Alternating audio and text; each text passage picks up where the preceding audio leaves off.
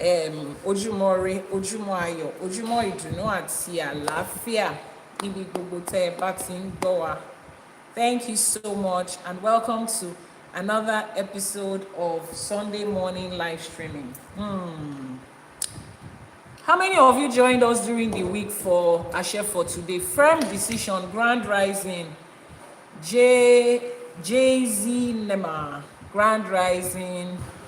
For those of you on YouTube, ẹ káàárọ̀, ẹ kú ojúmọ́, ẹ ṣé púpọ̀. Thank you very much for joining us today. Where are we streaming from? Let me know where we are streaming from today. Let me know where we are streaming from today. Ẹ ṣé púpọ̀.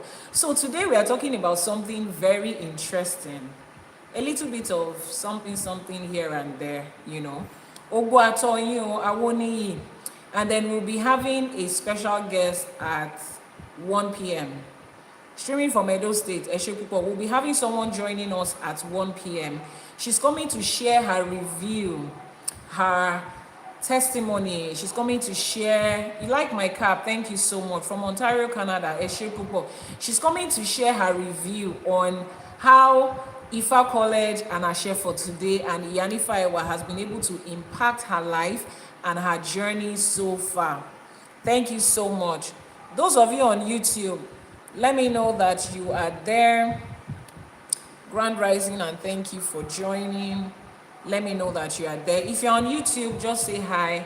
Let me know that you are there. So for the past 1 week, I think, yeah, for about a week, we have been talking about what Ifá says about wealth creation, about business, about money, about how to grow wealth, entrepreneurship, and making financial decisions, financial knowledge. And when I got feedback from people, I keep getting feedbacks, you know, day in, day out. People are asking questions about how to navigate their life in the right way when it comes to Ifá and ÌṢÄШE. You know, just like you have the people in religion will tell you that there are certain financial principles that is how do I put it, that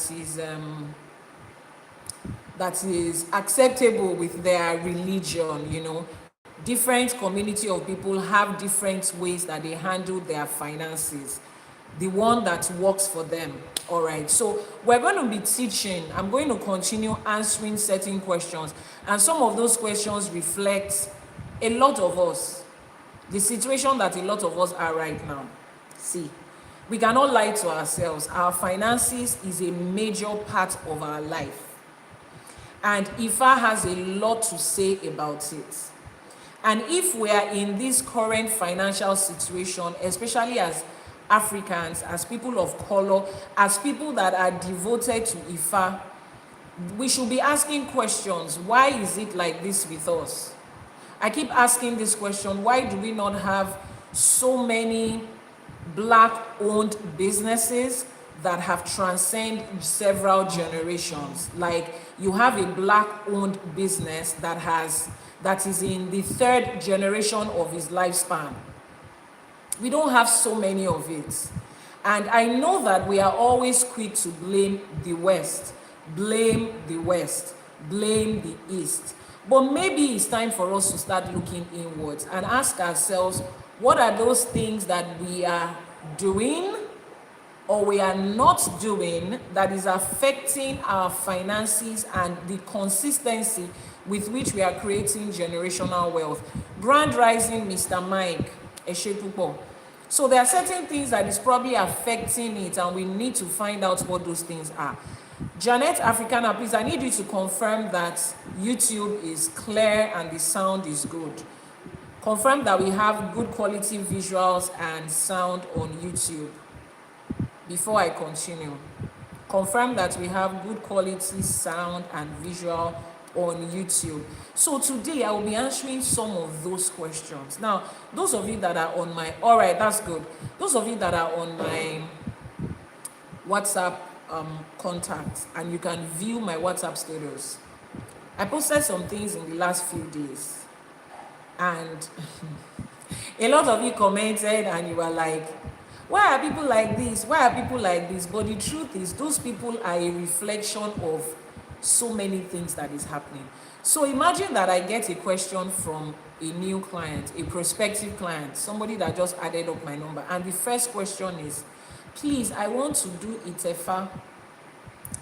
Why do you want to do Itefa? The person categorically said, thank you so much, Konbi. The person categorically said they are coming to do Itefa so that they can use it for fraud. Like the person legit asked me straight up, thank you so much for that gift. Ajay will multiply it for you. The person legit asked me, this Itefa that you have asked us to do, can I use it for fraud? I receive messages every day from people saying, oh, I'm a working boy. Oh, I'm a hustler. Can I use Ifa for my hustle? And just so that we're on the same page, I usually ask them, what exactly do you mean by working boy and hustling? And we all know what they mean. They respond. I had to make screenshots, blurring out their names and their phone numbers, just so that we all can see where we are right now, what it has become for us as a people, what it has become for us as a nation, as a race. An average young guy feels that the only way to be able to make money in that volume is Yahoo. We all know what that means. Somebody asked me again, can Ifa help me support my illegal business? Like, categorically, without mincing words. First of all, I like the fact that they are very upfront and straightforward with their request. But then again, I posted something. I said, it hurts me to see people that are living in abundance and they are actually lacking. Now, let me paint a scenario. Imagine somebody is living by a spring of water. Spring is usually good water, clean water, pure water, very drinkable, odorless, colorless, and healthy. And that person is sitting down in the midst of that, and the person is still crying of thirst. That's how it looks like when I get these kind of messages.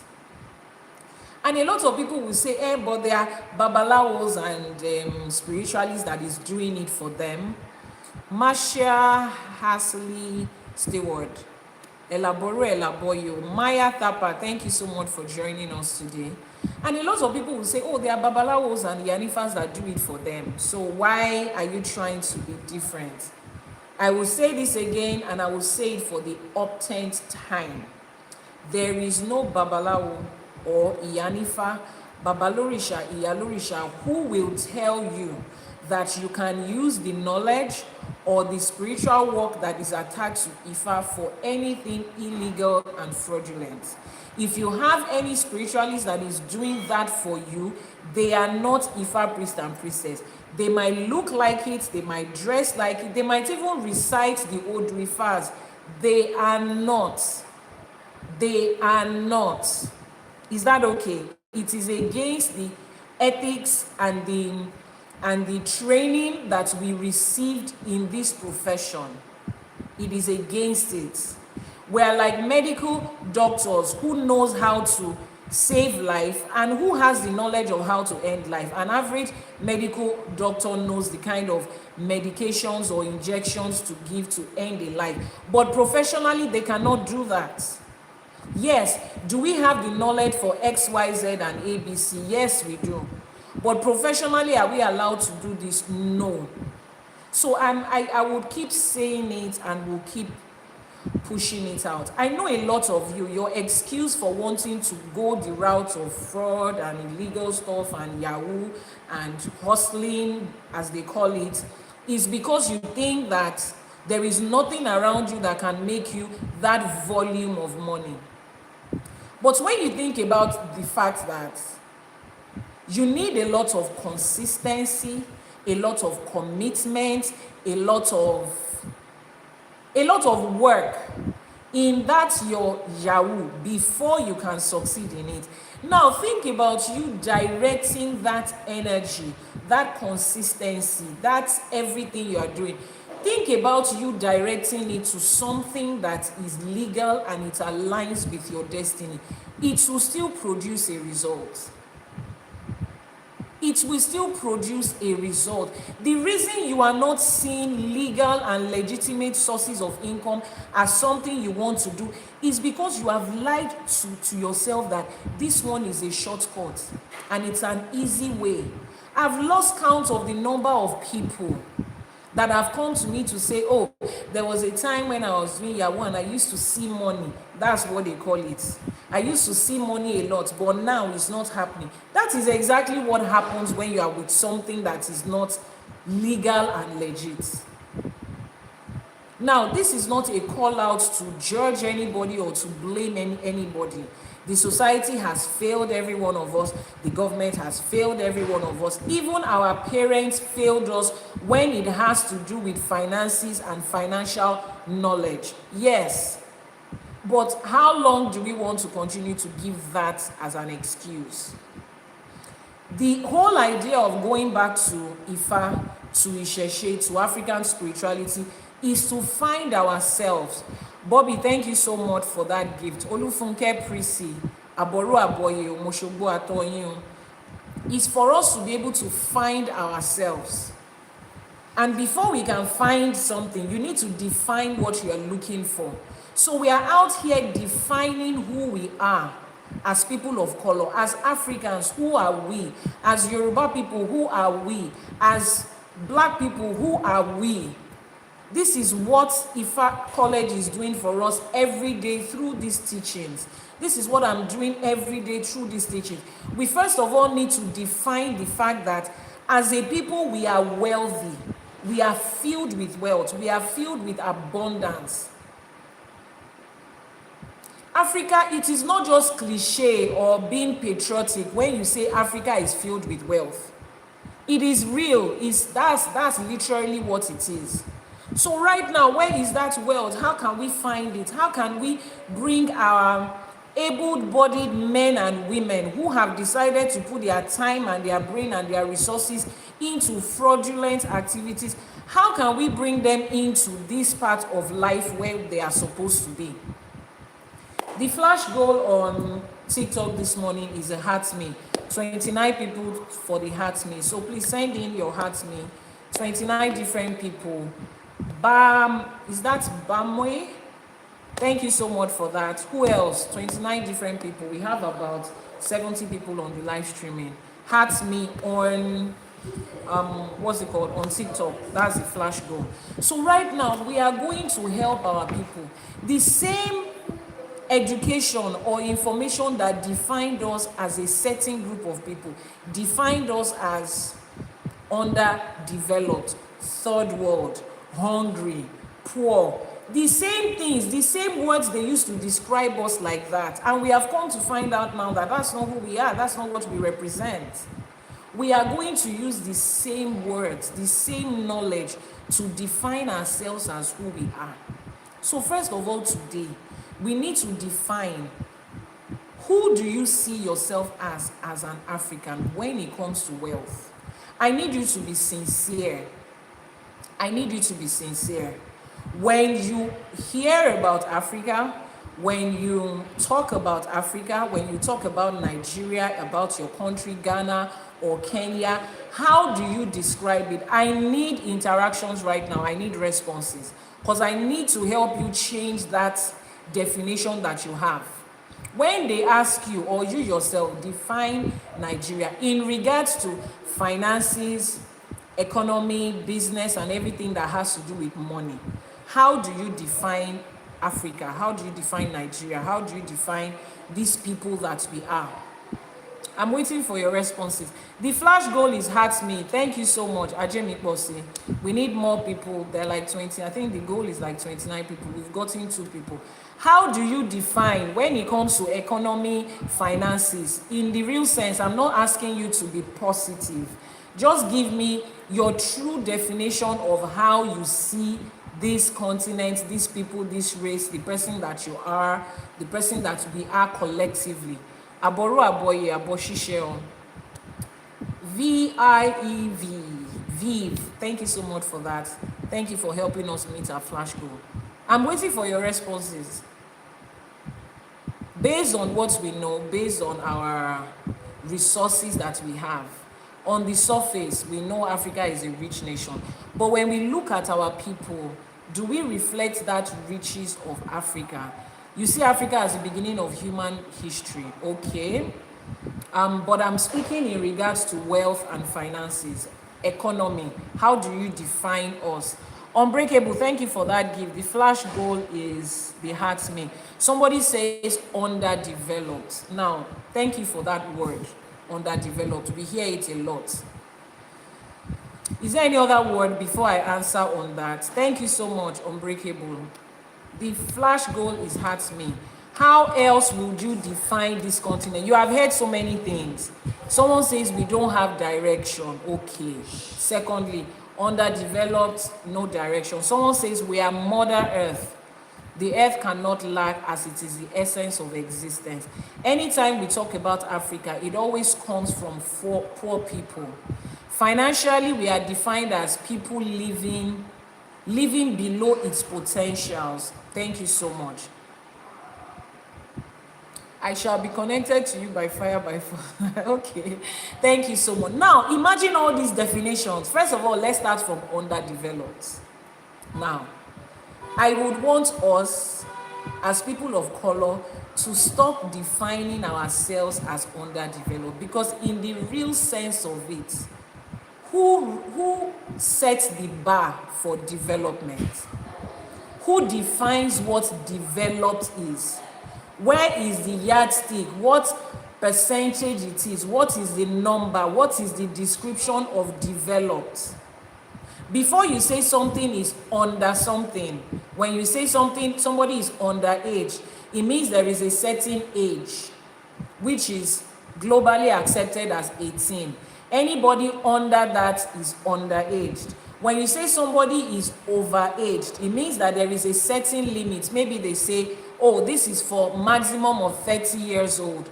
Anybody above that is overaged, right? Okay. So who actually defines what developed is? As to be able to say certain people are underdeveloped and certain people are above or developed already. The truth is nothing.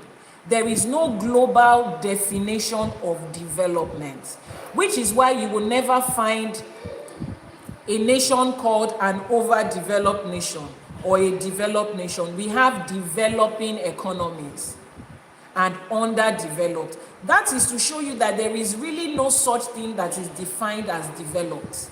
So as long as there is nothing defined as developed, every nation of the world is developing. Do we have some that are more developed than the others? Yes. But there is no nation that has become developing. Now, someone says only comparison, but who sets the yardstick? Exactly. We are only comparing this nation with this nation. And if we want to compare, we must be fair in comparison. The yardstick for comparison must be fair. It's like somebody is comparing a child that grew up in Ibadan with a child that grew up in New York. They were not given the same fair chance to life. They do not have access to the same things. Quality of life is different. So comparing both of them is an unfair statistics. So at the end of the day, who and what are we comparing with? When you say African countries are underdeveloped, what countries are you comparing them with? European countries that did not experience what we experienced, that are not limited the way we have been limited. That would be unfair comparison.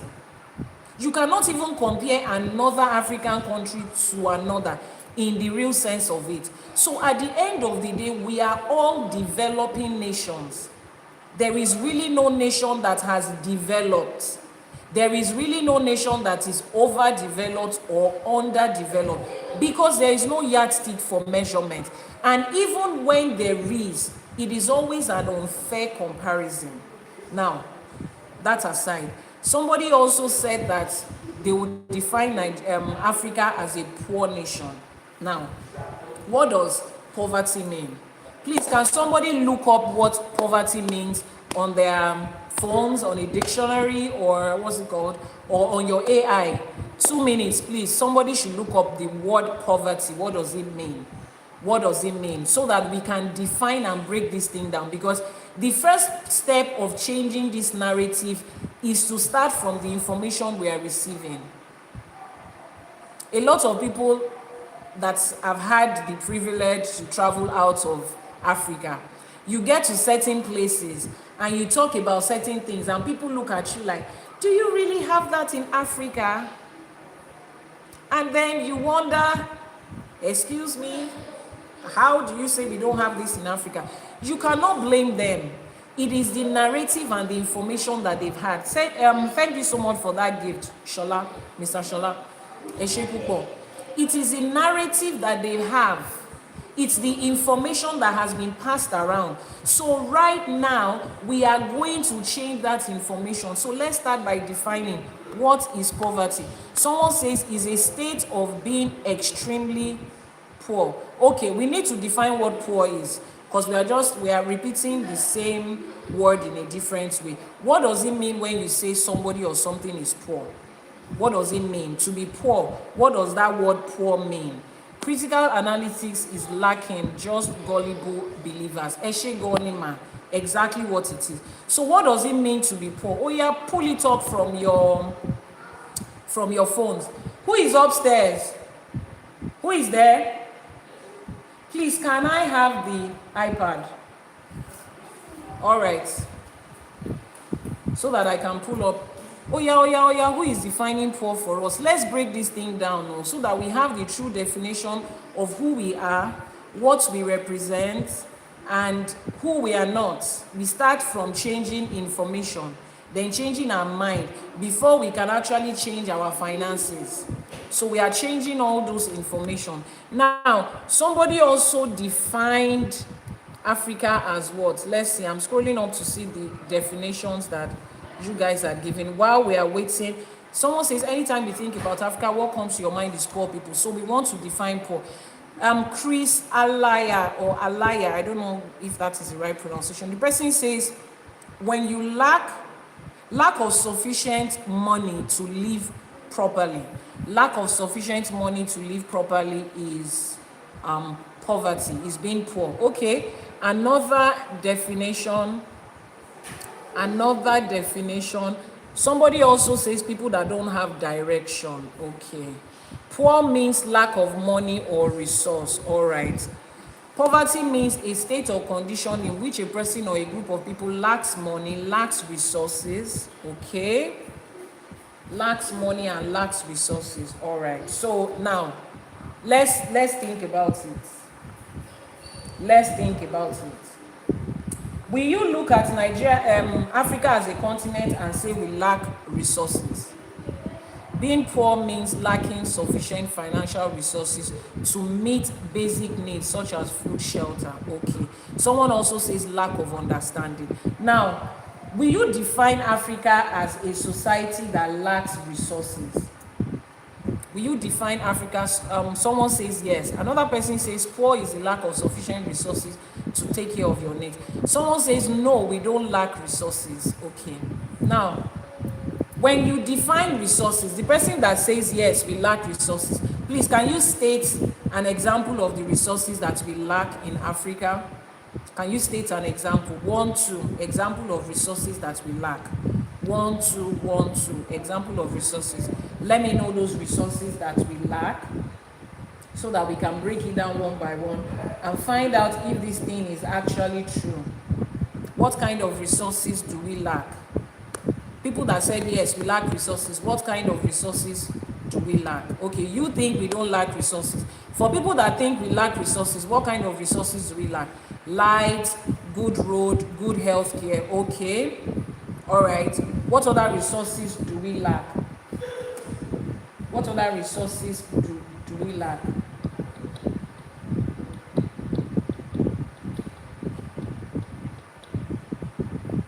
Sorry, I'm looking for... What other resources? Education. Someone says we lack education. Okay. We lack education. All right. Any other resources? I'm trying to pull up the dictionary. Any other resources that we lack? Opportunity to improve our lives. Okay. All right. So let's start with that one. Now, poor network. Sorry, is this from my end or your end? Let me know where the poor network is coming from. It means lack of access to education, job opportunities, social network that can help. Okay. Our flash goal is still on. Oh. We still need about what? 22 people for this flash goal. We still need about 22 people. Heart me is the flash goal. Please send in your heart me for the day. It's just one per day. Okay, so poverty. Let me read it from here.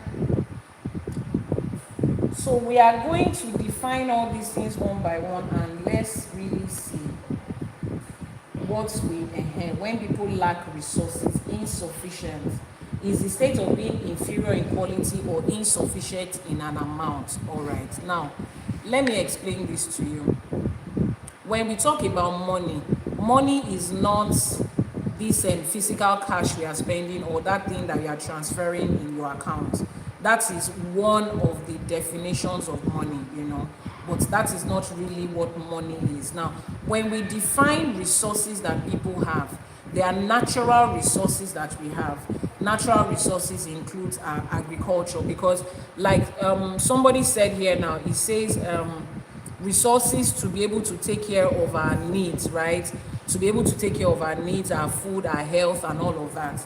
Now, when a country has abundance of agricultural resources to be able to feed themselves in such a way that no matter how much they eat, the food will not finish. Why? Because the natural resources with which agriculture grows is there in abundance, which includes our weather, the kind of soil we have, the kind of climate we have, the human resource to be able to do all of that.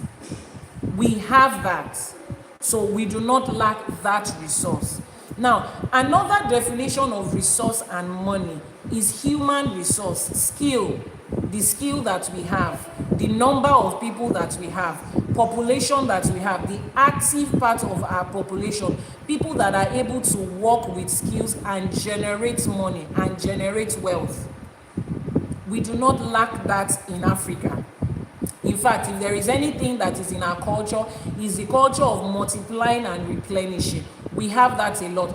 Keep tapping on your screen, those of you on TikTok, on YouTube too. Keep liking, keep sharing, keep reposting, so that we can have more and more people on this live streaming. So when it comes to human resources, when it comes to people, now there is no economy you can grow without people.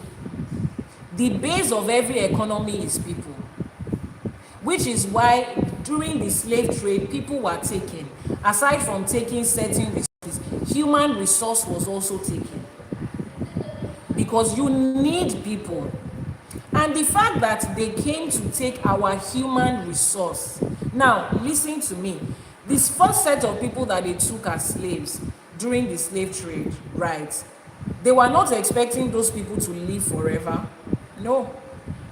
Those people were going to eventually pass, and they eventually passed.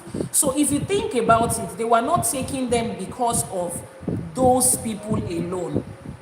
It's not like they were running a test through them to say, oh, we are taking the most brilliant ones, the most healthy ones, they packed people in mass, irrespective. There is nothing in history that shows us that they were just targeting maybe strong people or intelligent people or rich people. They were packing people in mass. Now, as they packed those people, they made those people reproduce and reproduce and reproduce to create another set of people that had a mix of African blood and their own blood, because they understand how an African person is. That human resource called people and person in Africa, put it side by side. Let's not go into, so that we don't sound like our people. But put it side by side, put an average African person side by side with people from another part of the world, especially the West and the East, in their resources, in their skill, in their resilience, in community building, in every attribute of human life. Put them side by side and you would understand what I'm talking about. They needed to make sure, there was no way they could just take our blood and our DNA and sprinkle it all over the West and have our kind of people. So they brought in people who will have children with other people. Those ones will have that blood in them, that resilience that these people have. You know, I always say this, before the slave trade was a period when they engaged with us in trade resource, the transatlantic trade period. It was before colonization, before slave trade, before all of that, right? So they had come to see our people. Look at how resilient these people are. Look at how community-driven they are. Look at how intelligent they are. Look at how everything that you could do or say to describe the quality of a person, we had it. And the yardstick of difference was huge. They had to make another race that had a part of that in them. Africa is not lacking when it comes to human resource. Africa is not lacking when it comes to quality human beings. Put that in quotes, quality human beings. So we do not lack that resource. Now, what other resources can we have? Let's list out resources that can define a nation, so that we are speaking facts and not just from our mind. Resources that defines a nation or a continent Now hold on with me, we are going somewhere. We are starting to build generational wealth. And when we are building this generational wealth, we first of all rebuild the information that we have about ourselves. Resources that defines a nation, okay?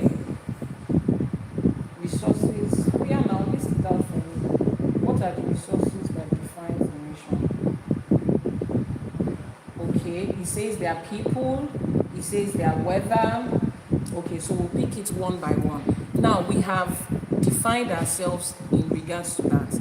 Now, a people that is rich in climate, in soil, in natural resources, elements, a people that is rich in human resource, a people that is rich in quality of the human resource. That means to a reasonable extent, we cannot say we lack resources.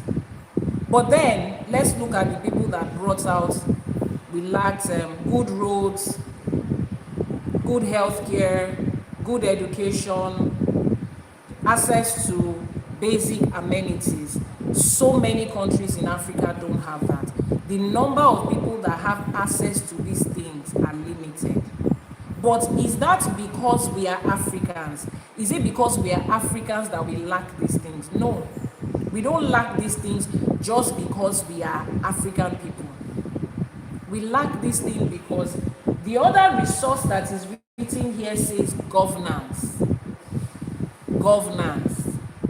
The people that are the sovereign rulership. Governance. Now, the inappropriate use of these resources is why certain people don't have it and certain people have it. If somebody comes to me and says Nigeria is a poor country, I would unarguably say no. Do you know why? My experience in Nigeria and my experience with the people that I am with in Nigeria, the people that I relate to in Nigeria, is not poor. On a daily basis, I relate with people that are wealthy, that have money. I see them, I interact with them, I live among them by virtue of the kind of work that I do. So from my own angle, I will tell you without a doubt that Nigeria is not a poor country. But on the flip side of it, I also get to interact with people at the lowest points of their life. When they are sick, when they are broke, when they've lost everything, those set of people also come to me. But when I look at those set of people, I still don't see poor people. I still do not see poor people. Because why? These are just people that have a problem now. I have watched so many people from that state to the state of this other side that have money. I have seen people walk through, and I have never come across a person that after we did a divination for the person, they said, this one cannot make it in life. He was born poor. No matter what this one does, he can never make it in life. I have not seen in my 10 plus years of doing this. Can I have some quietness there? Thank you. In my 10 plus years, I have not seen. There is nothing around that I have seen, that there is no place that I have gone to that you will look at the place and say, oh, this place is poor. There is nothing that can be done. Absolutely not. It means that in the core of our being, we are wealthy people. Now, what we do with that wealth and the access we have to it is what will determine if this person will get it and that person will get it. Let me give you an example. If you come to my house, say for instance, I invite you to my house or just open my door to random people. You get into my pantry, you find bags of rice, bags of beans, there's pepper, there are candies, there are foodstuff, there is fruit. Everything you need, including drinkable, healthy water, is there. And I have people that I have paid money to cook. So anytime anybody comes, you can just eat and go. It never runs out. I replace it on a daily basis. Now, somebody walks into my house and the person is sitting for 3-4 hours, no food, and the person leaves. That's Iyanifa that said anytime you get to a house, there's always food. I got to a house today, sat down there for 4 hours. I did not even get anything to eat. Does that mean there is no food in my house? No, there's food in my house. There is always food in my house. So we need to ask you, how was it that you entered there and you did not get food to eat? Is it that you sat down and you didn't ask for food? Is it that the people that were supposed to serve the food decided not to cook? Is it that they gave you a certain kind of food that you don't want? We need to find out the reasons, because on the back end of things, I am constantly supplying food. Is somebody stealing it? Is somebody hoarding it? Do you and the cook have, maybe both of you have snatched each other's boyfriend before? You have fought over boyfriend. So my cook cited you and said, this one, I'm not giving her food today. She took my ex 3 years ago. Maybe that's why you did not get food. But the reason you did not get food is not because I, Iyanifa Ewa, did not provide food in that house. I always do it. It's not because I did not pay the staff to cook. I always do it. That is exactly where Africa stands right now. We have every resource that we need for wealthy and healthy life. Every resource that we need.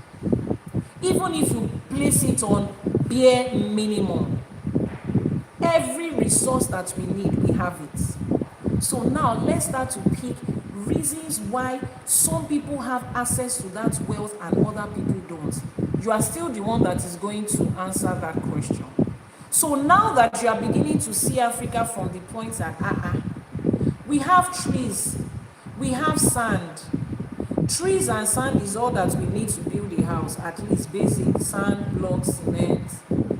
We have everything. There are cement factories in Africa. We are not having to import cement. The resources for meat is here in this country. Wood, we are not having to import wood, except those of you that want to import foreign furniture. But you can get furniture in Nigeria. Everything you need for it is here. We have food.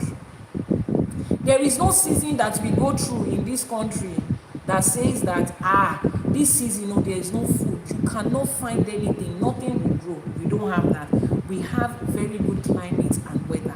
Look at an average Nigerian, the way an average African, I'm speaking Nigerian because I'm Nigerian, the way we put in efforts into things against all odds, we keep fighting. Nobody needs to encourage a Nigerian to wake up the next day and keep moving. It is inside us. It is our head that will tell us to keep moving. Against all odds, we are doing it. So we already have that. Now, coming from that, you two are looking at it that, Nigeria is not poor, Africa is not poor. So what are those things that you think has contributed to people that live in wealth actually being poor? Because yes, is Africa poor? A lot of people are experiencing what dictionary defines as poverty. Now, list those things out for me. What are the things that you think is responsible for this state, for this place? Keep tapping on your screen, those of you on TikTok. Keep tapping on your screen. Like I said, we are going somewhere. I will pause at 1 o'clock. The person that we are inviting, I don't know if she's here yet. Sis, please, if you are here, please let me know. I said 1 o'clock. I don't know if she's here yet. All right. Some says lack of knowledge. That's the first thing. Okay. Another thing that you think has brought Africa to the place where... Oh, you have background noise on YouTube. Okay. Let me see what that will be. Can somebody come from upstairs? Lack of knowledge, lack of understanding. I need somebody. Lack of knowledge, lack of understanding. Turn this away a bit or turn it off. Let's see if that is what is giving the background noise. Jane, is the background noise off? Excuse me, is the background noise off now? Not speaking up, hiding information. We believe in greener pastures. Please let me know if the background noise is off.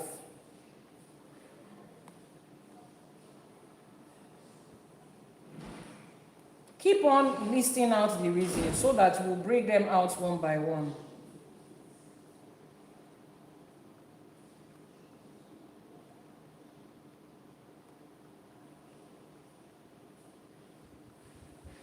Okay, it's all good. All right. Westernization versus civilization and self-path and growth phase. Okay, it's much better. On serious individual. I like that. Someone says, gagging at ourselves with the standard of other continents when our needs are different. Okay, all right. So, yeah. Let's take it one by one. The first set of people said lack of knowledge, lack of information. And it will please me to tell you that that is the foundation. That is the foundation of a lot of things that we have. The foundation for a lot of problems we have is lack of knowledge. Dayo P1, Àbọrú Àbọyè, lack of knowledge. Wrong information, misconception. So you see, when a person is raised to believe that who they are is poor, when a person is bombarded with the idea that who they are is poor, like, see, by default, you are a poor person that is struggling to get rich. A lot of people grew up like that. I mean, I'm not even talking about media telling you things. I mean the things they heard in their homes. This family is poor, their family is poor, you have to struggle, the father struggled. Everybody around them carries the misinformation that they are poor people. And then you hear people say, let's face the reality of things. The reality of things is what I just defined to you. All of these things that I described Africa as, Nigeria as, is that not the reality of things? That's the reality of things. Are you experiencing that reality? No. Am I asking you to deny your experience? No. But you first of all have to understand that your experience of Africa, your experience as a Nigerian right now, is not the definition of who we are. Once you know that, you will know your first step into peace. Then you start to find out what is supposed to be. It's like when a child is told, oh, these parents that raised you are not your parents. This is the parents that they've always known. Suddenly they were told that this is not their parents. What do they start to do? Okay, can I know who my real parents are? They start to find out till they dig and dig and get to where their true parents are. and then, you know, unite, make up, and all of that. But they first of all needed to be told. And the true picture of things, this is the true picture of things. And then they start to go step by step to find it. That's the same thing. You first of all have to accept that that information and that knowledge and that idea that you are told about who you are and about what Africa is not true. We are not poor. We do not lack resources. I'm not trying to gas you up. I'm not a motivational speaker. I'm telling you what the fact is. We can all see it. Look at the quality of life that certain Africans are living. And those Africans have refused to travel abroad. They are living in Africa, making their money in Africa, growing wealth in Africa. The people that are patronizing their business and their sources of income are Africans. And yet somebody is saying Africans are poor. And you too believe it. Now, I don't have a problem with the person that said it. Anybody can see anything. Talk is free. But you that you believe it, despite everything you can see, you are the problem. And that is where it has to start. That's where the change has to come from. I have not seen any Ifa or Odù Ifá that ended in poverty. That said this person, or Ifa was this person came to cry because he was poor, because he didn't have money, and Odù Ifá says, there's nothing we can do to you. You just have to end up like this. There is none that I have seen so far. If you have anyone, maybe you can bring it up. There is none. And remember that Ifa is global information. Ifa is universal information, universal knowledge. Ifa touches on any and everything on this universe. And there is no such thing like that. Meaning that in the real sense of it, it doesn't exist. Now, whether your experience of Africa is good or bad, it does not change what Africa truly is. Like I defined with my house, whether you come to my house, you eat or you don't eat, it doesn't change the fact that there's constantly food in my house. We need to ask you, what happened? Why did you not eat? Is it that you shut your mouth, you did not ask for food, you are automatically expecting someone to come and serve you as a king? And you are not a king, so nobody came to serve you as a king. You came, you went. We need to understand that. So you see that information and knowledge is what we need to, you have to find it.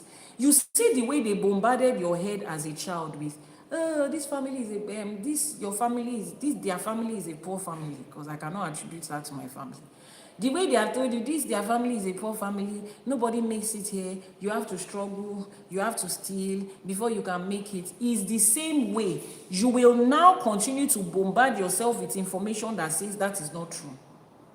You see that part? Is a long walk, but you have to do it if you want to change anything. If you want to, somebody wants to come to my house for lunch. Okay.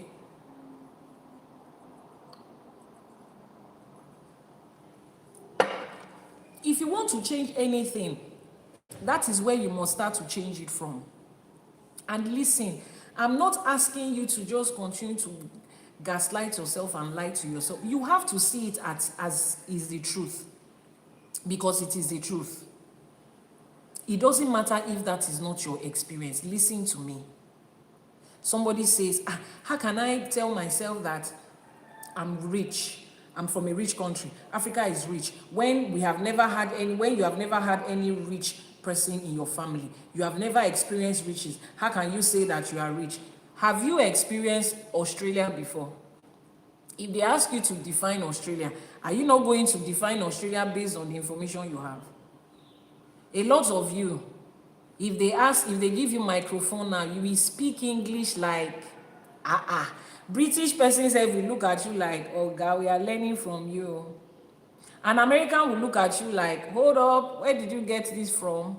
You speak better than them, yet you do not know the way to Lagos Airport. You do not know the way to Ibadan Airport. How did you learn that? You sat down, you practice. A lot of you now, K-drama, men and women, boys and girls, you have started to learn how to speak Korean. Something you were not brought up with, you were not raised with. You see how you took your time to deliberately learn that. That's the way you are going to learn this one. That is the way you are going to learn it. You've never been to Korea before. You can define how a Korean looks, who they are, the attributes they have, their tradition, their culture, their food, even their language now. And that's very good. That shows how intelligent you are. Apply that intelligence to this one we are talking about. Apply that ability to learn and absorb it and reproduce it and become it. Apply it here. That's how life works. Nobody was born poor. When you were born, they told you that you came out of a poor family. That's what they told you. And you too just kept on carrying it. And as you carried it, it limited everything. Even when they are giving people free things, and they say, come forward, you are looking around to say, is it me? Is it somebody? Why is it not you? Because of that mindset and mentality that they've given you, that it cannot just be you now. How can it be you? Chisom Harry, thank you so much for joining. Welcome. Keep tapping on your screen, keep liking, keep sharing. That is why a lot of you, people want to help you. No. I don't take help from people. I want to do it myself. Because you are brought up with the mentality that says you have to struggle for everything yourself. Things are not easy. You don't come from wealth. So everything you have to struggle for it yourself. I watched a movie recently by Omoni Oboli. That's her movie that was viral. Loving, what is it called? Loving something. Jane, please, I know you know the title of that movie. What's the title of that movie? That's Omoni's movie that was centered around Ochalugo and what's the man's name now? Now wow. When you are thinking about spirituality too much, you forget the things of the world. What's the Odogu Parara and Ochalugo? What's the title? Love in Every Word. I saw the second part a couple of days ago. And the lady whose character was the Ochalugo, when she was talking to her mother-in-law, Patience was the one that acted that part. She said her mother raised her to work for everything that she earns. And because of that, somehow, she kept on attracting the men that she had to do something for. She's the one that had to take care of them. She's the one that had to be financially responsible for them. So when she met Odogu, it was hard for her to accept it. She kept on saying it that the man is too much for her. He's the one that settled. She said it a couple of times in that movie, that she's the one that settled. Why? Because she grew up with the mentality that, you are going to struggle for anything, everything. You don't have it. Your father abandoned you. Your mother is a single mother. She's just struggling. You don't have it. You have to struggle for it. And that mindset, did it work for her? Yes, she grew up in a career. She, was able to make money. She was okay as a young lady. But look at the kind of people that she attracted. Look at the kind of people that she attracted. The kind of men that she attracted. Because of that mindset. I don't take anything from any man. Don't take anything for a man. Work hard for everything you have. You see that? That is it. That is our everyday life. Every one of us can relate with that movie. That's our everyday life. That thing that they fed into your head that tells you that Africa is poor, we are poor, and then you wake up in the morning, your goal in life is what? I want to travel abroad. I want to travel abroad. Greener pastures. Somebody stated that as an example. Greener pastures. I've said it before, I will say it again. It is not everybody that is destined to succeed abroad. It is not for everybody. It is not for everybody. I'm a spiritualist, so trust me, people like me are the ones that get to deal with people when they are in that situation. You see, the people that travel abroad and don't make it, they are not likely to come and tell you people, their friends and their family. No. How can somebody travel abroad and come and tell you that he's suffering abroad, that he did not make it abroad? No. Spiritualists are the set of people that they are likely to open up to and to share their pain and their journey with. And I've lost count of the number of those kind of messages that I have received. They sold land, sold property, took loans just to travel abroad. Because what? They have been raised to believe that they cannot make it in. How can somebody make it in Africa? The only set of people that make it in Africa is people that steal, people that already come from wealth, people that already, people that do drugs, people that are in government, people that this, people that that. You have defined that, and the universe will give you what you have defined. So until you join politics, until you steal, until you are born into wealth, which you are not born into, or you marry into wealth, that's the only way you can make money. If not, japa is the only way. That is, you see, those things, those are the things that created this narrative that you have. And no thanks to the people that raised you, but now you are an adult. How are you raising yourself? When you give birth to a child, then the child is growing. Then the child will give birth to themselves again. What does that mean? Your parents gave birth to you and raised you in a certain way. Now you have become an adult. It is your responsibility to raise yourself in another certain way. And how did your parents raise you? With a lot of their actions and their words. So it is your responsibility to now go and find new actions and new words. Listen to new people that have a different mindset in life. It is not only people that are born from wealth that are succeeding. Look around you. Look around you.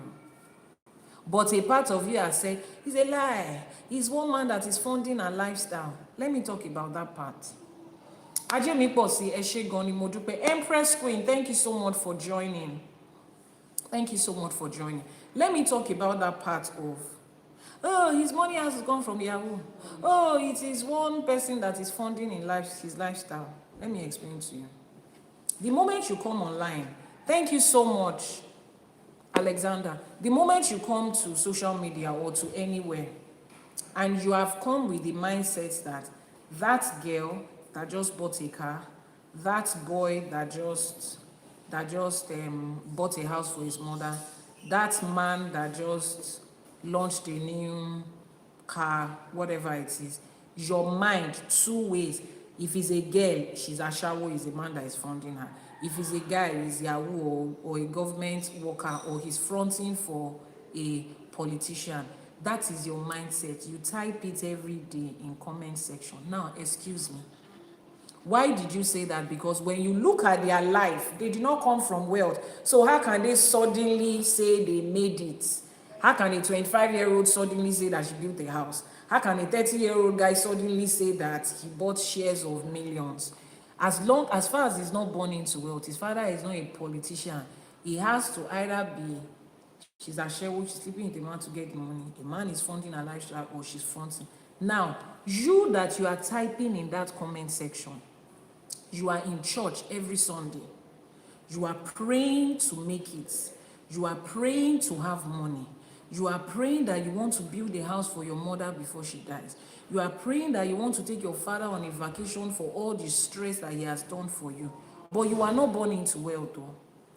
You are not sleeping with a rich man.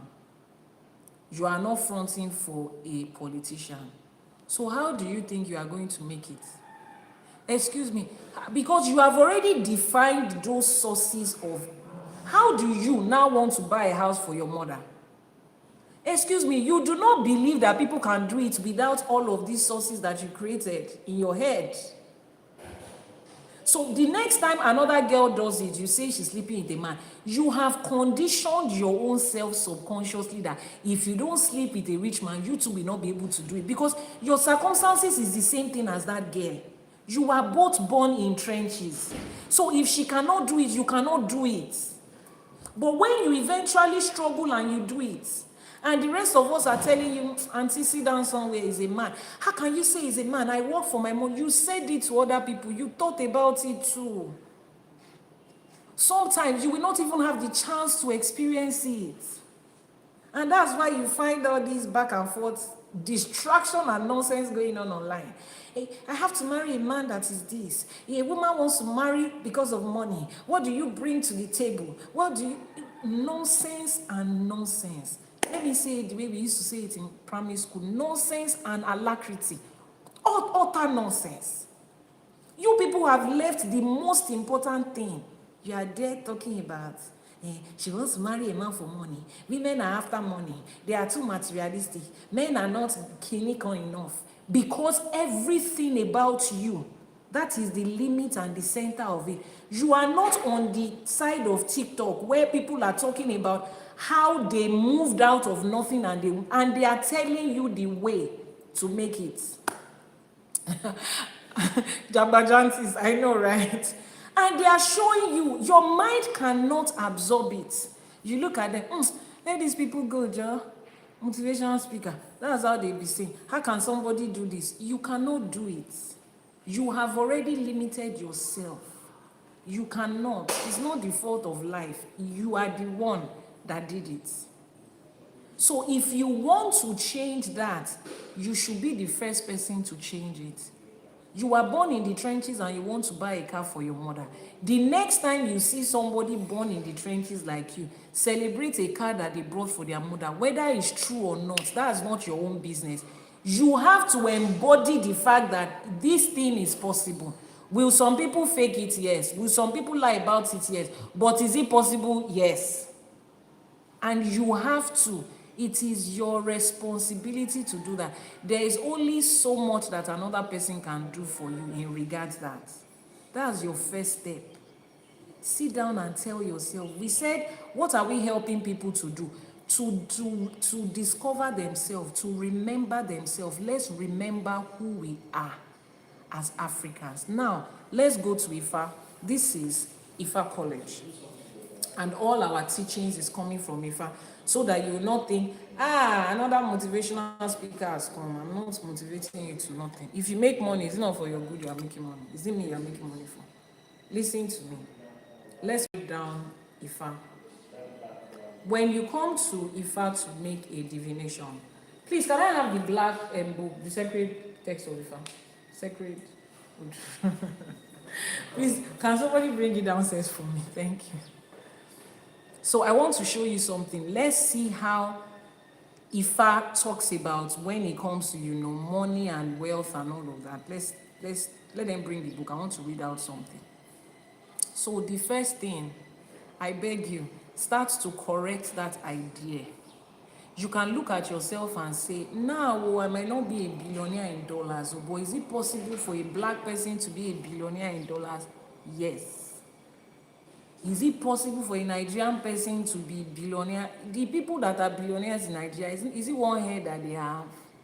They have is the same head though. Dangote Olori Meji. Who sang that song? I think it's Adekunle Gold. Dangote Olori Meji. Baba God. You know that song? Dangote does not have two heads though. You need to understand the fact that it is possible. That wealth that you want is possible. The kind of wealth you want, is it the kind of Dangote zone?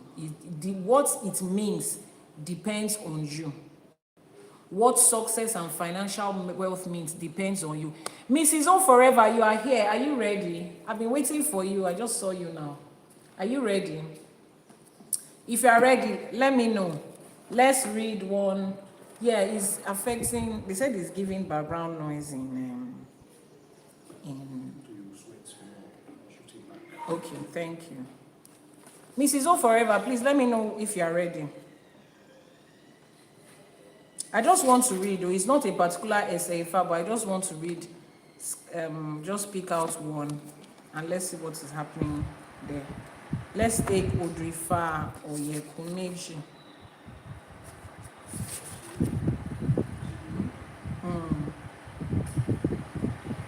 No. Reduce it a bit. Mrs. O Forever, okay, you are here. All right. I'm sorry. I'm trying to pick.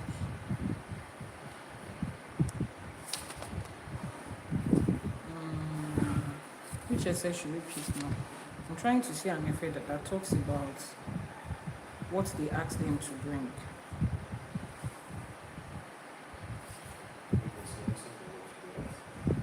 No. Just the essay that talks about what they should bring. Those things that talks about the cowrie shells. So you know how in every essay of Ifa, it talks about somebody came to Ifa they came with a problem. They usually come with a problem. Yeah. So they came to Ifa, they usually come to Ifa for a problem, and then the Babalawo would do a divination for them. Then Ifa would tell them what to do. Okay? So if Ifa tells them what to do, Ifa would tell them what to bring. So he will tell them what to bring, and then he will say that they should bring a ram, they should bring a goat, they should bring black cloth, they should bring leaves, and then they should bring a certain amount of money. I keep saying it, that certain amount of money if I said they should bring. Nobody is going to carry money and put it on the Orisha. The amount of money that Ifa has asked them to bring is for the Babalawo. That is the Babalawo's payment for what he's doing. So you see, as simple as an Ifa, the last one in this book. Ose, is it Ose or Ofun? Ofun Ose, okay, that's the very last one. Okay. So they will always ask the Babalawo to bring, they will always ask you people to bring things. Look at what it says here. It says that Ebo, what is the Ebo? We are reading Odù Ifá Ofun Ose. It says Ofun Se Adifa fún ẹni ràn mí ìlú Oṣó, wọ́n ní kí ó rúbọ kí ó má bàa fi ohun ìní rẹ̀ tọrẹ, wọ́n ní kó rúbọ. Ẹbọ wo ló ní kó rú o? Okay, you are ready. All right. Ẹbọ wo ló ní kó rú?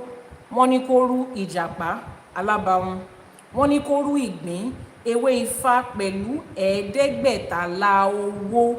Ẹ̀ẹ́dẹ́gbẹ̀tàlá is what? 66,000 cowrie shells. Now that's an example of the so many Odù Ifás that comes with Ebo Etutu and then money. Which means that the way Ifa defines it, now a lot of us will look at a Babalawo's work as the one that is supposed to be charity. You are just helping people. You are not supposed to make money off the problems of people. That's what you hear a lot of people say. Now, at that point, even with that kind of job that people don't expect that, oh, you are supposed to make money from, Ifa still makes provision for the Babalawo to collect money. Meaning that the way it was defined in Ifa, everybody at every point should have money that they are collecting and something that they are giving in exchange for money. These people were doing this. Odù Ifá was already there before they had Western education and career like banking and go to school and become and study geography and food tech and blah blah blah. We all had what we had, and it was centered around money. Babalawo will still have a farm where he's growing crops to make money, but you see that time he's sitting down to make divination for you, that he's going to stand up to make ebo for you. Ifa has already structured that he will also get paid in money. So there is nothing in Ifa that says that we are not supposed to make money. That's another information you need to get out of your head. The part of religion that has told you, don't let's talk about money. Money is not everything. Life is not about money. If you love God, you don't talk about money. Early Christianity was like that. I grew up in Deeper Life Church. If there's any church that hated money, it has to be Deeper Life Church. Poverty was celebrated. Looking like somebody that is just hanging in life by the thread. It was celebrated. That was the explanation to what? For morality and holiness and righteousness. It was attributed to poverty. That's how we got to where we are. I'm married to Jesus. My wealth is in heaven. Our reward is in heaven. My reward is in heaven. God shall supply all my needs. That is how Africa became the poor people that they are today. That's how poverty entered into the mentality of an average African. Because before all of that, there is nothing in our Odù Ifá that talks about people should not make money, should not collect money, should not spend money. This Odù Ifá said 66,000 cowrie shells. Do you know what that will mean in this current age? And somebody will say, Someone that has problem, you are asking them to bring 66,000 cowrie shells. Yes, it's already Olódùmarè. It's Olódùmarè that puts it like that in the Odù Ifá. Someone said, I'm married to Jesus. Not lie. Na pastor they did not. I'm telling you, like, these are the things that got us here. But look at it in the real sense of it. Church themselves could not sustain the don't have money, don't love money idea. After a while, prosperity pastors started coming up. Prosperity ministration started coming up. Church that was now all about money. Because there is nothing in life you want to sustain that doesn't have money. So instead of your people to have taught you that, oh, this family, they don't have money, you don't have money here, you have to struggle, they were supposed to be asking questions. Why is it that your own family doesn't have money? Because there is no part of Ifá that says that anybody should live life without having money. The quantity that we have will be different, but Sister Ajenipo Tony, the quantity we have will be different based on what we have come to fulfill in life. Some people's destiny has so many people attached to it, and they need abundance of wealth to be able to take care of those things that they are destined to do. Some people don't have that much people, so they might not make the amount, but the most important thing is that you are making money. And see, it's not just about making money, it's about creating generational wealth. That's my own concern. Anytime you hear me talk about this, about the business and finance side of Ifá, I'm not talking about the money you are going to make to eat and to buy designer and to go on private jets and to go for a vacation and to shock your village people. You have become transformer that you are shocking people. That's not the kind of money I'm talking about. I'm talking about wealth creation. So that the same way you look at people and say, oh, it's because they are born from money, they are born into money, so that you can also be born, your children can also say born into money, raised in money. That's the way life was defined.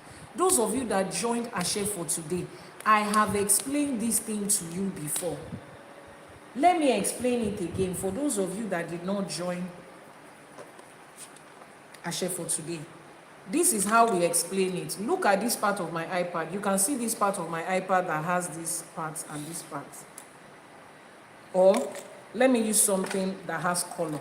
Look at the part of this book. You see this line to this line. Take for instance that from here to here is the race for a family lineage that has generations of people. The first generation started from here, and the entire lineage is supposed to get here in their success and their wealth creation. Now your daddy came, he moved from here to here. Your daddy tried though. That man worked so hard, built businesses, did so many things, raised his children well, took care of other children, and he got to this point. Right, you can see this line. That's where your daddy got to.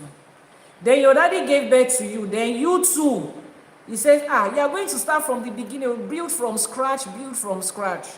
You two went. You ran from here to here. From here to here is 100 meters. From here to here is 10 meters. Your daddy ran 10 meters. He stopped there.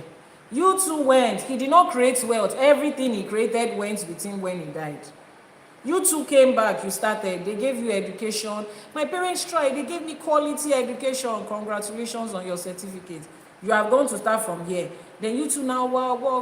You even tried. You got to 15.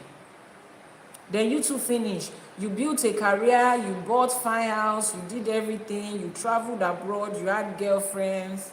You had sugar mommy and sugar girl. You were sprinkling money around.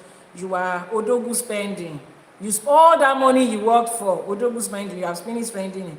Your children are going to start from one again. Your children too, try. They were born in the time when government was doing gbasgbos with people's life. Your child managed to get to 10. Now imagine. Your father did 10. You did 15. That's what, 25. Your child did 10. That's what, 35. But some people in another part of life, their daddy did 10. They came to do 15. Their child did 10. Look at where their generation is now. And your own generation is still here. Nothing concerns you people with generational wealth. Is the one that you are just going to eat. All I'm just concerned is this business I'm building. Let me be able to take care of myself, take care of my children. Ask them what's the definition of take care of their children. Send them to good school. Be spending 5 million naira on nursery school education. My child goes to Chatablanca Nursery and Primary School. It's a mix of British education and American standard and Israeli standard and Namibia standard and Australia standard. They teach them 17 different languages. That's why you are spending 7 million naira per term on school fees of a nursery school child. That's what you are working for. Then at the end of the day, your child gets good. He gets good education. They travel out. They go to every bridge, every school that has bridge in his name. And then you, somewhere along the line, you left this life at age whatever. Then that child, after he has left school, after he has gone to British Kinikon school, American, Australian, this one, Spanish, this one, Kinikon bridge, this one, that. After they've done all of that, they still carry that certificate and they are looking for job. I know somebody that knows somebody in an oil company. Your child is still starting again. If they have to go and look for a job, they are still starting again. Mind you, I don't have any problem with people working for other people. Everybody will work wherever they are destined to work. But if the only thing you are saying, I want to be able to give my children a better life, if it's only certificates that your money can get them, you are still starting all over again. Meanwhile, on 100 meters, it's supposed to take 10 generations to get here, or somebody can even do 15, 20. Some people, 3 generations, they are already here. Their family is structured to build generational wealth. They are calculating themselves in such a way that the moment I stop here, my children will move from there. They are projected into the future for those children. The children are just following blueprints. They will share the blueprints with their own children and their own children. That's how generational wealth is built, and that is how Africa got out of the WhatsApp group of generational wealth. That's how we left the WhatsApp group. That is the reason at this stage you are still building from the scratch. That's the reason you are still building from the scratch. Your granddaddy built from scratch. Your great-granddaddy built from scratch. Are you people not tired of scratch? Is that your family surname? Teach business. So start from that point. The whole idea is generational wealth. Mrs. O Forever, send an invite or drop a message now. Let me invite you. I told you that I'll be bringing somebody up. She's going to be sharing her review, her testimony, whatever it is you want to call it. You see, we need to showcase every day what this knowledge we are gaining is doing for us. We need to showcase every day what the knowledge of Ifa is doing. This is somebody that has not done, she has not done any spiritual work for me. She has not bought any product. She has not done ebo. Everything she's coming to share with you today is just based on knowledge that she gained. And the fact that she's constantly tuning into every live streaming to listen and put into practice the knowledge that she has gained. I told you people, I said 80% of our problem will be solved when we have the right information. You are still looking for powerful Babalawo, powerful Iyanifa, powerful spiritualists. You will find them. But when they've given you power, tell them to also give you knowledge, because it's very important. Mrs. O Forever, please drop a comment now. Let me see so that I can invite you, or send an invite so that I can accept it. Let me see. Are you the one that sent an invite? No, it's not you. Mrs. O Forever, please send an invite so that I can bring you up, or just comment so that I can click to invite you. I think that's the only way I can do it right now, so that you can share your, I'm trying to search if I can find your name here, but I cannot. Can you have the number? Somebody should drop the number, please. The person is, Jane Juma is responding to you. The number that Jane Juma has typed, just copy that one. And then I think there should be a welcome message from the host that is pinned on the screen. I don't know if you guys can see it. Mrs. O Forever, where did you go again? I saw you a couple of minutes ago. Okay, pending the time that she'll be back. Let me see. Pending the time that she'll be back. Let's continue. Okay. Pending when she'll be back, let's continue. So that is what we are focused on right now, is building generational wealth. And it starts with you, first of all, telling yourself that it's possible. I was talking to someone, she said, please, Iyanifa, some of us, the only thing we are asking for is money just to be able to, pay their rents, eat, buy new clothes. You see this generational wealth you are talking about, some of us don't even care about it. We just want to be able to take care of our immediate needs. That is how you got to this place. That's the same mentality your grandfather had, and the same mentality your daddy had. And that's why you are here today. That's why you could not pick up anything from your family to say, this is what I am going with. That is why your parents continue to give birth to children. Some of you, 12 in your family. I don't have any problem with the number of children that someone has. But make sure that the generational wealth you are building can go around all those 12 children. If not, you do not have any business having 12 children. No, you don't.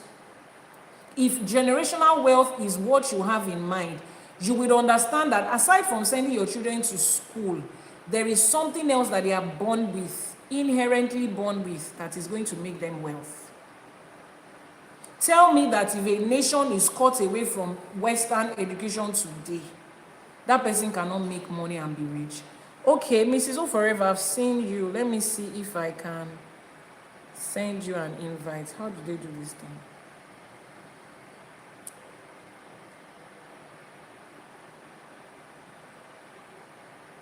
Okay. I don't know. Mrs. O Forever, I don't know how to. Just send me an invite. I don't know how to send it to you. Send an invite so that I can bring you up, please. How do I do that from here? Kindly send an invite. Yeah, I'm trying to send an invite to her too. I can't see the button here. Usually people just send it and I accept it. Let me see. So our emphasis right now is on what? Generational wealth. That is what we are speaking about. Okay, while we are able to figure it out, let me use the people icon. Okay, yeah, I've seen the icon that has people. Yeah, I've seen it. But then I can't see her as part of the guests to invite. Auntie Landy, I can see your name, I can see Jane, I can see so many other people here. I cannot find her. Let me see. I'm scrolling down. Let me see if I can find Mrs. O Forever. Auntie, we have to do this thing today. We are going to find a way around it. Mrs. O should use the icon. Okay, Mrs. O Forever, please use that icon on your phone that has people. You see, it has like a red and a blue. Just click on it and then send me an invite, please, so that we can do this. I really need her to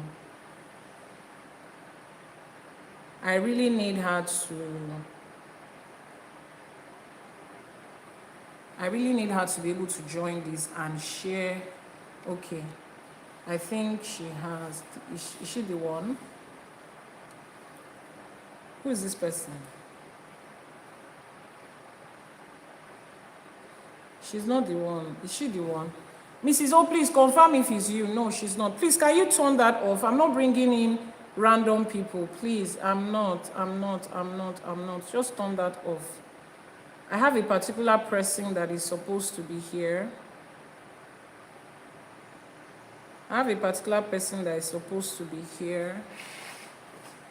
Mrs. O, how do we do this? Okay.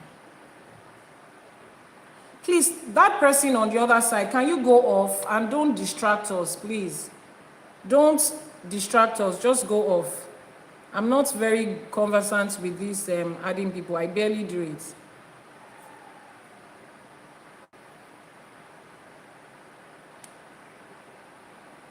That's the example of how to use the icon. Yeah, but we cannot see that. And I'm trying to...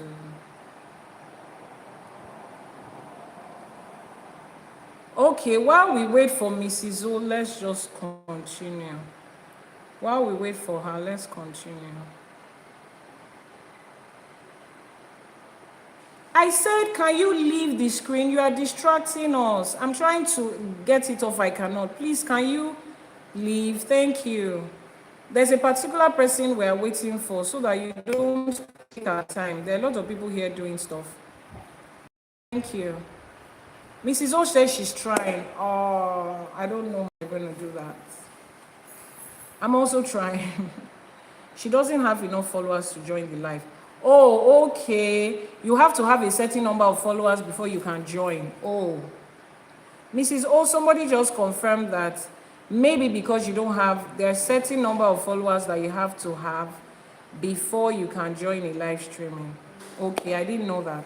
All right, thank you so much, guys. Yeah, so let's continue. So we're talking about, I would find another way to be able to bring her on. We'll find another way to be able to bring her on.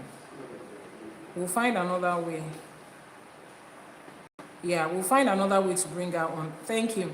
So we're speaking now on, like I said, the whole idea of me doing this is for you to be able to have generational wealth. Somebody is asking a question on YouTube.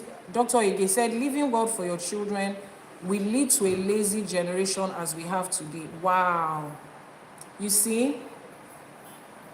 Are you saying this as, before I comment, are you saying this as this is the idea that people have, that is why Africa is not being able to build a generational wealth, or this is your own idea about reasons you cannot build generational wealth? Whichever one it is. Somebody just commented that leaving generational wealth for your children will raise a lazy generation as we have today. Now, let's break that down and see what it sounds like.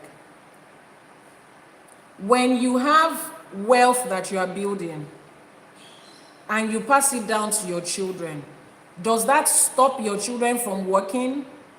For you to be able to sustain generational wealth, they need to work. If you are building generational wealth in mind, you would have started teaching your children to work. Nobody builds wealth and maintains wealth. Okay, he said it is his own observation. All right, sir. It means that you don't understand what wealth means and what creating and maintaining wealth means. Now, take for instance, Dangote. Look at him today. He's building generational wealth, definitely. Look at the people on the helms of affairs of his country. His kids are there, his wife is there, his whole family is there, and they will continue to work. If God says he's going to pass today, you think his children will not continue this same work that he's doing? They will continue the same work. They will continue the same work. If your children are not working on the wealth that you have built, they will be somewhere working for somebody else. So whichever way, the whole idea is, where exactly are they putting in that skill and that time that they are using to build wealth? When you are working in, if somebody is working in First Bank today, First Bank has spanned in Nigeria for what? About 100 years plus. Imagine that First Bank was a personal owned business. The person that started First Bank is no longer there. Their children has taken over it. Their children are probably no longer here. The next set of people that continue the existence of First Bank, are they lazy? No, they are working. They are working. So if you have generational wealth that has transcended generation, it means that every generation involved is actually working. If your generational wealth is coming in form of property, take for instance, property is what you have invested in for your children, for your generation. Nobody is going to take it away. Take for instance, large acres of farm is what you have invested in as your own form of building generational wealth. And you have your cashew crops, your cocoa crop, your whatever it is. As you are growing it, you have your children go there every day to see how this cocoa business is being done. And you are no longer there, or you decided to retire, your children will continue to show up there. There is no way it encourages laziness. If anything, as young people, we have more enthusiasm working on something that we have seen and has benefited us. If your children end up being lazy, then you raise lazy children who will be lazy anywhere they are, even if they are working for somebody else. So as you are building generational wealth, you are building the people that will carry it on. And there is nothing, there is no way. Now, maybe what you are talking about is people that have money and they leave money for their children, and the children are just there spending money. That's not generational wealth. That is you having enough money that you could not spend before you left this world, and you just left it in the care of your children.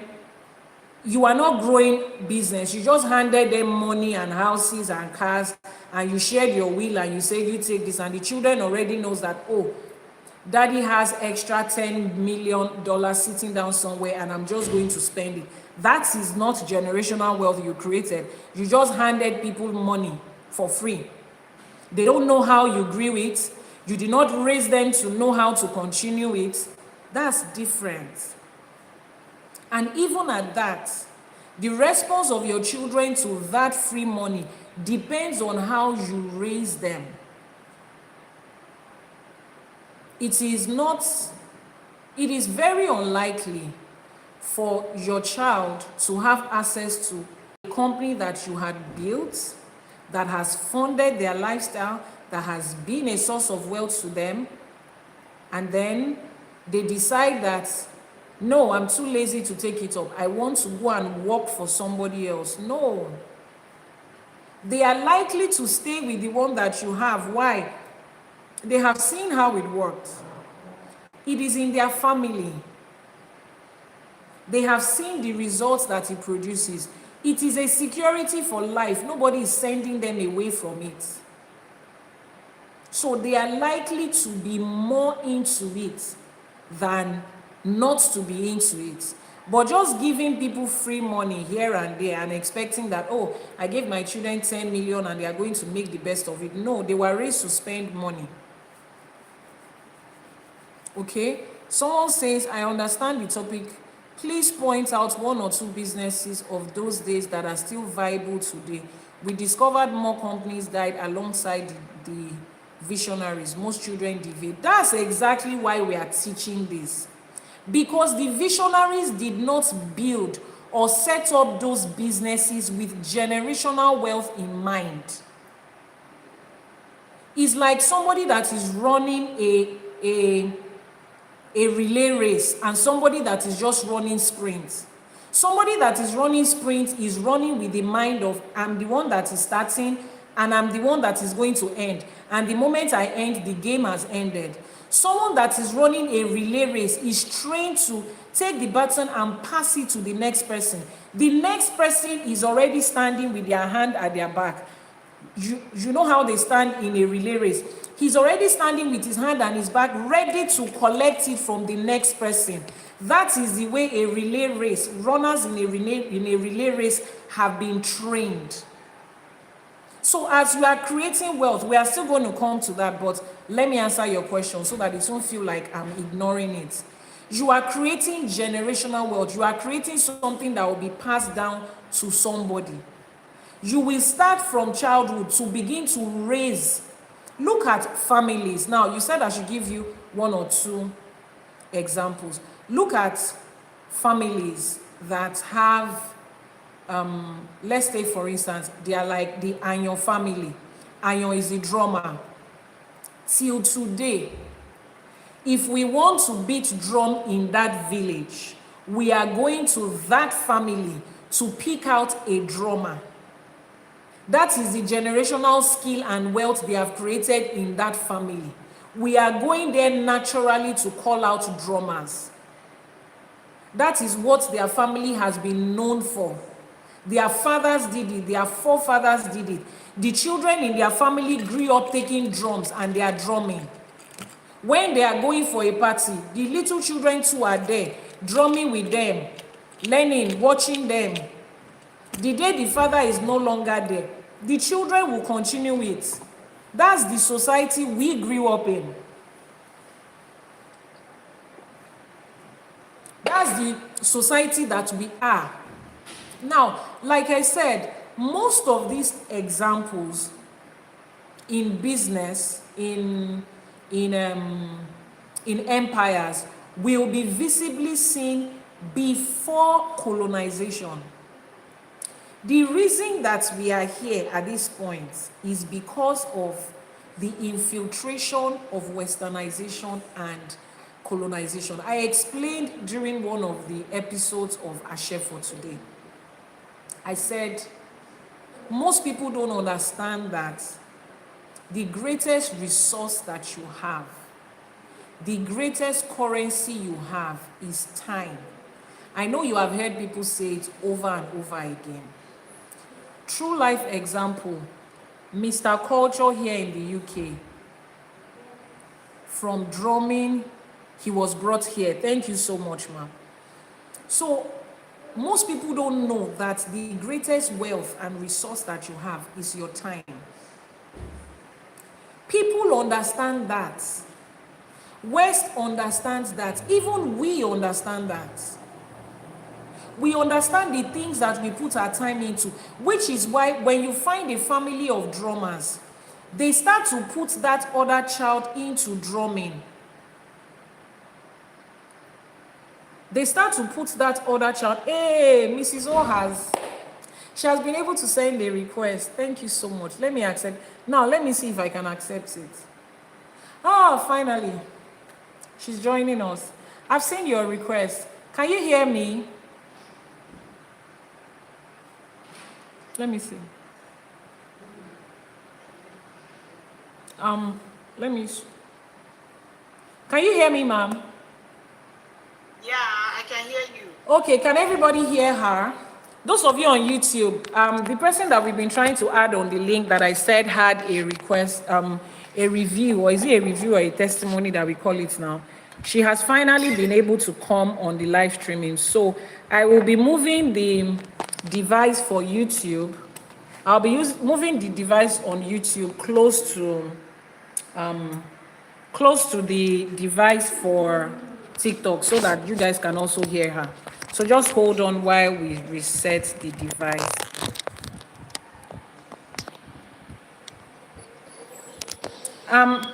Dr. Ige, I would answer your question shortly. Once she has left the live stream, I'll be able to answer your question. Right. Okay, so what do we do with this one? We need something to. All right, Mrs. O Forever, we can hear you. Thank you so much for joining. I have been meaning to bring you up for a while, but you know, we have been missing each other. Finally, you are here today. So I need you to briefly is it briefly? No, don't briefly. Explain it in details. The gist that you gave me on WhatsApp. Explain it in detail so that other people can also share in it.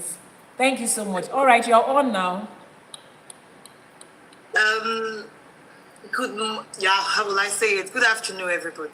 Good afternoon. This is new to me. I've never done it before. I'm not the TikTok person. I know. Thank you. Thank you for doing this for us today. Thank you so much. I really appreciate it. Thank you. I appreciate it so much, Iyanifa. Just like what we're talking about today, right now, talking about generational wealth and all that. Everything just boils down to what I told Iyanifa a few days ago about us coming back home, like coming back to Ifá, coming back to our generational, how will I say it? Our God, the true divine way of living as human.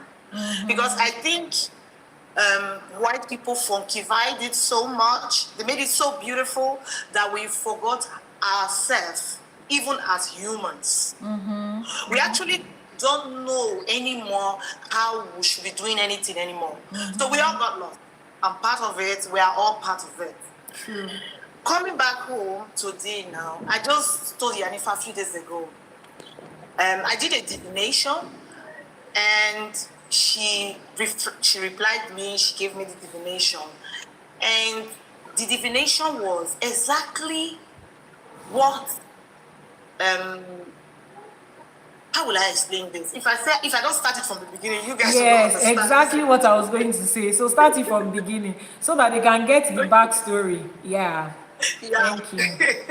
I think that would be easier, Iyanifa. Okay. Generally, I'm a diehard Christian. I used to be a member of Mountain of Fire. I came abroad, and I was still a member of a diehard, like, breakout Mountain of Fire church. We pray really hard. I was a translator in my church because we were in France, and I speak very good French, so I used to translate. Talking about Ifa or Juju is like killing somebody. Like, somebody will just die. Like, are you okay? Demon, get away from me. That was how it was. So I was really bad. I had my auntie, she's a junior sister of my mom. She was a Jehovah Witness. You people know Jehovah Witness, Yes, now? yes. And she was a diehard one too. And she found herself, she got back home, she became an Ifa priestess and all that. We used to see her as, like, she likes Juju, she likes Juju, but we don't really, and in all these years, she tries to, like, make us understand how it works. But realizing and coming back, it took me years to have a child. I got married and I didn't have a child. Things were really difficult. Took me years to have my child. After having my child, the first child, I sat down one day. It was a moment of revelation. It was a moment of coming back. I started seeing things differently. Somehow, I didn't know how it started actually. Then one day, I stumbled on Iyanifa's video. Just like that, I'm not any social media. I just decided to enter TikTok anyway. So, and I saw Iyanifa's video, like and share, let me just see what is she talking about. And I saw a different version of these Juju people, kind of. Like, I was like, oh, is she really an Ifa priestess or something? And I passed. I ended it there.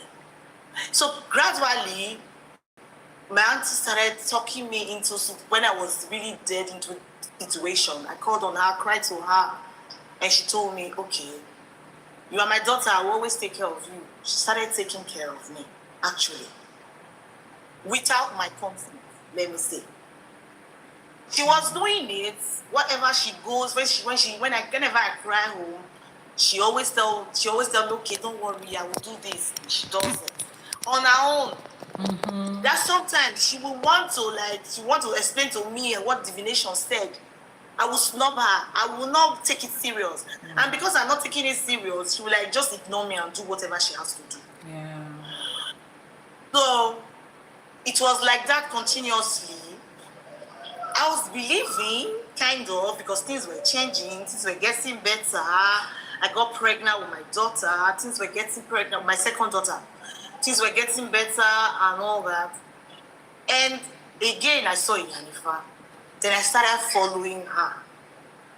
Then the season of she usually does video, and sometimes I watch it half, sometimes I finish, sometimes, like that. I just pick one or two and I go. Then the share for today started. That was where the game changed, actually. Share for today started.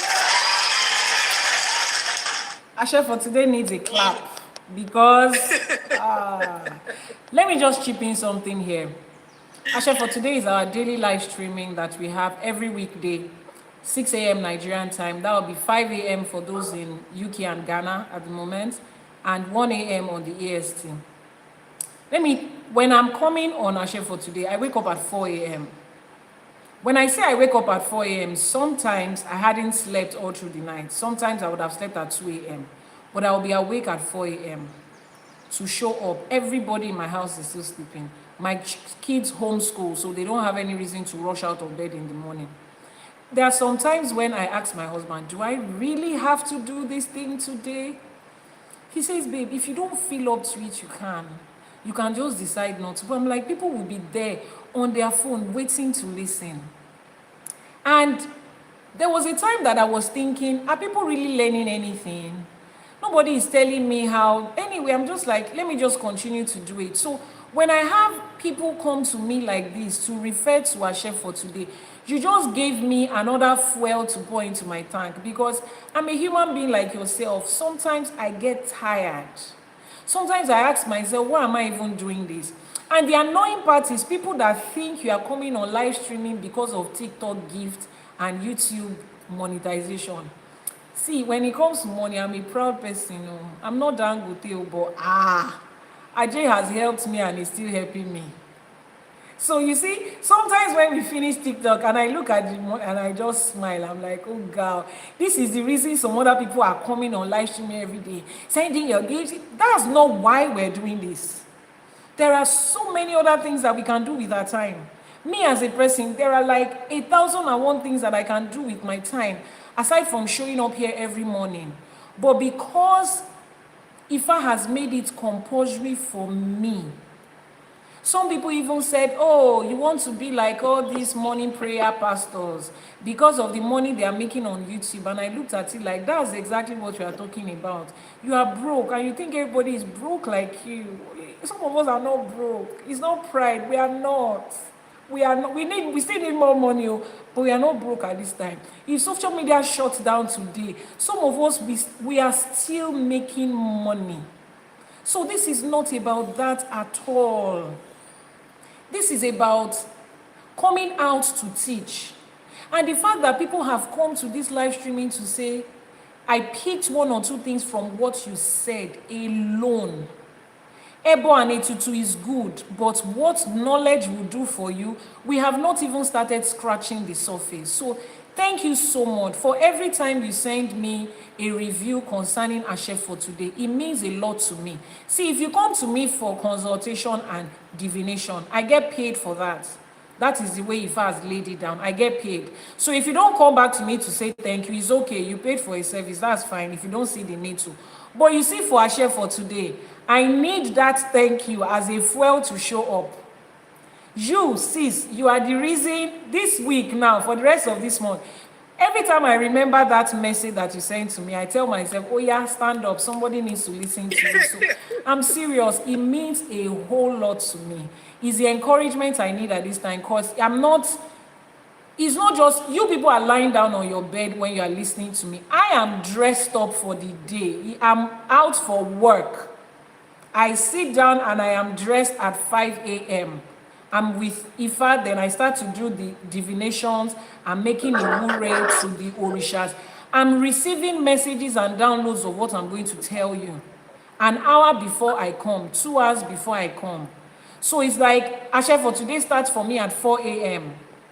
And I'm there speaking for 2-3 hours every weekday morning. The only day I don't come on live streaming is on Sunday, on Saturdays. So please, I beg you guys, I need it. I need that encouragement. Let me just say it, because if not, I'll just look at it as it's not benefiting anybody. Let me go to my house, because Ifa is working for me as a person. No, Ifa is working for me. Oh, the only reason I'm sharing it with you is because I have children, and I want them to be able to live a better life. I want the future that my children are growing into to be filled with more knowledge. No matter how much I raise my children, if your own children are badly raised and my children meet them, it will be unfair on everything I put into them. So we are doing this so that this future and this world and this life will be a better place. Sis, thank you so much. I'm sorry for cutting you in. I just had to chip that in. Thank you. Yeah, you can continue. Thank you. All right. Iyanifa, that's no problem. We need all the encouragement in every way. My daughter, she's my mini me. We have them. We have a house full of them, trust me. I've told my own now to go into the room. All of them, lock yourself up there. I don't need any noise. I'm busy. Yeah. I hope she's good though. Yeah. I hope she's good. I'll be here. Mommy is here, sorry. Don't worry, we'll soon bring mommy back. We'll soon release mommy for you. Thank you so much as you send in your gift. Ashe, somebody is asking what is Ashe and how to use it, please. Okay. Join us on the live streaming every morning, weekday. I don't know what time zone you are on. It's 6 a.m. Nigerian time, 1 a.m. on the EST, and 5 a.m. for the people in UK and Ghana. Those of you in Dubai, it will be 9 a.m. your own time. That's where Ashe is and how to use it. Is that okay? Sis, are we good now? Can we continue? Or you still want to take some time? Yeah, we're okay. Okay, all right. Yeah. So you were talking about when you joined Ashe for today, yeah. Yeah. Ashe for today started, and every morning I wake up early to make sure I listen, because at the beginning it was like somebody sent a message through you to me, because every Odù that comes every morning, there's always this message, there's always this thing inside that I will take and that will happen to me during the day. Wow. And it will be as if, oh, this was what you heard this morning, so be careful. Kind of, you know? Or deal with this situation differently. You remember, this is what it was said. You know, like that. It was just coming to me like that. Because I'm somebody that, how will I say it? I learn. If I'm walking on the street, I learn. If I'm talking to people, I learn. Every little child is my friend. There's nobody that's too big. There's nobody that's too small. We are all equal. So there are ways that I see things sometimes. People see it bizarre, but it doesn't matter. A mad person is a person. There might be something I can pick from that mad person that will benefit me tomorrow. That's the way I see things. True that. So every time I listen, every time we talk, every time teachers and talk, there's always these key points that I notice that you always give. You personalize Ifa to the extent that it becomes a personal thing that you can work with every day. Yes. And then you will now, it's so, how will I say it? Because people like us used to see doing these things as wasting money. Like Ebo and divination, all these Jew people, they like Monisha. We are the kind of people that used to say it. You know? So, but the way you talk about Ifa and every day talking about the Odù and the way Ifa, each message, I find out that there's always somebody wanting to start life. Ifa gave a message. Deal with this thing like this. Deal with it like this. And the person succeeded. Every one of the Odù, there's one thing that comes as a message. And because that person yields to it, it works out better. Exactly. The person gets double sometimes. So I just found out that, okay, I think this thing is a way of life. I think if you hold this thing and be dealing with life, I don't think you will have too much trouble. Because sometimes we make this Ifa and going back home, like as if our tradition looks so bad that I don't know how to explain it. They made us understand that when you do things like that, things will never be good for you in life. It's so dirty. You know, you never see true things. But the fact is, this Oyibo style is actually not our style. That's why we suffer.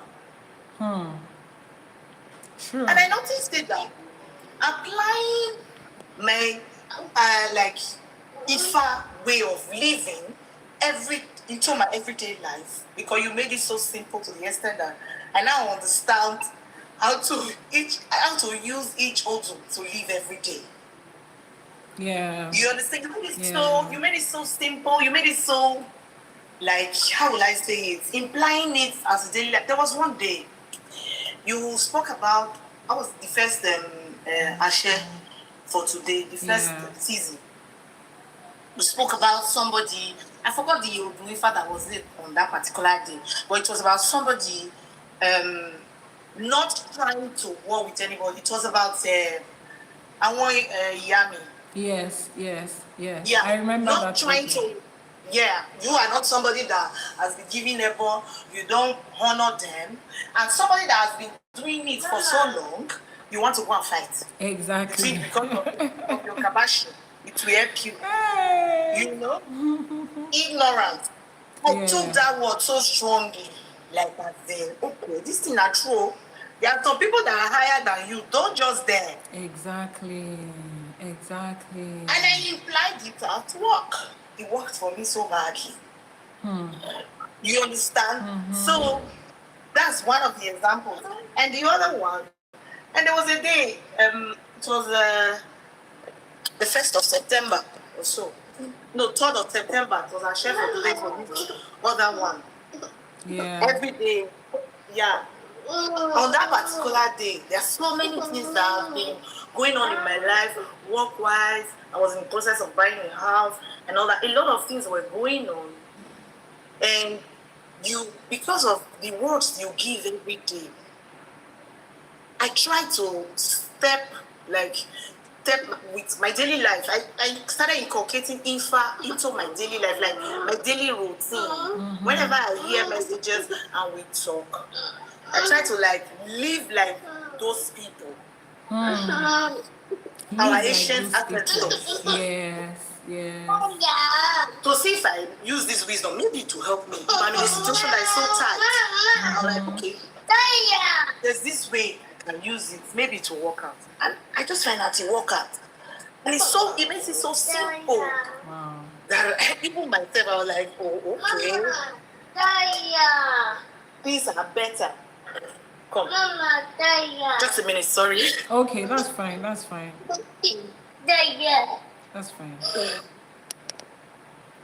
Okay, so a couple of questions came up before she continues, and a couple of comments. Somebody said, let me see.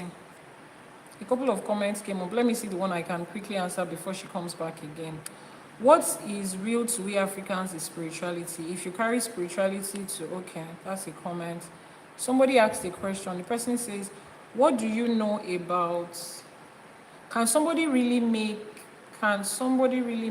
understand what Ifa is all about?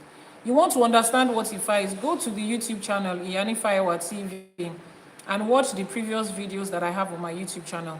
You will understand what Ifa is, what it represents, and every other thing in between. Someone says, what do you know about Ogboni Aborigine? It's called Aborigine, not Aboriginal. It's Aborigine. And ROF, why is the greeting the same as Onifa Babalawo? The greeting is not the same as Babalawo. It's not the same. It's entirely different. Now, the greeting you are referring to is probably Ogboato. Ogboato is not a greeting. It's a prayer. Wagbo, Wato, Ogbo, Oto. It's just a prayer. It's not a language that is fixated on a particular people. It's like you come into my house and I say, you will grow old, you will age in grace, and you'll be a successful elderly person. Wagbo, Wato. When you say Ogboato to a Babalawo, they will respond to you. Ogboato asure worewofu. When you say Ogboato to somebody in Ogboni, they will say Ogbo Edon, Ogbo Alaworo Lotufe. They're just simple Yoruba words. Get the meaning of it and you would understand. It's just a greeting. It's like somebody is greeting Ekaro and somebody is greeting Ojumo Oreo. Ojumo Oreo, Jirebi, Ojumo Oreo, Ekaro. They are just mere Yoruba words for greeting. It's not a Babalawo thing. Anybody can greet anybody Ogboato, Wagbo, Wato, Ogbo, Oto. Anybody can say it. You understand? So when you ask me, what do I know about Ogboni? There are so many things to know about Ogboni. Am I a member? Yes, I'm an Iyabiye in the Ogboni Aborigine. I'm not a member of ROF, but ROF was an offshoot of Ogboni Aborigine. Every other information you need on it, we are not at liberty to say anything. It is a society that is hinged 101% on confidentiality. That is why you will not find any consistent or concise information. People will just say, we think. Nobody is allowed to say. If you want to know about it, you have to be in there before you can know about it. Any other questions before we go on? Let me see. Iyanifa Awoseju Adini Eshegonima. Thank you so much. All right, sis, you can continue.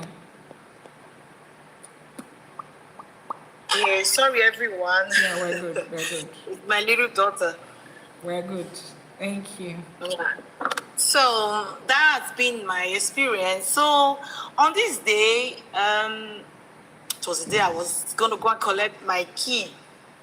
And all of a sudden, I saw my name on Iyanifa's screen. I was like, hello, what's she doing? And that was the day she started celebrating people. You know, when you meet a girl and all that, and she's usually started celebrating people. And she was celebrating me, and there was this point of prayer she prayed in Yoruba. I don't know if you guys listen, a lot of us hear Yoruba. And there was this word she chipped in when she was praying for me. She said that thing that I am going to get today will be permanent in my life. Wow. It just triggered me. I was like, oh my God. And funny thing, we have not even spoken. I had not spoken. No. I literally didn't know you. I didn't know you. I didn't have any. We only had WhatsApp messages, just few words. And you know the funny thing, I didn't know that person on WhatsApp is Mrs. O Forever here. I didn't know. Yeah. I don't. So many people have different names on WhatsApp, or I just save people's names differently on WhatsApp than what they have here. Except you tell me, I don't know it's the same person. So it's interesting that without knowing you, and you had something to do that day, that was something you had been working towards, and the Iwure just came out that thing that you are going for today is going to be permanent. I was making Iwure for people generally. I didn't have any reason to single anybody out and say certain things, but this just goes to show us that, you see, Ifa is absolute. Spirituality is absolute, and life is not that hard. You are the one that has just refused to come to the side of the life where knowledge exists. You are the one that choose to come to the side of the life where everything just connects and aligns for you. You are still looking for something that is not missing. That is just the actual point. Mm-hmm. The alignment that we had was, I was the one on our share, but I was a different person on WhatsApp with you. There was no connection, and I'm 100% sure that you didn't know. So I was just screaming. I was in my car. I was just shouting and screaming. I called my friend. I said, are you on live? Because I usually, when I'm on live, I send it to her. Her name is Esther. Mm-hmm. And she said, okay, let me go on. She went online, and we were making we were praying. Immediately she got online. She was sending gifts. You just picked her name and said, I feel like I know you, but let me pray for you. You started doing it. I was like, two of us were screaming. I was like, you hear what you just said? It was, and we were both screaming. We were talking about the frequency. The energy was so high that day because it was a day of celebration for us. She was very happy for me and all that. And we spoke about, we said, you see, the divine is just one. There's no. Let's not just be deceiving ourselves with all these fake people that usually make it look so difficult. Mm-hmm. This thing is just one. Yes. Okay, it started that way. Let's bust down. So we collected the key, everything was working fine. We're moving into the house. And my mom, that I call her my mom because she's my mom. She does everything for me. Like, she's there 24 hours. When I want to, when I don't want to, she's the one that brought me here. Yes, now. She's here. She's there. Yes, she did a divination. My daughter is because whether I like it or not, she makes me understand that Ifa is the way. Whether you want to, you don't want to do it, your business, okay. And she did a divination. I said, my daughter is moving into our house today, God, whatever, you know.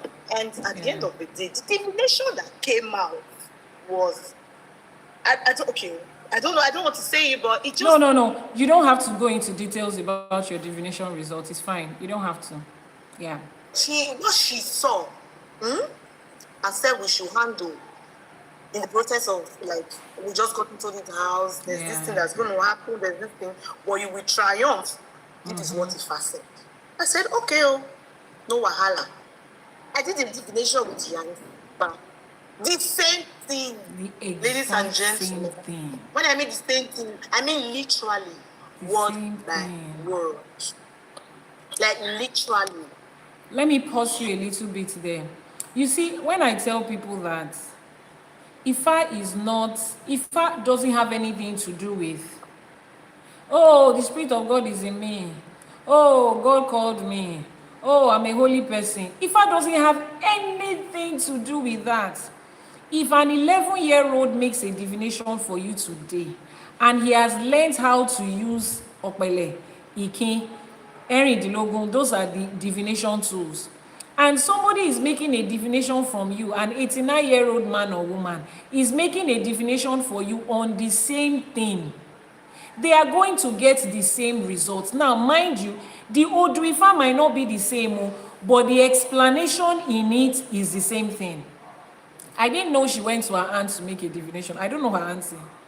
She asked me to make a divination. Exactly what Ifá says it was. Now, see, one of the things I even do on my team when we are making a divination is this. If you notice, for those of you that have come to my DM, you've made a divination, the voice you hear during the divination is not my voice, and I made it deliberately like that. The people that do the divination for you on my team, they do not even know you. They have never spoken to you before. They have no idea. All I just do is, who is next, who is available? Oh yeah, what is the thing? Orúkọ ni, orúkọ ìyá ẹ̀ ni, this is the name, this is the mother's name. I take the Opele on your behalf, and I ask the question, and they put it, and they just explain, and we record there, and that is all. It's not even me. Most of the time, it is not even me that has anything to do with it. So, irrespective of where you go, Ifá will always tell you the same thing. Why? It is Elédùmarè that is speaking. The divine and supreme being. Iyanifa, thank you so much. It's the divine and supreme being that is speaking. Whether you are in Nigeria, you are in Europe, you are in Asia, you are in America, you are anywhere you are, it is going to come out to you as the same thing. That's why I tell people, I've said it on this live streaming several times, you yourself can try it. Put it to test. Call 2 different Babalawos, Iyanifa, Babalorisha, Iyalorisha, that you trust, that you know that yes, these people are truly who they say they are. Let them make a divination for you on the same thing and listen to it. That is what it is. That is the information for you at that time. They do not have any reason to. If there is any form of spirituality that you should trust, it should be Ifá. Why? You can double check it.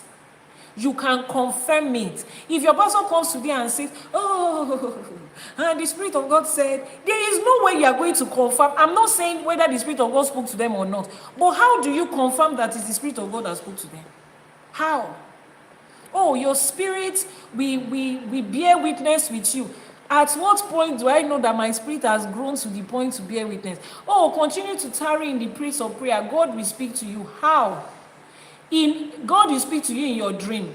Do you know how many dreams you have had that did not make sense? That did not even have meaning? Do you know how many times you watch a movie tonight and you dream about that movie? You watch Ochalugu and Odogu, and you are dreaming that your own Odogu has come and is spending on you. You wake up the next morning, there is no Odogu, it's the movie that you watch. So how do you really know when it is God that is speaking to you in your dream or not? I'm not saying God doesn't speak to people in their dream, but for your decision in life, you need to have a system that has been tested and trusted for centuries, and you can confirm it. Your life is too important for you to just live your life based on somebody said something and somebody saw a vision. You can see a vision for me and tell me. There's no problem with that. I have a couple of my clients who will call me and say, Ma, I saw you in my dream, or this and this is what it is. Thank you. I'm going straight to my Ifa to check. I will call another priestess somewhere. Please help me check. Oh, this, and this. We will all find the same thing. If your dream is truly for me, Ifa will confirm. If it's not for me, Ifa will say, disregard it. It's not you. The person just look like you. So please, if that is the only reason, we'll get back to your roots and stick with Ifa, is because it is true. And this is the reason they kept on hiding it. This is the reason they don't want you to know. Because the moment you can confirm the truth for yourself, a lot of you will not be in your religious organizations again, trust me. The moment you can check and find out answer to your question and the direction to go and what to do and what not to do, if you make a... She has been on my live streaming since when? September. At least the first message she said now is September. We are in what? November. She did a divination first time a couple of days ago. I don't have any reason to go and ask her, please, ma, you have added my contact since last week. When are you going to? The more she did, I don't have any business to go to her tomorrow to say, when are you going to? But the moment you find this truth, know that you are not going to be that attached to them again. You are going to become a person on your own. You will only come to Ifa when you need Ifa. I don't need you coming to my DM every day to come and do what? You will only come when you have need for it. Most of your religious leaders cannot survive on only when you need them. They need to always have you there every day. They need to be your eyes every day. I have clients that I've worked with for a couple of years. There's one of my very beloved sister. I reduced my communication with her recently because I told her a couple of weeks ago, I said, I've been working with you for 2 years and you are still revolving around the same point. I can't. My idea is come to me, do your divination, your etutu and ebo, fix, move to the next thing. Not that we will spend 2 years sitting down on the same matter. That's not what Ifa wants. I don't want that. It's a waste of my time. But these other people want you constantly hooked on them. Meanwhile, Ifa has given us, Elédùmarè has given us a way to know the truth per time. To know the truth per time. To be able to confirm it. She has her auntie, she has me. Until she sent me the review on WhatsApp, I didn't know she had an auntie who was an Ifa priest. A lot of my students, mentoring class students, they have their personal babalawos that they work with. They will ask me, ask their babalawo, is the same thing. They are good. So, you see, Ifa is way too open for us not to have it. You are at that point right now. This is the truth. There is, she coming here to speak. What is it going to do to me? It's not as if, everybody come to Iyanifa's church. Somebody gave a testimony today. We are now 10,000 members. I'm not counting members. In fact, if not because in Nigeria, we are registered as a business and we have to take records. I have lost count of the number of people that have crossed my path, have done divination for, solutions have come to them. It is the record we are taking that makes me go back sometimes. And I'm like, man, when I give the figures over the last 10 years, people are like, is it even possible? Yes. Those are the number of people that have come and gone. Some of them, immediately they got their solution, they've gone. I didn't see them again. I don't have any reason to see them again. Go to life and prosper. Go and succeed. You are not my child. I don't have to tie you around. But because religion, they constantly want to take from you. Somebody says, someone dropped a comment. The person says, Ifa is rich man's religion. I laughed. Do you know why? Church will tell you, bring anything you have or anything you want, whether it's little or it's big. You are giving it small, small. Small, small, small, small. You cannot know that you are spending money until the day when you calculate your tithe and offering and special offering and gift and first fruits and everything for 10 years.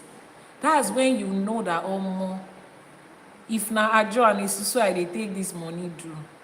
I suppose don't buy house. Meanwhile, what you are paying for, you don't have results and proof of my life 10 years ago and my life today. The only thing you have is the hope of heaven and peace of mind. When you come to Christ, you have peace of mind. Who told you our own heart is troubled? Who told you our own heart? We did not borrow money from people. We too have peace. Sis, please, can you continue? Sis, please, can you continue?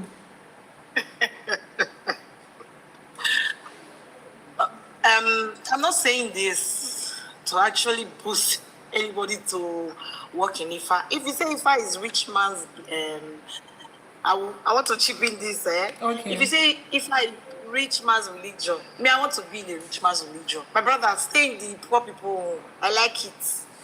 Thank you for adding that. Thank you for adding that. That's true. Yeah. If we the rich people now, we are doing our religion and it's favoring us, so we like it the way we are rich. Exactly. Let us be rich in our riches. That's just it. So this is where I found peace. I found truth.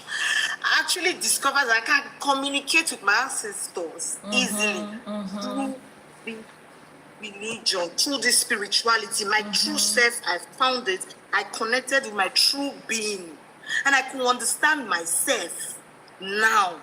Things that I knew that I knew these things, but I rejected them. You understand? Yeah. Coming back, and I walked into my true self, discovered myself, and I started living better. Then you tell me it's a rich man's religion. I'm sorry. You know? So this is it, Iyanifa. So as I was saying, this all started just colliding and colliding and colliding. Like, that's what, the day I sent you a message, that's just what I said. And I spoke it from my heart. Please don't change. And I'm repeating it to you right now. Please be true to who you are.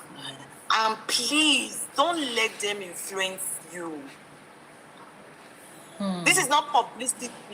I'm saying you don't want to believe. If you don't want to believe, go away. I'm saying it because this is true. The energy is real. This is pure sense of spirituality. If you are real, be real. And your teaching, let me tell you, your teaching makes us understand. We the funkified people that decided to say this guy is the new star. You know, made us understand that being our true African self will actually give us what we think we are impressing the Oyibo to give us. It's been happening in my workplace. See how my husband is hyping me. Please let me recognize the presence of my husband. My husband said she cannot change. She's divine and she's patient. Babe, thank you so much for that. At least you know me. You know me more than anybody. You know that. Thank you so much. I needed to show off. For those of you, association of, we don't like husband, we don't like men. I pray for you to find a good man in your life so that you know that men are not your problem. Is that okay? Because some of you will be in that corner now. See how she's celebrating her husband. She's doing like pick me woman. That's the word that they use these days now. Pick me. Yes, they picked up. God. May you also find, sincerely speaking, let me say this and I will say this again. As many people as want to experience true love and true partnership in the essence of marriage, I pray that you find it because it exists. Don't listen to what this generation is telling you about that. Don't listen to what this generation is saying. Am I saying every man on earth is good? No. Am I saying every woman on earth is good? No. The same way, everything is not good, but you find that one that is yours. I pray for you. You will find somebody you can do life with, the essence of your life with, the essence of who you are. I pray that you find that person who would constantly help you fulfill your destiny, and you are also helping them to fulfill your destiny. When challenges come, Even if there is no love, there is no, that butterflies in your belly, do you know what will keep the two of you together? The fact that your first mission in life is your destiny, and with that person you can do it. It's not easy to just jump on the street and find somebody that you can fulfill life with. It's not easy. So when you find that in somebody, which has to be your prayer, for those that are single, for those that are divorced, for those that are widowed in whatever form, my prayer for you is to find the person you can do life with. Once you find that person that you can fulfill destiny with, but before then, you first of all have to know what your destiny and your path is. Because if you don't know it, how would you know if this person is able to fulfill it with you? Find your own path, find your destiny, find yourself first. Your solution in life is not in marriage. The answer to your prayer is not marriage. The answer to your prayer is yourself. Find yourself first. I don't know why I'm saying this. This is even way off what we are talking about. But I believe there is somebody somewhere listening to this right now that needs to hear this, or that is going to listen to the replay and needs to hear that. So take the step. Sorry for all the heartbreaks. On behalf of the gender that hurt you, we are sorry. They are sorry. Forgive them. They are not inherently bad people. They were just raised badly, and they raised themselves badly, and they decided to project it on you. It doesn't make you a bad person, and it's okay. Go past that as quickly and as clearly as you can. Your next step should now be withdraw. Find out your own path, your own purpose. If you want to do, the WhatsApp number will be posted on your screen. Find your own path, your own purpose. Send a message via WhatsApp. You want to find your own path. Somebody will type it shortly. The moment you find that, it will be clear and easy for you to know the person that is going along your way. It's like when you get to bus stop. Is that okay? And they say, I'm at the car park, at the garage, at the bus station or train station. And then you ask somebody, where are you going? Oh, I'm going to New Jersey. Oh, or you're at the airport. You see somebody that is going your way, you can follow them. Oh, the people that are going to Ikorodu, Kumasi, Johannesburg, where are they? They are on this side. You follow the people. You can only follow them when you already know where you are going. And then you people are now going to the same direction. Then you meet on the bus station in the bus, and then you can gist as you go along the way. You cannot start gist with somebody that is going in another direction. Why? 2 minutes, the train will start, the bus will start, the plane will take off. You cannot complete that gist. So why starting gist that you cannot finish? Look for somebody that is going in the direction you are, then start gist with the person, so that when the train takes off, you are still on the same train, sitting down next to each other. You can gist all you want till the end of the train. You are going to the same place.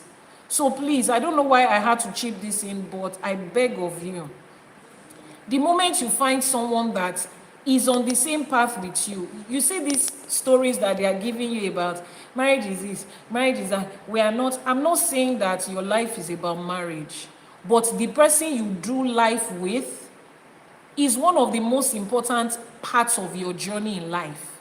If you want to be single, it's okay, you can do your life alone. But stop gambling around with who you are doing life with. I've been on that path. Oh my goodness, if you are looking for someone that has gambled in relationship, I did, when I didn't have knowledge. And right now I can tell you, those people were not my problem. The person that is asking for the number, it's on your screen right now. Those people were not my problem. My exes were not the problem. The fact that I didn't know where I was going, and I just decided to pick somebody that I liked, that I was in love with, is an overrated statement. That I fell in love, we are in love, is an overrated statement. You are talking about the rest of your life on this earth. You are talking about love. First of all, find someone that is going your way. That person is going your way. You guys have things in common. Love will come. Did you love your children before they were born? Is it not after they gave them to you that you started to love them? I beg you, please, I just beg of you. It will change your idea about marriage. It will change your idea about partnership. It will change your idea about how people are supposed to relate. Nobody will need to tell you, you are not supposed to submit, you are not submitting. You understand partnership in marriage, you will know that you don't have any business with submission. It's because, you see, all of these things is the distraction on top. When you know what the root of it is. My husband is a Dibia. He's the Igbo version of a Babalawo. I'm an Iyanifa. We do not have the same spiritual background. He practices Ordinary, which is Igbo spirituality. I practice Ifa, which is Yoruba spirituality. But we both practice spirituality. He understands my vision. I understand his own. The days when he feels weak, I am the one there to say, babe, here is strength.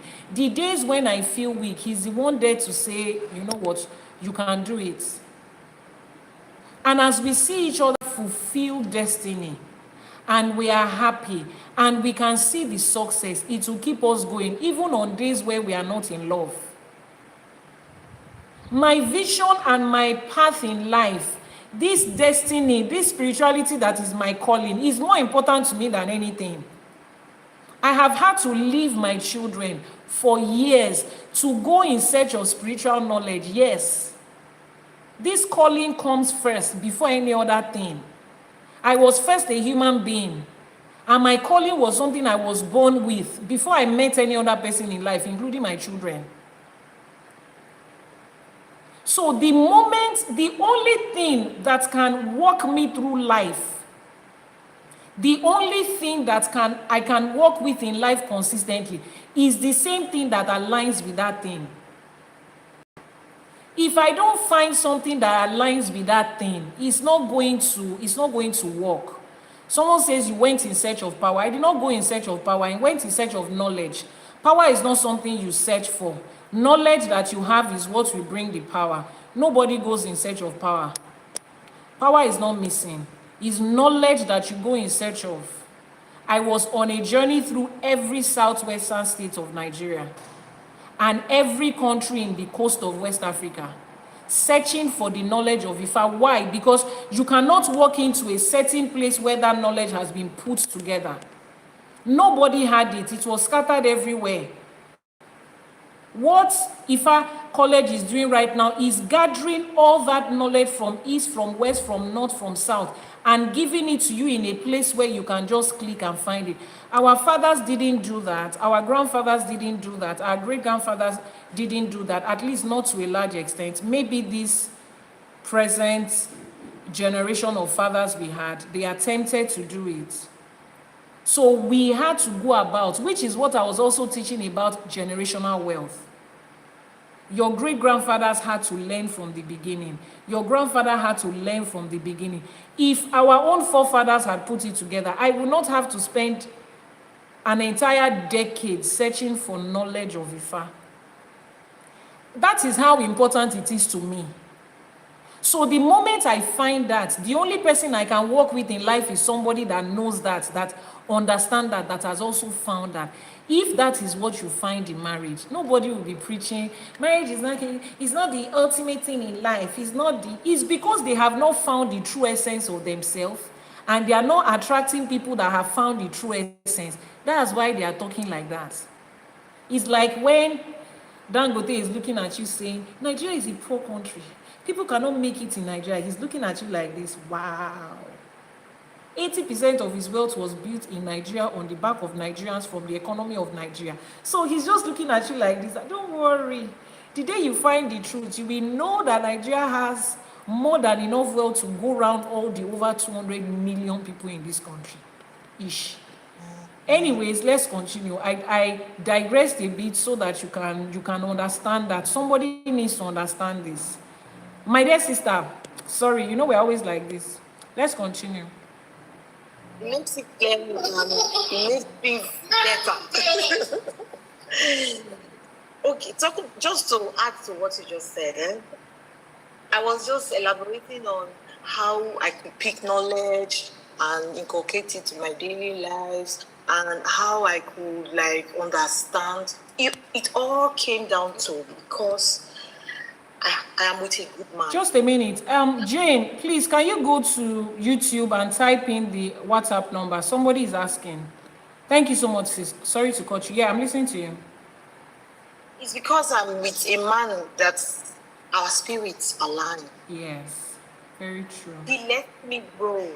He sees me as the heart of everything that surrounds him. If I prosper, he prospers. So even at a point when there was a time my auntie would 1 minute. Those of you on YouTube, the WhatsApp number has been posted on your screen, 234-808-417-2309. Just copy it in that order. We are not allowed to post it as a single number. The algorithm won't allow it. So just copy it like that. Victor Okoye, copy it like that. YouTube, just a minute, I'll answer your questions. Let's wrap up with Mrs. O Forever. So I'll be able to answer your questions. All right, sis, thank you so much. Yeah, you are talking about the fact that you are with a good man who is helping you to do life well. Yes, I like that. I like the sound of that. I like it.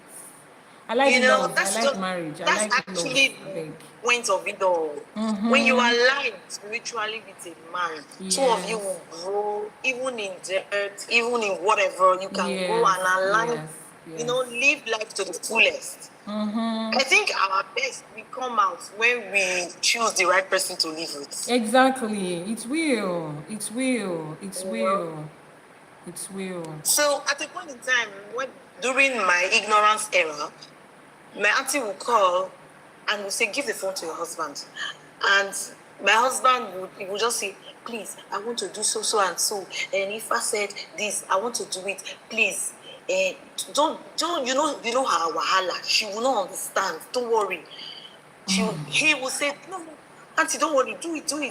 Don't worry, we'll do it together. I will send whatever you just need, just let me know. You know, they will align. And everything will work out because I'm with a man that lets me grow. Very you understand? Yes. So I just keep that in because that is it. Everything that I'm learning today, I grow and I'm doing things easily and freely is because I think it's because I'm happy. It is. When you're sick and depressed, I don't think you can see good things. You always see everything wrong. Exactly. That part. Exactly. When people are depressed, you see every negativity in every word. I could pick things, I could live, I could see the depth of Ifa today. It's actually partly grace my husband because he allowed it in some way to let me know that we have to go back home. This is it. Your auntie is your mom. Let's do this thing. And she's right. And she cannot see a bad path and direct you there. You know? You understand? You know? So that was just all of it. And at the end of the day, I finally just gave up through your teachings. Thank you so much. Thank you so much for that, sis. I'm grateful.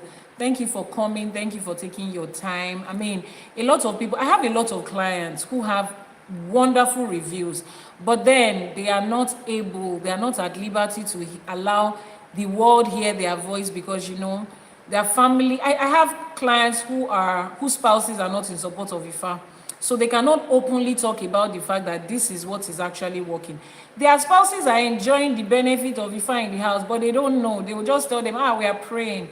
Oh, me and my pastor. In fact, there is a lady in Dubai, she's Kenyan. Her husband speaks to me, but her husband thinks I'm a pastor.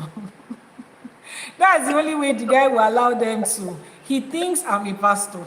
So anything I say, he mustn't know. The moment he finds out that this thing has to do with African spirituality, he's going to cut it off. So I'm super grateful that you can do this. Your husband is allowed. When you mentioned in that live streaming that your husband listens to, you know, my teachings with his AirPods while he's working, wow. Sis, I literally, let me tell you this. Between me and you and God, when I listened to that voice note, I didn't listen to it until was it yesterday or Friday? And you had Yesterday. sent it a couple of days ago. It just occurred Yeah. to me in my spirit that, this woman has sent me. I think I saw a message from her. I went back to listen. When I dropped the phone, I was rolling on the floor in my room. I'm like, you don't know what it means to me. I was not born in Ifa. I was not raised in Ifa. I started doing this just 10 years ago, and people can listen to me. People older than me, people bigger than me, people that have more life opportunities than I do, can take their time and spend their data to listen to what I'm saying. You people don't even have an idea how that makes me feel. That is my own review, that this thing I'm doing is making sense. Because a lot of times, before I started, the first thing is, who will listen to you? I struggled before I started Ifa College. I'm like, there are so many babas in this life that their children are babalawos today to are babalawo. Why are they not the ones that is doing it? Why is it me? Why would anybody listen to me? What do I know? Who am I? Like, what do I want to say that somebody else has not said before? I struggle with this for years. For years. I'm like, Ifa is working for me. I've accepted it. It's okay. I'm selling spiritual products. I'm selling herbal products. That one is okay. But coming to teach people, and more every day, Spirit was showing me the gap of knowledge. I have conversations with practicing babalawos, and I say certain things, and they're like, I never saw it that way. I'm like, so what are you seeing? In my spirit, I'm like, what are they seeing if they don't see these basic and simple things? And I came to understand that a lot of the babalawos and Iyanifas that are practicing now, they are practicing Ifa as a family tradition and practice. Exactly. They are practicing. You see the act of it, the act.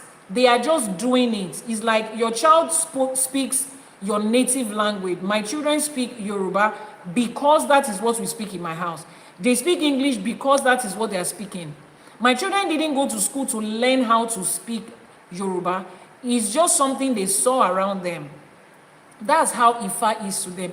Meanwhile, there is a knowledge and information side of Ifa that you have to deliberately and consciously learn.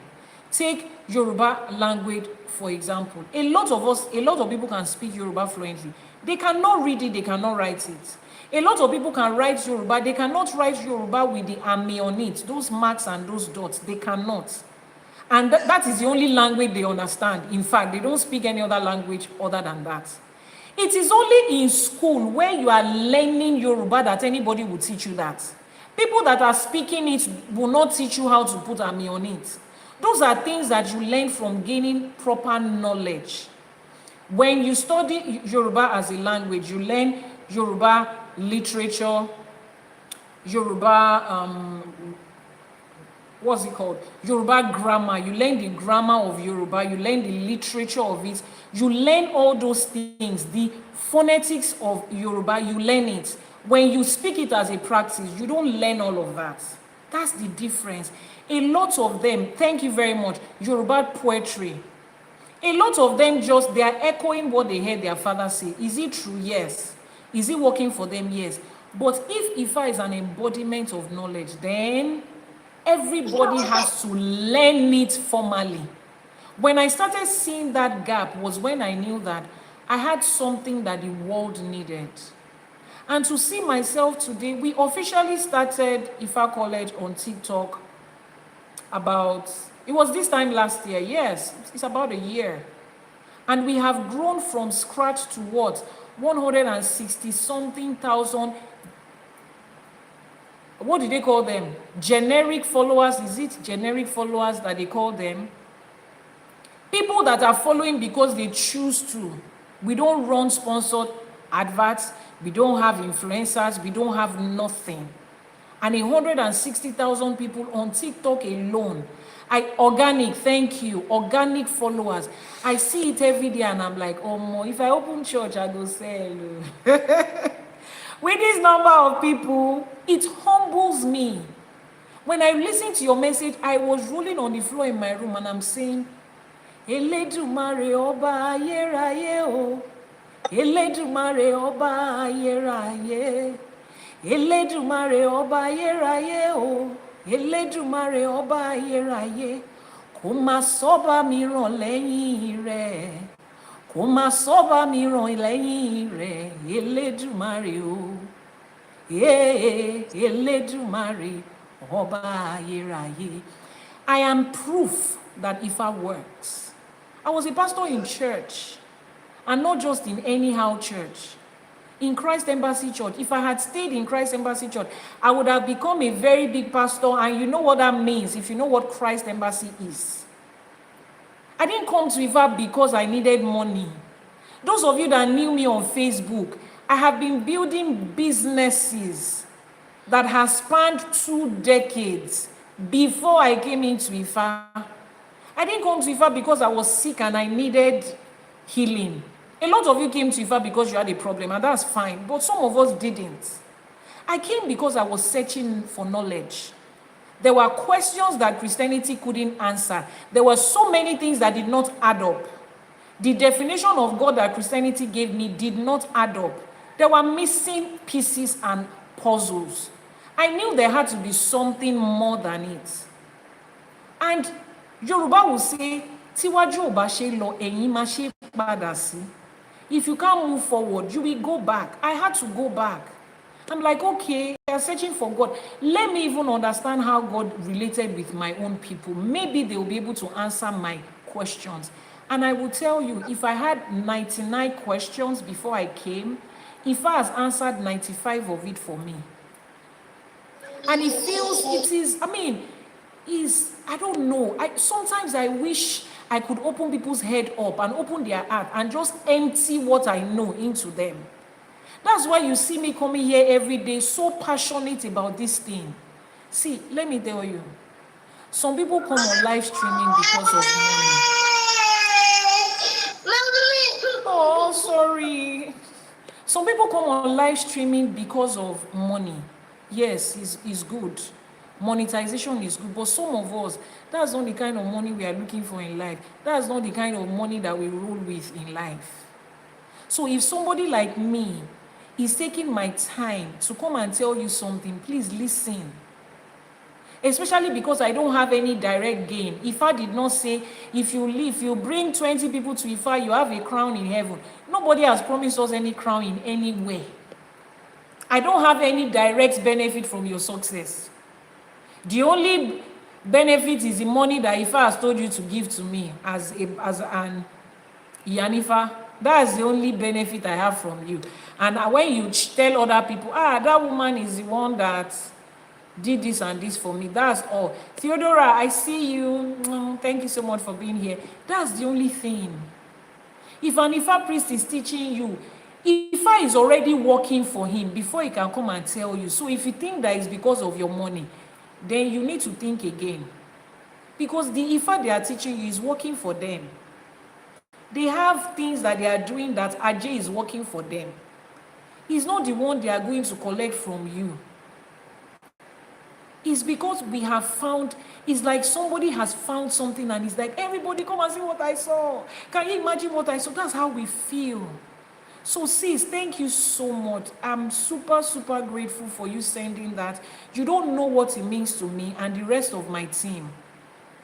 I played it I told my husband, he saw the way my face was light up. He's like, I love moments like this for you.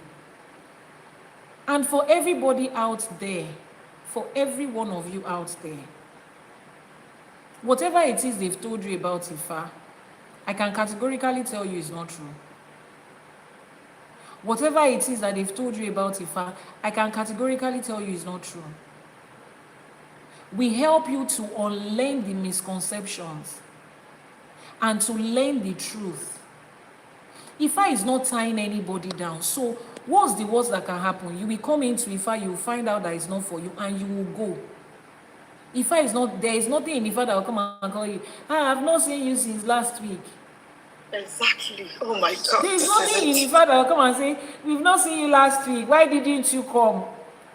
In fact, my joy is that you get your solution and you move on so that I can have time for other people.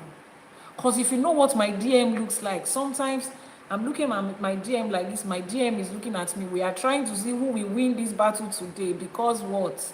It is huge. Sometimes it's scary. I'm like, where do I want to start from? So I need you people that have come before to get your solution and go. Just come to live streaming and be listening to teaching. It's okay. You have another problem again, come tomorrow. We fix it, you go. Let other people come. That's what Ifa is. I don't have any direct benefit from it. I just want you to do the right thing. Teach your children to do the right thing, so that the children that my own children will meet in life will have sense. I always say this, so a lot of you don't understand. Some of us are investing a lot in our children. And our fear is, exactly, our fear is the type of people they will meet.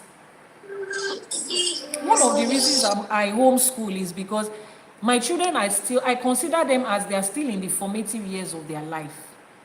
And I'm not ready to gamble with one child that doesn't have home training, raised by parents that don't have sense, to now be putting things into the head of the children that I'm taking my time to train. I homeschool, just so that you know how intentional I am about my children's future. That's why I homeschool. At least by the time they are set to go out in life, they are already 18, they are adults. They have learned certain basic things. And then my prayer can continue to follow them. So as they are going out, the children they are going to meet in school, I'm already making a worry every day. May the path of my children be kept from other wicked and unreasonable children. So please, as you are learning this thing, raise your children better, so that my children can have good friends, so that my children can be able to choose from good people to marry. Hey Joe, don't let all our efforts be in vain. Look at wonderfully raised women ending up in the hands of men that this thing is lacking, and it's not their fault. They did not give it to them at home. You will now be taking another person's goodly raised child through unnecessary heartbreaks of life. Then the parents are sitting down wondering, where did I go wrong? What did I do after everything I did for my children? My dear, you did not go wrong. It's the other mother that did not raise her son well that is making you feel like you are a failure right now. And those of you too that are raising girls, raise them well. I have a son, I'm raising him well. I don't want him to meet your child that you are just doing his nanny and driver that is raising them for you. I don't want my son to meet them. That's why I'm begging you, because I cannot control your children. I cannot control the children that my children meet in life. This is the reason me, as a person, this is the reason I'm doing this. Oh, I want my children to grow up in a better Nigeria. Decide what is right. You do what is right. Do what is right. So that at least the next 5-10 years, things can start to change. So that they don't have to be subject to people that don't like them just because they have a certain kind of skin color. I've said it here. I had the people who call it opportunity and privilege to have my children in the US and to have the opportunity to raise them there. But you see that thing they call bullying in school, abroad. I don't know, maybe every other, I don't know how you people handle it though. But the thought of it, I cannot. Especially because at that time I was a single mother. I cannot. The thought of that I'd already zeroed in my mind. There's no way I can do this. I cannot. Can people get bullied in adulthood? Yes, they can. But at least they would have been equipped with more understanding, more basic things in life before they get to that part. Now, this is me, intentionally doing me. I'm not saying that is how everybody has to do it. It's me doing me in that way. COVID came, and all of my friends that was laughing at me, hey, you don't want your children to go to school. Let's see how they are going to turn out. COVID came. They were all in my DM asking me, Sister Ewa, please, how do you get your children to sit down and listen? I've been telling these children to sit down since morning. They are not sitting down. I'm playing kidney for them on school websites. They are not even listening. They are, I say it's not today that you will help them to listen. It's so many years of practice. The formula is practice. COVID happened, all of us were at home. We started homeschooling. After COVID, some people's children did not even go back to school. They just continue homeschooling, especially those that were in, a lot of my friends in countries like UAE, where there's no free education for any child. There's nothing called public school that is free. Everything you have to pay for, and it's quite expensive. A lot of them did not send their children back to school after COVID. All of us stayed at home. Now, why am I saying this? Intentional about your life. Same thing I said about marriage. I don't know why I'm still repeating that issue of marriage. Men are not your problem. Women are not your problem. The institution of marriage is not your problem. In fact, when it comes to marriage, religion is not your problem. You are the one that hasn't defined for yourself what you want. This quality of life that I want, what does it look like? Now, let me chip in a little bit there. Before I met my husband, Dibiakana, I've been married a couple of times. Yes. And I've had 5 kids within those different relationships, those different marriages. I recorded a video where I shared my full story. It's on YouTube. You'll find it. I think the video is titled From Pastor to Ifa Priestess, something like that. Now, there is no relationship that I was in, or no marriage I was in, where my ex ever told me, I'm done with you, leave my house, just go, I don't want to do it again. Never. I was the one that kept on living. And I will tell you this, I don't have any reason to, there's nobody that is going to beat me if I tell you the truth. I kept on living. Do you know why? I had an idea of the life that I wanted in my head. I grew up early to realize what my life was supposed to be and the calling that I had. If you listen to that video, you will know that I started having signs of my spiritual calling since elementary school, primary school. I had known that there was something about me.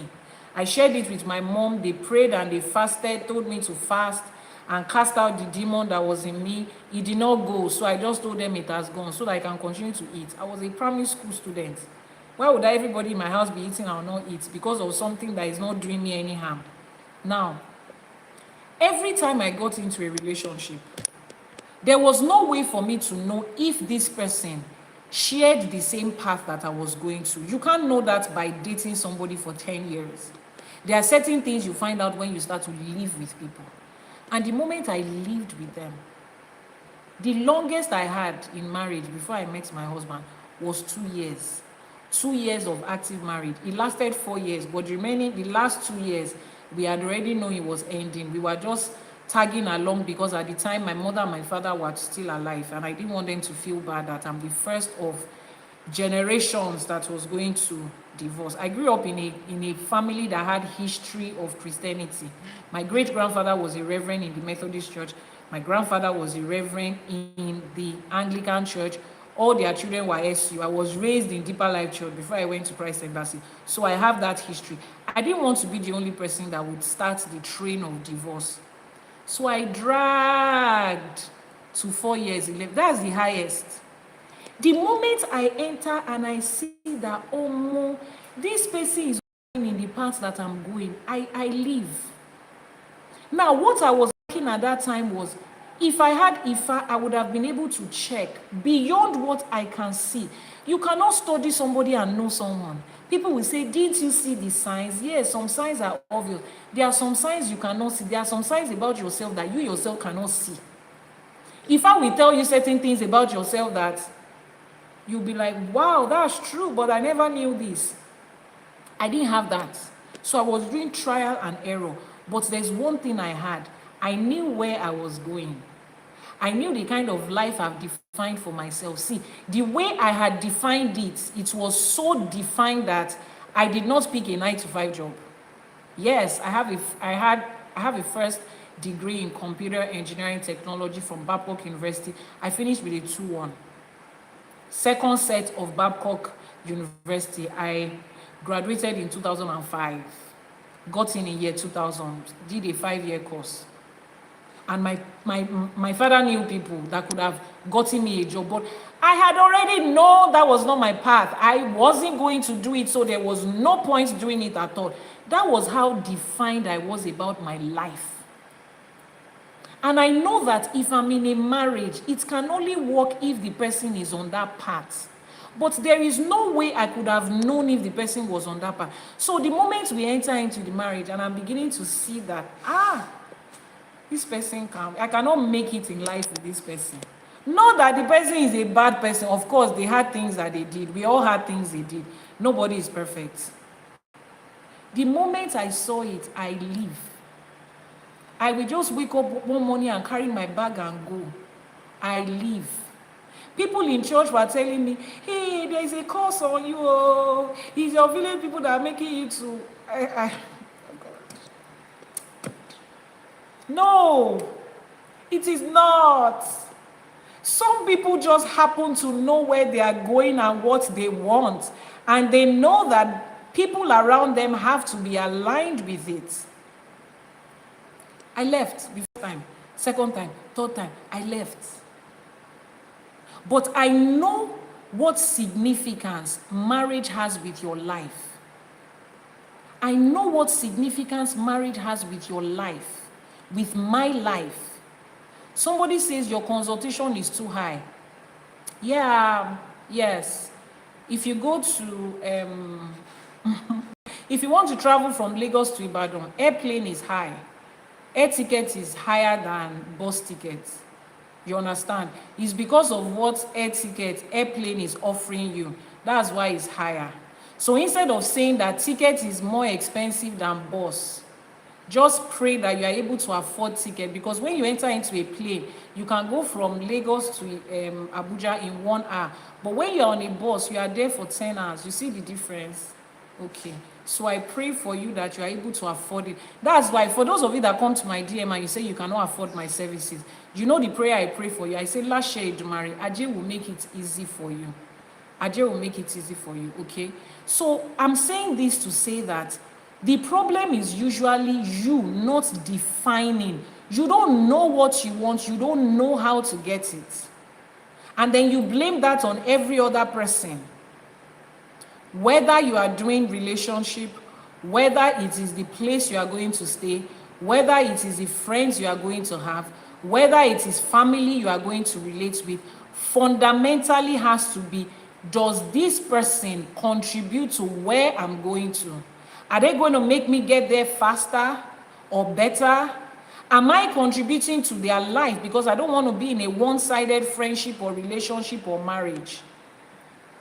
You want to know how much consultation is? Please send a message to the WhatsApp number that is posted on your screen.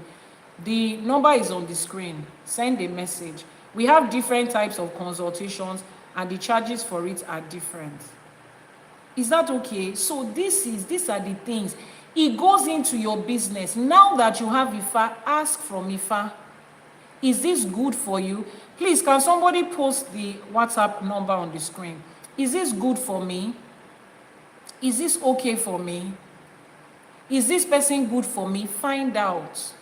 And the moment you begin to look that this person is moving mad, they are beginning to act like they don't have sense. Thank you so much. Mr. Mike has posted the WhatsApp number. Copy it. The number is there. Iyanifa Ewa is attached to it. Mrs. O Forever. Thank you. This person that is asking a question, you don't need to spam the content, the comment section before I answer you. I will answer you. Posting it 2 million times does not mean I'm going to answer you if it's not time to take questions, okay? So just hold on. Be intentional about your life. Whether it's parenting, you need to have a goal. So your first step is to find out what is your purpose in life. If that is the only thing you are going to get from Ifá, please get it. If it's just that one thing, if it's just your purpose that you are going to find in Ifá, get it and run back to church. We don't have a problem with you. If it's only your purpose you will know it. Run back to the mosque. We don't have a problem with you, but please find your purpose. There is a divination in Ifá that is specially for that. To help you find your purpose, your path, what are the things that work with you, who can you marry, what kind of business can you do, what kind of friends are you supposed to have, Which country can you live in to succeed? What are your taboos? What are your strengths? What are the sickness you are likely to have? What are the things you are not supposed to do? Are you somebody that should be loud about your lifestyle, or you are somebody that should just keep quiet about your life? If I will tell you what works for you as a person, the moment you find it, you will find out that every other thing in life becomes easy. You will be able to question the person you are dating. Ask them a few questions. You will understand that, do they know where they are going? Religion is telling you, men are the head of the family. They are the leader. Somebody that does not know where he's going, that man that is your leader, that they ask you to follow, ask him what is his own purpose and path in life. He doesn't know. And you are wondering why they cannot lead you somewhere. Someone that does not have the blueprints of their own life, how are they going to lead you? You are wondering why there is this divorce rate. You think it is Gen Z that is causing divorce. It doesn't have anything to do with Gen whatever. You don't know your purpose. The man you are with does not know your purpose. You people are now doing trial and error, playing kites and gambling with your life. And you are wondering why somebody will wake up one day and say, I'm not doing again. I left several times because I found out that they did not align with me. Imagine I had stayed in any of those marriages. I will not be this person I am today. You will not be able to see me and learn from me. I had to keep trying until I got to the part of, okay, now this is it. But you don't have to do that trial and error that I did. If I will tell you straight up, you bring 4 people, no, it's not this one, it's not this one, it's this one.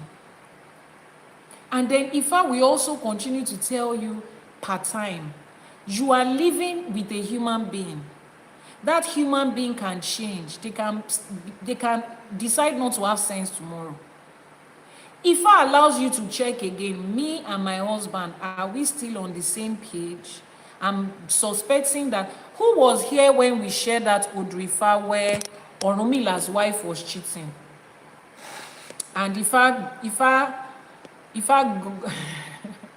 opened her yash that she was cheating. Who was here on that live streaming? Orumila must have suspected that, this my wife is moving funny. You two were on the live streaming, thank you. You were there, thank you. It was an Odù Ifá that we delved into. Orumila started to notice that his wife was moving funny. This man is not like... He went to Ifa to ask. Ifa said she's cheating. And if she doesn't stop, this is what is going to happen to her. Except they do this able. Ifa went further to mention the name of the man she was cheating with. And told them to go and tell that man, if you don't want to be unalive in the next so day, come and do this and stop that cheating. Before he married that wife, he must have asked Ifa now. And the woman decided not to have sense at a certain point, for whatever reason. Maybe because Orumila neglected her, or because we don't know what the reason is. But she went against the vows that both of them had. And Ifa corrected it immediately. You see how wonderful Ifa is. There are some people that their partners will cheat because of the level they've gone into. Ifa will tell them, let them go. That energy cannot align with you anymore. Orumila was told what? Fix it. Someone says, I think it was Ifa, Odù Ifá, Omori Otura, Auntie Lande, thank you so much. Now, how many of you men can go to Ifa and find out? You are already suspecting your wife, then you confirm that she's cheating. You will not even hear the remaining. You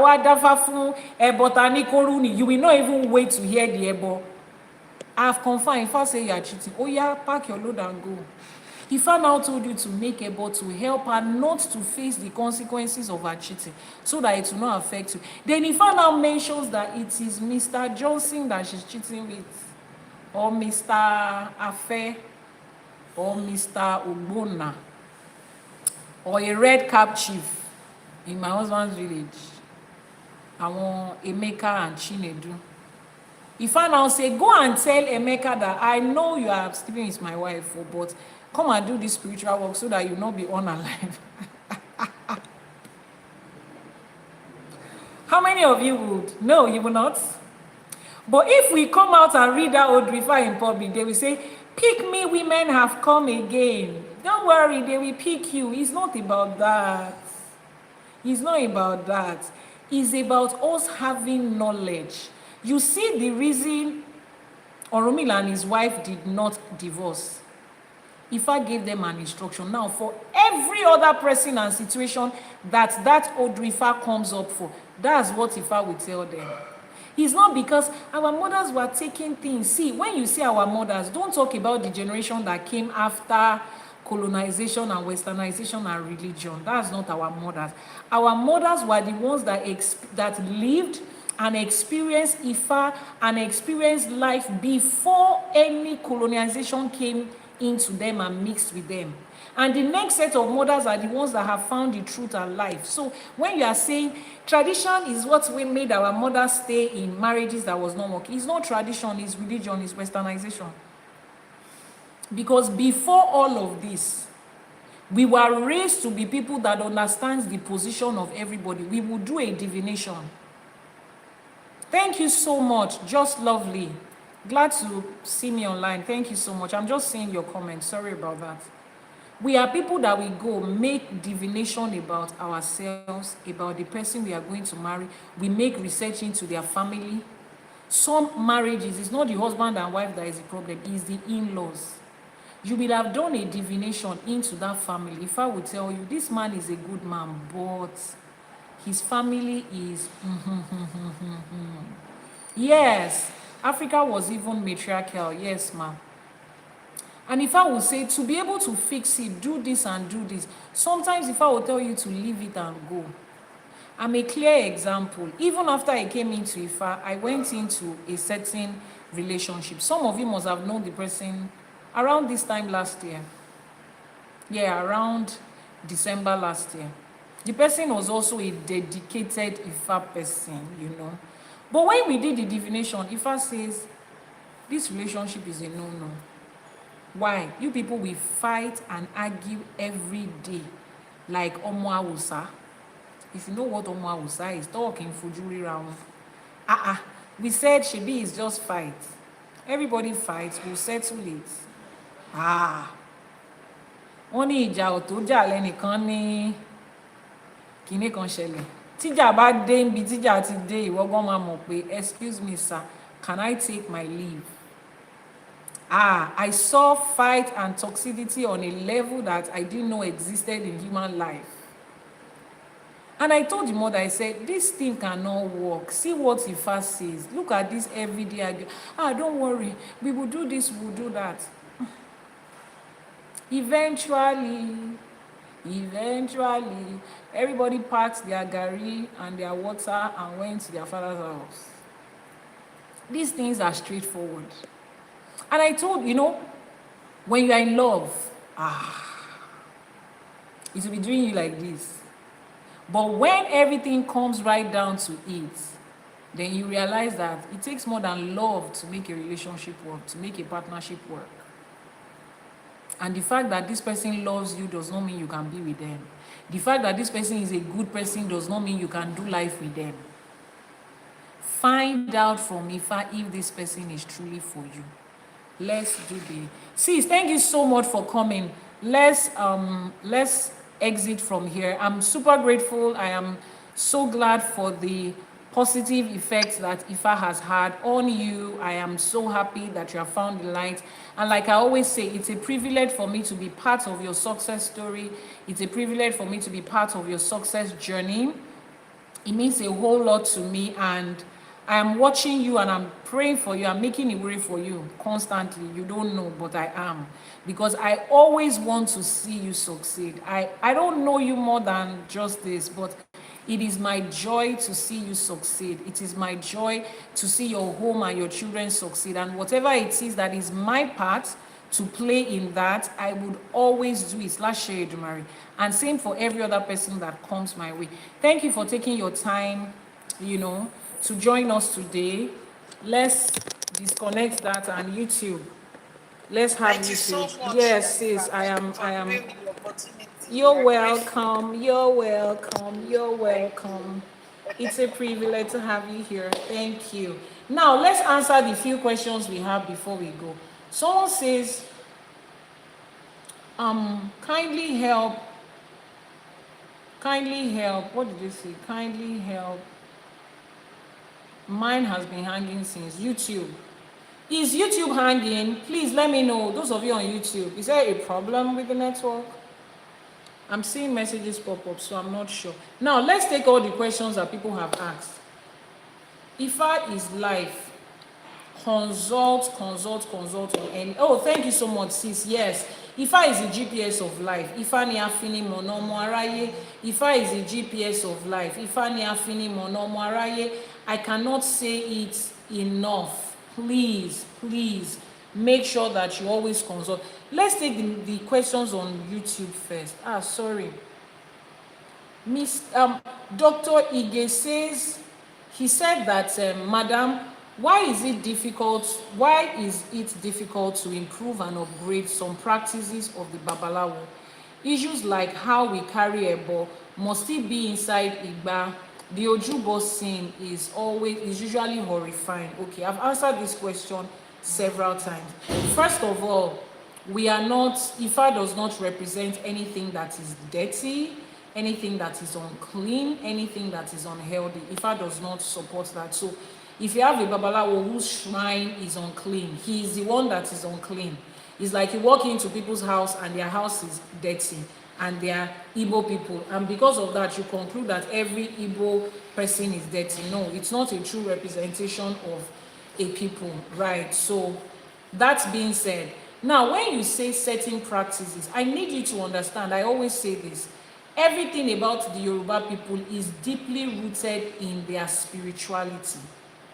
Our language, our food, our dressing, the way we greet. I explained one day about the respect we give to adults when somebody was saying that ancestors are dead people. Why are you people still reverencing ancestors? They have passed, they've gone. There are people that have gone ahead of us. First of all, they are not dead, they are not unalive, they are still living.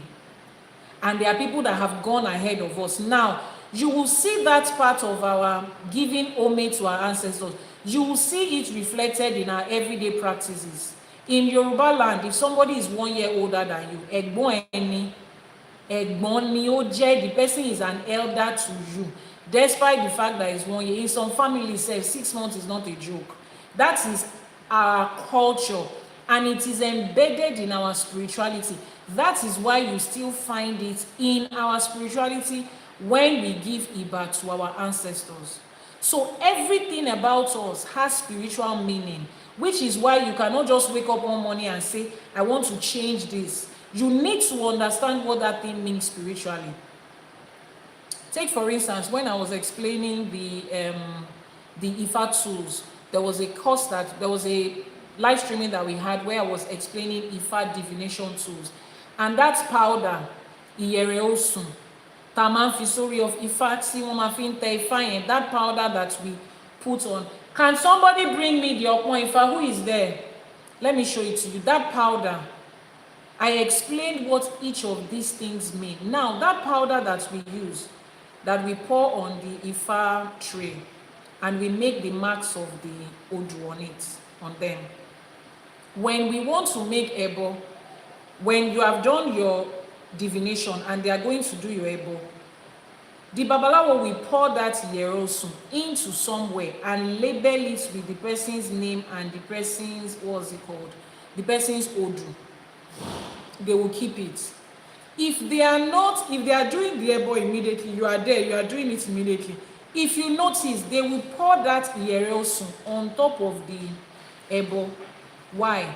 Let me explain this to you. For those of you that are in the practice of pharmaceuticals and botany, and you know about plants, you know that the tree from which Iyereosun came is a tree that is used for brain boosting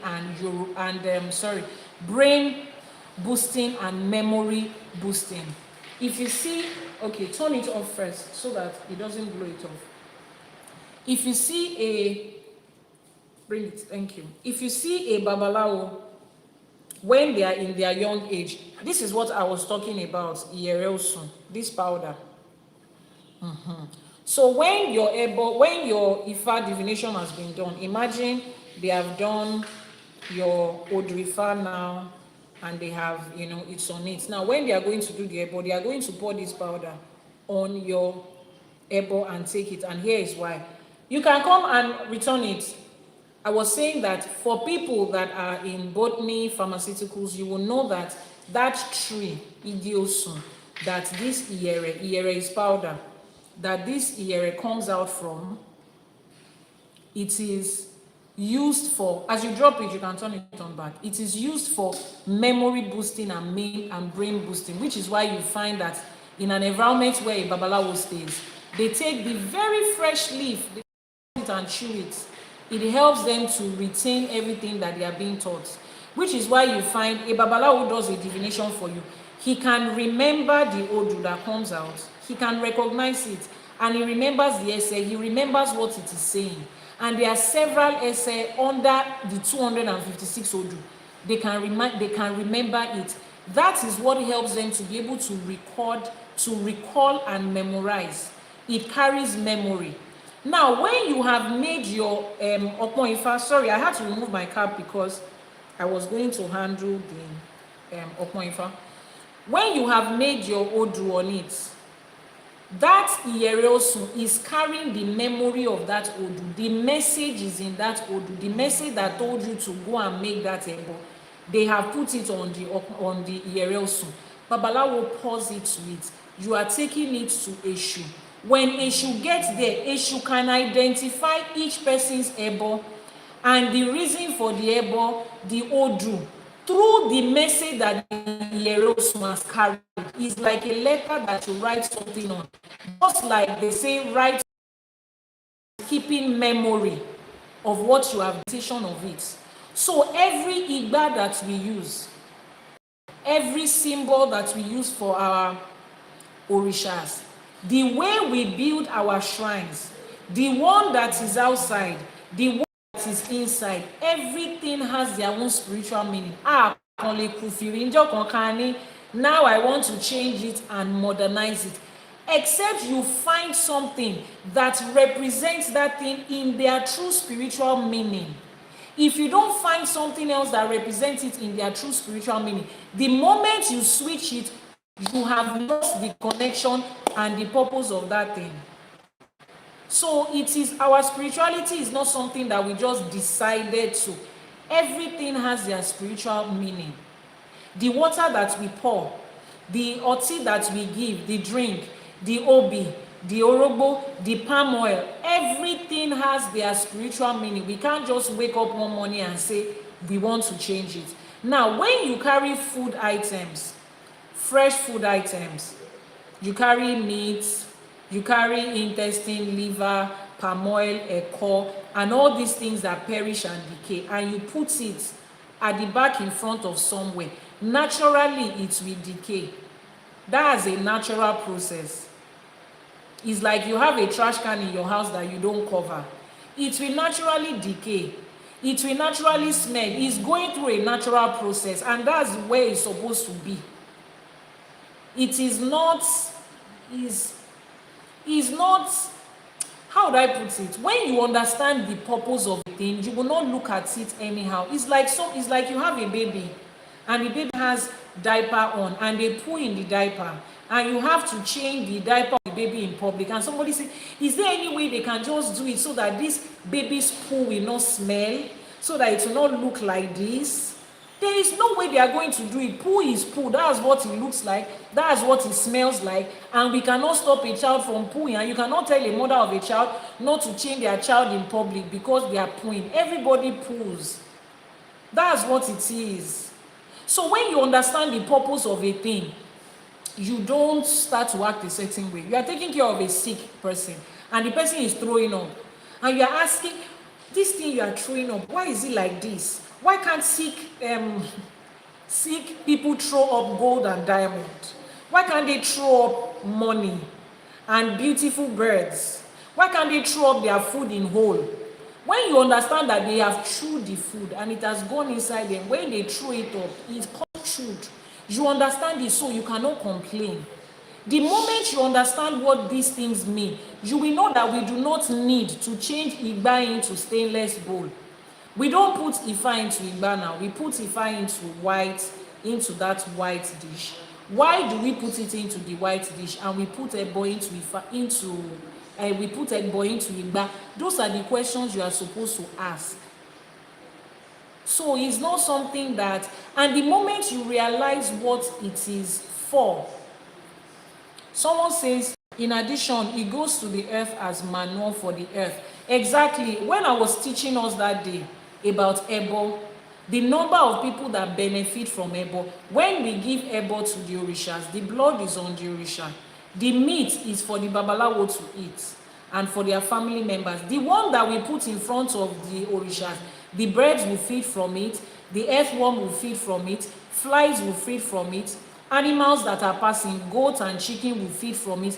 That is how the whole ecosystem gets fed during your Ebo. That's the way it is. It's like somebody is farming and they go to the farmhouse to buy manure and somebody is asking, why is this manure smelling? Why can't we make manure that will be smelling like jollof rice and fried rice and perfume? No, now manure is manure. Ó máa rùn gbẹ́. Kò sí bí ó ṣe ní rùn gbẹ́ torí ìgbẹ́ ló fi ṣe. Wọ́n dẹ̀ máa sọ fún wa pé inú ìgbẹ́ lówó wà o.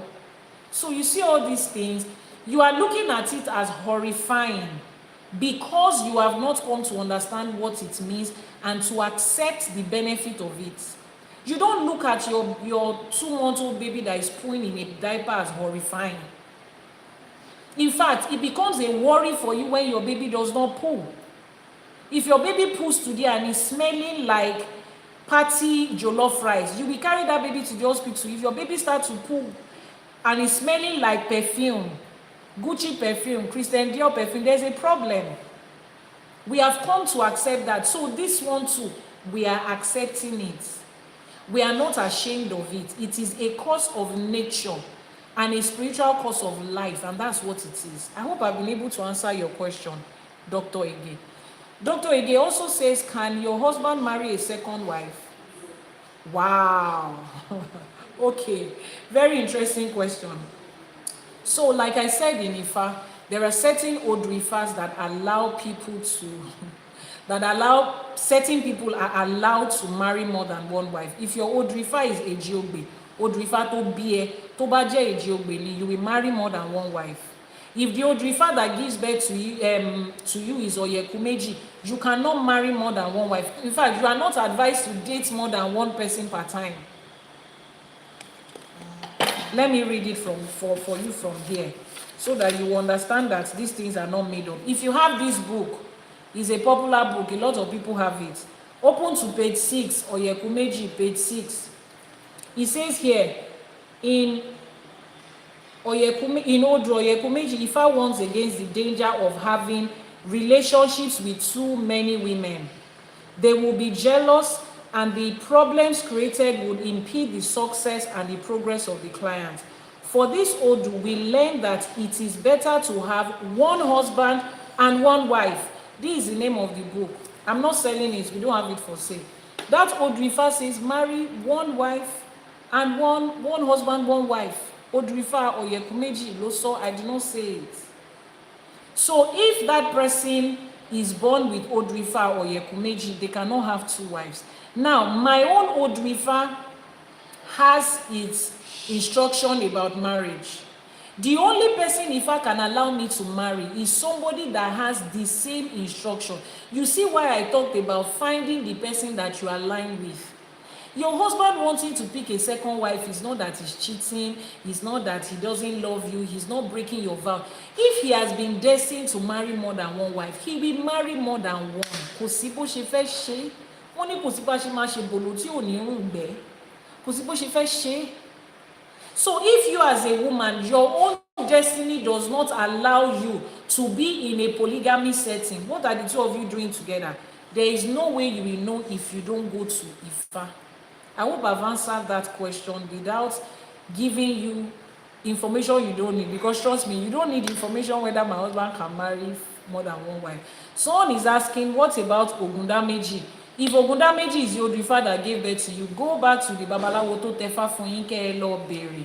They are the ones you gave money to. Ask them. It's part of the money you pay them for. It's part of the service.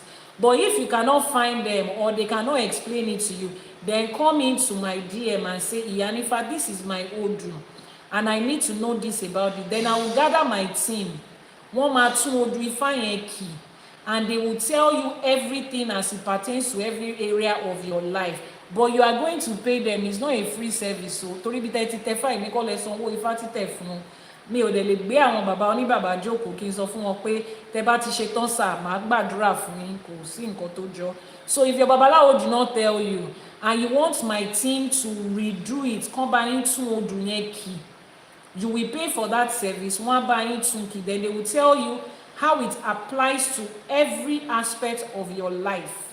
We already have a list: parenting, childbearing, marriage, location, business, career, health, and every other thing in between. We will help you do it. I don't sell. In fact, this one I have is somebody sold it to me from their grandfathers. You see how the book looks like? Somebody sold it. You see how it looks already? You see how it looks? Somebody sold it to me from their grandfather's archive. My husband too has. He had to buy somebody that already has it. But you can check online. You can check on Amazon. Just Google. You will be able to find where to get it. So yeah, I think I've answered your question there, Mr. Ige. What does Ifá say about generational curses when there is no generational wealth, even after your parents and your grandparents work out? Your grandparents and parents did not build generational wealth because they did not build it. It's not as if generational wealth is something they give to some. People build it. It's a responsibility that people build. So if they did not make good financial decision and they make wrong decision that brought curses, it will be there. We are a product of our ancestors, of people that lived life before us. You today, you are a product of that your generation that was before you. You are a product of them. The person you are today is decisions they made, whether good or not. That you are a citizen of the country you are today is your father and your mother that decided that. They could have decided to give birth to you in another country. That whatever health issues that you have right now is in your DNA, except you have stepped out to go and contract STD from somebody with your own hand. But basically, your state of health at the time of birth is usually from the people you came from. The quality of life you are living right now depends largely on that generation. So whether it's generational wealth or curse, if that is what they give you, you have it by default. It's like someone that has sickle cell. It's not the universe that did that. It's a choice of parents coming together. When you give birth to a child, they look like somebody that looks like somebody in that family. They are a mix of different DNA in that generation, whether father side or mother side. The fact that you do not have a big business that you inherited is because of the choices people in your generation made, their action or their inaction. Ifá teaches us about responsibility and accountability. People make good physical decisions, their children are going to live it. You make wrong spiritual decisions, your children are going to live it. But at the end of the day, Ifá also says, I am Atori Eniti Osunwonshe. So Ifá is the repairer of destiny and head and life. So if at any point you think that your ancestors has inherited curses on your behalf, have passed it down to you, you can fix it. Ifá allows you to fix it. You don't have to continue like that. Which is why I am teaching generational wealth when it comes to Ifá finances. Your parents didn't hand it over to you. You do not have to hand that nothing to your own children. Your parents gave you generational curses. Some of you, your grandfather went to snatch somebody's wife from their house, and that man stood in front of the Orisha of their family and placed a curse on your grandfather's generation, and you happen to be a part of that generation and you are experiencing it. The same way they can give you wealth, they will give you everything they have. Now you have come to Ifa, Ifa has found out, Ifa has told you where it came from. Now it's your responsibility to fix it so that it ends with you and it doesn't go to your children. Whether it's curses, whether it's wealth, your generation will always pass something along to you. I hope I answered your question. Ikelia, right. I hope I've answered your question. Yeah. Now, hard work does not translate to generational wealth. Someone says, even after your parents and your grandparents work hard work is not generational wealth. Generational wealth is intentionally creating something that will outlive you and making sure that right before your eyes, you are raising people that will continue it when you are gone. You are putting everything in place to make sure that it doesn't fail. It is not something that just comes by working hard. When you work hard, you can get rich. You can have money. You don't build generational wealth by just working hard. Hard work has to be in it. But there has to be an intentional definition of, I want to build something that is, take for instance, I'm building Ifa College. And I do not want Ifa College to end with me. The first thing I'm doing is I want to register it as a university, an NUC accredited university in this country or in whatever country that I want it to be. I first of all take that step. Then I have siblings or children. I'm raising them in different parts. Those that I have seen that has skills of teaching, I ask Ifa, can this child take this on? Ifa says yes. I start to raise that child. As I'm recording my classes, look at me. As I'm studying and learning, you too learn it. This is the path you are going. I'm intentionally raising. What if none of your children has this calling? Very beautiful. Ifa will bring the people that will take it up. It doesn't have to be my biological children. There are people that have joined my team, who have worked on my team for 8+ years. And I'm sure that we're still going to continue to work for my team for decades. They have found their own calling there. Those are one of the people that I'm handing over sectors of this establishment to make sure that it continues. And I have laid down a principle there. It is there in our constitution. You do not pick a leader outside of making an Ifa divination. Even after I'm gone, it is stated there in the constitution governing this institution that I am building that the absolute decision is taken by an Ifa divination. And it has to be checked on different sides, because the Babalawos I work with, they will no longer be here. You have to have tested it from different Babalawos before you pick the next person, in case I'm not here to do it. That is intentionally building generational wealth. That's different from hard work.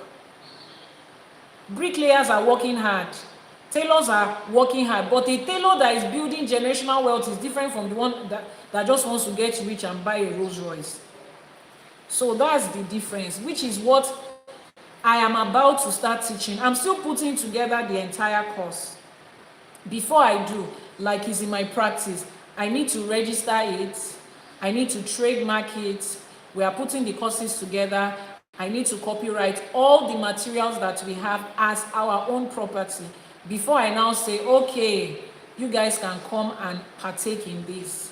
Then you will understand how to build generational wealth and why your father worked so hard and did not build it. Me too, I didn't inherit any business from my father, despite the fact that my father was an active businessman while I was growing up. I learned most of what I know about business from him, but he didn't give me anything to inherit because he didn't understand what generational wealth was. Was he a rich man while he was alive? Yes, but I didn't inherit anything from him. And that doesn't make him a bad person. He was just limited to the understanding he had at that time. Now I have understanding. I'm doing it better. So as parents, let us too understand that. I think I've answered the question on YouTube. Let's go to TikTok while we round it up.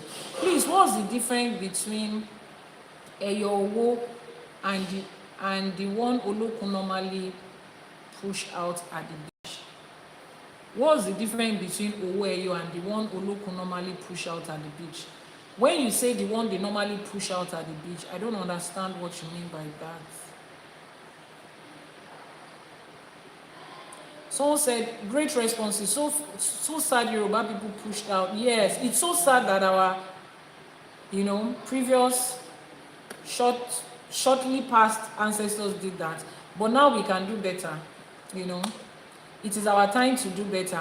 And the Odù Ifá for this year, Odù Ifá Ologbomeji, Odù Ifá Oturukomeji that was divined for this year, he talked to us about ancestors. This is the year of the ancestors. They would push so many people out. The ancestors are coming back to take what is for us, and we are the ones that they are using to do that. So it is our own responsibility to rewrite that history, to remember who we are and start to live it practically, not just reciting Odù Ifá in your head, putting it into practice and becoming those people again. What is the main uses of the black substance you add with your honey? Black substance you add with your honey. I don't even know what that means. What exactly are you describing? Did anybody give you something that you need to be more explicit. I don't know what you mean by the black substance you add to your honey. I don't understand that. Explain what you mean better. The person that said Owo Eyo too, please, you need to explain what you mean by the one that they push on the beach. Owo Eyo is cowrie shells. So I don't know which one you are comparing it with. There are different kinds of cowrie shells for different purposes. The one we use for jewelry is different from the one that they use for divination. Is different from the ones that some other people use. Is different from the ones that they use in Igbo spirituality. They are different. They are all cowrie shells, but they are different. Their sizes are different and their uses are different. And then the way how would I put it, when we pick them up, what we do to them to make it become the sacred one is different. They are different. So asking me what is the difference between them, the difference between them is what they are used for and who is using them. But when you buy them ordinarily from the market, it's just cowrie shells. Now, the person that uses them, the one that Babalorisha and Iyalorisha use for their divination is they had done some things on that cowrie shell and then consecrated it. It is no longer a fancy item. You understand? So the difference is who is using it and what they are using it for. Iyanifa, your knowledge is massive. Eshe Goni Adupe. We are a college of bits of every ancestor. We are a collage of bits of every ancestors to the very first person in our bloodline. Exactly. Ayomi Posi Africa. Thank you so much for that. You guys, you need to visit ayomiposiafrica.com. Is that your website? Please follow this lady, Ayomi Posi Africa. I've met her in person. I've met her one-on-one. She was in my house. She was in this studio to... Okay, come inside. Come inside. As long as you're not going to disturb me. Are you promising? Come inside. Your friends are upstairs. My children have play dates and I am disturbing them because I'm teaching. And I don't want them to disturb me. They are coming inside now. Let them go upstairs and be quiet. Any noise, everybody is going back to their house. Because I'm busy. Yeah, so Ayomi Posi Africa, she's doing a great job. I mean, literally doing a great job with helping us to remember who we are as Africans. We are all doing the same thing in different ways. Hello to the children, thank you. We're all doing, okay, Ajemiposi, I'm sorry, I keep saying Ayomi Posi. Ajemiposi, yes, Ajemiposi, that's her name. She's doing a very great job with helping us to remember who we are and finding our steps back to who we are. We are all doing the same thing in different ways. This is her own calling. And the day that she told me about it, in my mind, I'm like, wow, I wish this lady knows what was handed over to her. And I'm sure she knows. Every day she's getting a better picture of it. So please, follow her. Ajemiposi Africa is her name on TikTok. And then head over, visit her website, go to her YouTube channel, see what she is doing. She was here in the studio to interview me, and we had a super great time. And what a time to be alive. That's just what I can say. What a glorious time to be alive, to see these things in every way. in every way that we are doing it. Ẹ ṣé púpọ̀. Thank you so much.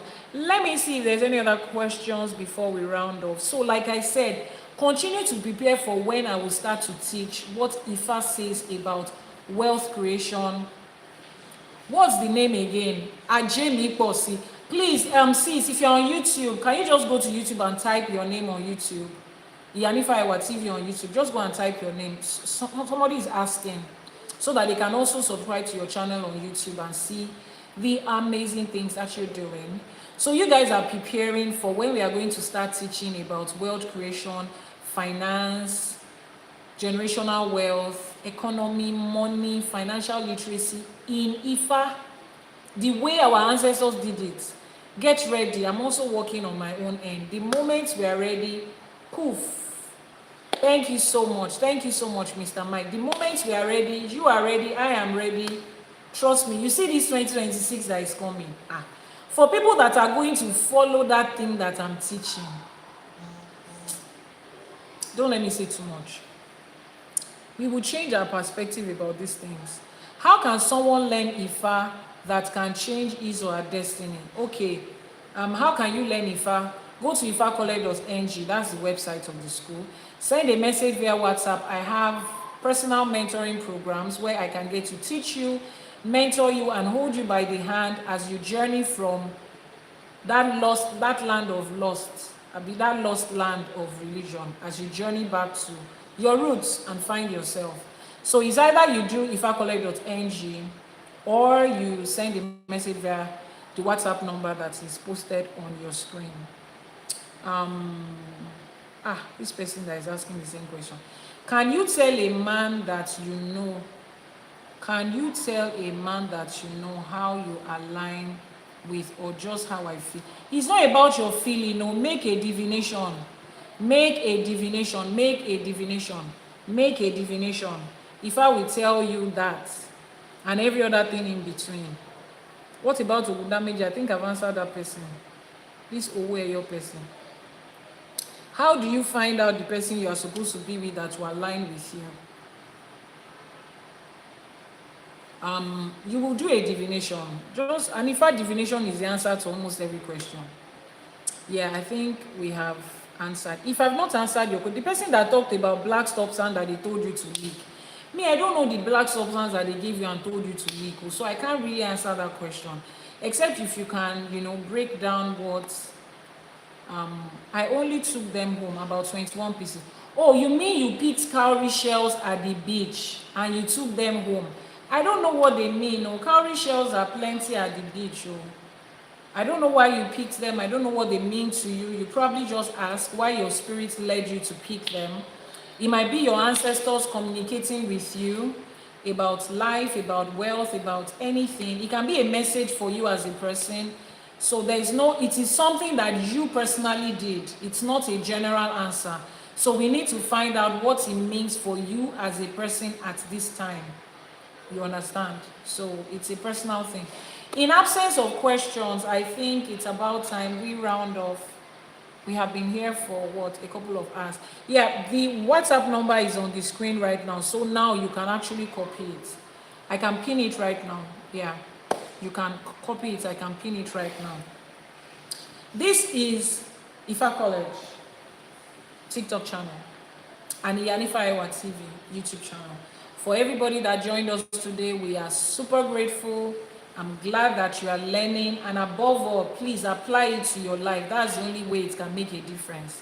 If you just follow to just listen and then immediately after the live stream you scroll up again, you have forgotten what you are learning. It doesn't work that way. You have to learn it and apply it, which is why I don't agree with the idea that knowledge is power. No, the application of knowledge, that's what gives you power. Knowledge only gives you access to the power. If you don't apply it, you cannot have any power. You cannot. So that power you are looking for, let it come with you learning and applying what you have learned. Thanks for your teachings today, Iyanifa. It was my first time today. Oh, wow. Thank you so much. Follow, like, share, subscribe, turn on notifications, repost, do everything that you can to make sure that more and more people hear this. As you have heard it and it's making a difference in your life, The only way we can change our entire nation is when it makes a difference in the life of every one of us. We are remembering who we are. We are remembering who we are. We are remembering who we are. Who they have defined us to be is not who we are. Who we think we are is not even who we are. We are finding out the truth, the undiluted, unwatered down truth about who we are. And we are beginning to take steps to walk it back again, to take back what is ours, to be that person. And I know that a lot of my audience are from older generation. Based on my YouTube statistics, I have more than 50% of my audience are 45 years and above. In fact, about 25% are 60 plus years. And you are probably at a point in your life where you think, this Ifá, I wish I knew it when I was 20. When I was like Iyanifa. A lot of you think I'm 30 or early 30s. I'm over 40. Yeah, I am over 40. And if I can be putting effort into Ifá at this time, if I can start Ifá College last year, officially on the online space, we have been doing our documentations and research for years. If I can officially, Iyanifa, you are 18. If I can officially start Ifá College this last year at over 40, it is not too late for you to get this knowledge and put it in the right way and apply it to yourself and your children and your grandchildren and your sisters, your brothers, your nephews, your nieces. Please, you are not stumbling on this information by mistake. It's because you still have a very important part to play in this life as we know it. You still have a very huge part to play in this life as we know it. So it's never too late. I have clients who are 70 plus and they say, Iyanifa, what else can I still do? The question I put to them is, what if you are still going to live for another 20 years? Do you want to live the next 20 years just gambling through life? And what if you have just 1 month to live? You think that 1 month is not enough to impact? No, you can. You can. You can. I have a client who is in my personal mentoring program, my spiritual mentoring program group. She is 70 something and she has struggled with her spiritual calling. And now she's learning Ifá. She's learning to become an Iyalorisha. She's learning Erindilogun and how to use it. She's learning Orisha herbalism to be able to make herbs and help other people at 70 something. I'm encouraging her every day, you can do it. I told her, I said, the day you have your first client and you are able to help that person with the knowledge of Ifá, you will know that your life at 70 something is not wasted. And there are certain people that she will meet and she will be able to help that I will never be able to meet, even if I live 1,000 years. So we need everybody. Keep watching the videos, keep sharing, keep liking, keep talking to people about it. You don't have enough knowledge about it, direct them to this page. Get your friends together, share the true knowledge. Once your friend knows their own path and they are doing the right thing, your life becomes better because those are the people that are directly impacting your life. Eshe goni o. Let's make our Iwure while we round off. Thank you so much, guys. You are the inspiration. How can I know my real self? Please, Mr. Mike, can you type the WhatsApp number on YouTube? Mr. Mike and Jane, I don't know how to say thank you to both of you for your commitment on this live streaming. Some people probably even think that maybe these people work for Ifá College. They don't. They are just people that have chosen that at this time, this is how I am going to support and make my own impact, and they constantly do it. Waking up as early as I wake up just to get ready for a live streaming that is not even their own, in quotes. But at the end of the day, it's for every one of us. Frank Newton, please copy that number, +2348084172309. Copy it and send a message via WhatsApp. WhatsApp messages only, I beg of you, no calls. I beg you. Mr. Mike and Jane, Eshe Pupo. Let's make our Iwure Akodaye Ashebao. And a lot of you are learning Iwure from just listening to me. I get so many people saying, Iyanifa, I'm improving on my Iwure. I just make sure I listen to you every day. Àbọrú, Àbọyè, please continue the service. Oh yes, we have been here since what? How many hours? 3, almost 4 hours. We started at 12 noon Nigerian time, and it's almost 4 p.m. now. So let's round off already. But you can always catch a replay, or there are other videos on the page that you can watch that has powerful teachings like this. Please, I love to have this white top you are wearing. Oh, it's a dress. You want to have it? I think I should start to tag my tailor, my designer. This is where you make money. I have a personal tailor and a designer that always, creates my beautiful. Don't worry, one of these days I will drag her to TikTok. She's not a social media person, so, and she's very affordable, very, very affordable actually, and she's really good. She has been my designer for what? I think for like how many years now? Which of my babies was I carrying at that time? For 8 years. 8 years. Sourcing the fabrics, making the clothes, everything by herself. I will drag her to one of these days so that she can expand her business. It's hard learning some things when you cannot speak the language. Yeah, but it's not a problem. Everything I said today, 99% of everything I said today was said in English, and you understand it. So that should not be an excuse. At least on my own channel, whatever I teach in Yoruba, I translate it in English for you guys to be able to understand. So as you start to learn Yoruba language gradually, you can still get the full benefit of Ifa, even if you don't understand Yoruba language while you are learning it. So don't let that be an excuse for you. Gone are the days where, because I don't understand Yoruba, oh, you mean the prayers? Oh, okay, so you should do this. Go to the YouTube channel. Go to the bio of this page that you're on right now, this TikTok page. In the bio, you see subscription. It should be on the left side of your screen. You see subscription on the bio. Click on subscription. You will see Pray the Right Way in Ifa.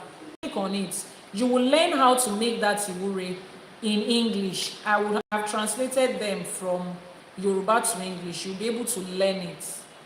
You'll be able to learn it. Dibiakana, somebody said they're in love with your wife. You are beautiful. Please, am I allowed to ask you out? Oh, unfortunately, I've been picked. I don't know why I find that statement hilarious when they say pick me women. Women have been picked. Unfortunately, I've been picked.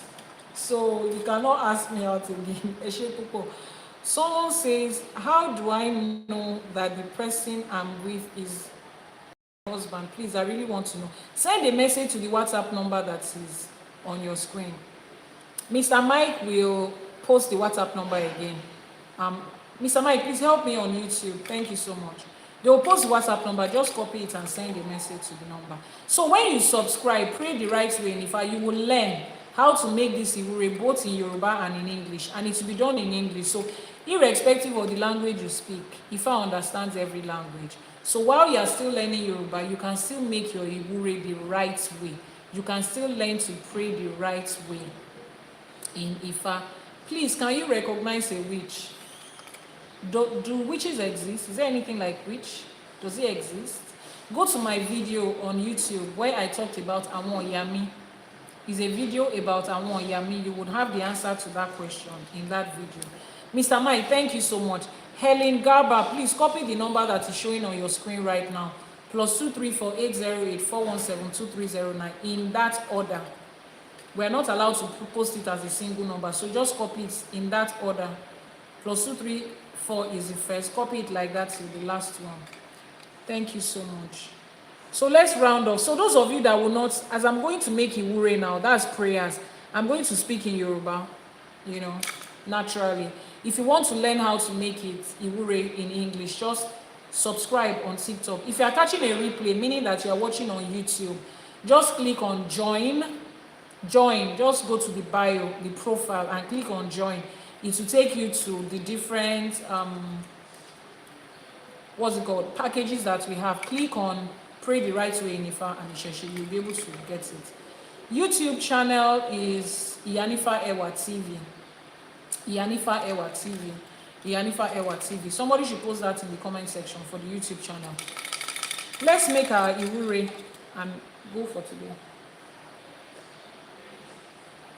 We have this live streaming every Sunday, 12 noon Nigerian time, 7 a.m. on the EST, 11 a.m. for those of you in UK and Ghana. We have it every Sunday. But then we have everyday live streaming, every weekday, Mondays to Fridays, 6 a.m. Nigerian time, 5 a.m. for those in UK and Ghana, 1 a.m. for those of you on EST. We have it. I think that will be 10 p.m. for those on Pacific time. That will be 10 p.m. the previous day we get. So we will be live Mondays to Fridays. Please, can you type the YouTube channel on TikTok, Iyanifa Ewa TV? Just type it on TikTok. While we round off, Akodaye Asheba, Asheba Sheda, Asheba Tiwaye Ojo, Asheba Tiwo Oorun, Elédùmarè Ọba Tẹ́rẹ kárí ayé, Asheba Anikiba wa Ṣeun.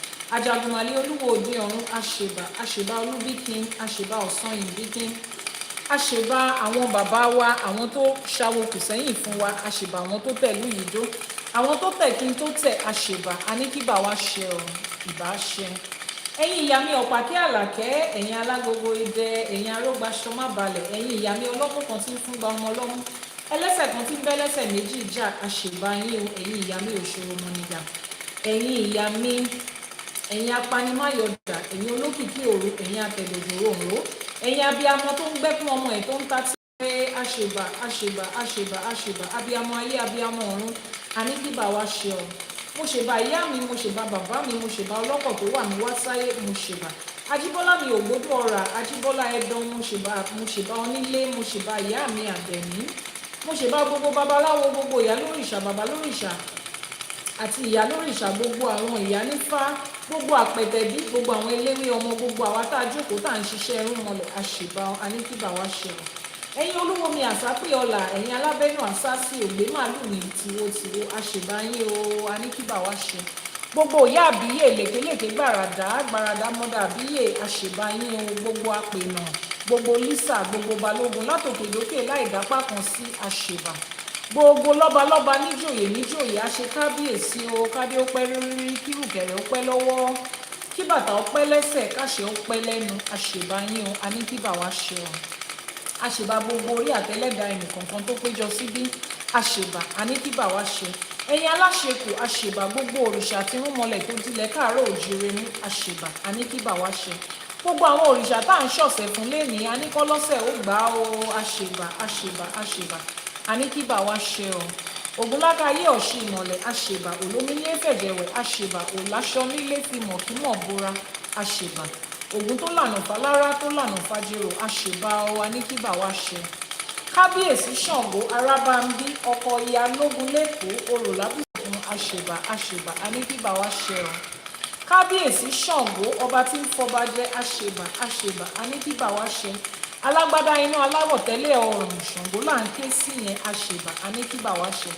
Àkàtà yẹríyẹrí, iná lójú, iná nímú, iná lẹ́nu, bàbá mi wọ́n níná ń bẹ lọ́dọ̀ bàbá mi lọ́rùn, èéfín nìkan làwọn ń gbá láyé, kábíyèsí ọba kòso, àṣèbà àṣẹ kábíyèsí Ṣàngó, àṣèbà gbogbo àwọn òrìṣà, gbogbo orúnmọlẹ̀, àṣẹ èèpà òòṣà, àṣẹ èèpà, àṣèbà ikin, Ọ̀ṣun ṣẹ̀ǹgẹ̀ṣẹ̀ olóyin ayò ládékojú ẹbọra tí ń gbénú omi, ẹ̀wùjí alágbolódò, àṣèbà òwáyọrùn, bí ẹni wa owó, bí ẹni wa ọlá, bí ẹni wa ọlà, àṣèbà Aníkíbà wa ṣe.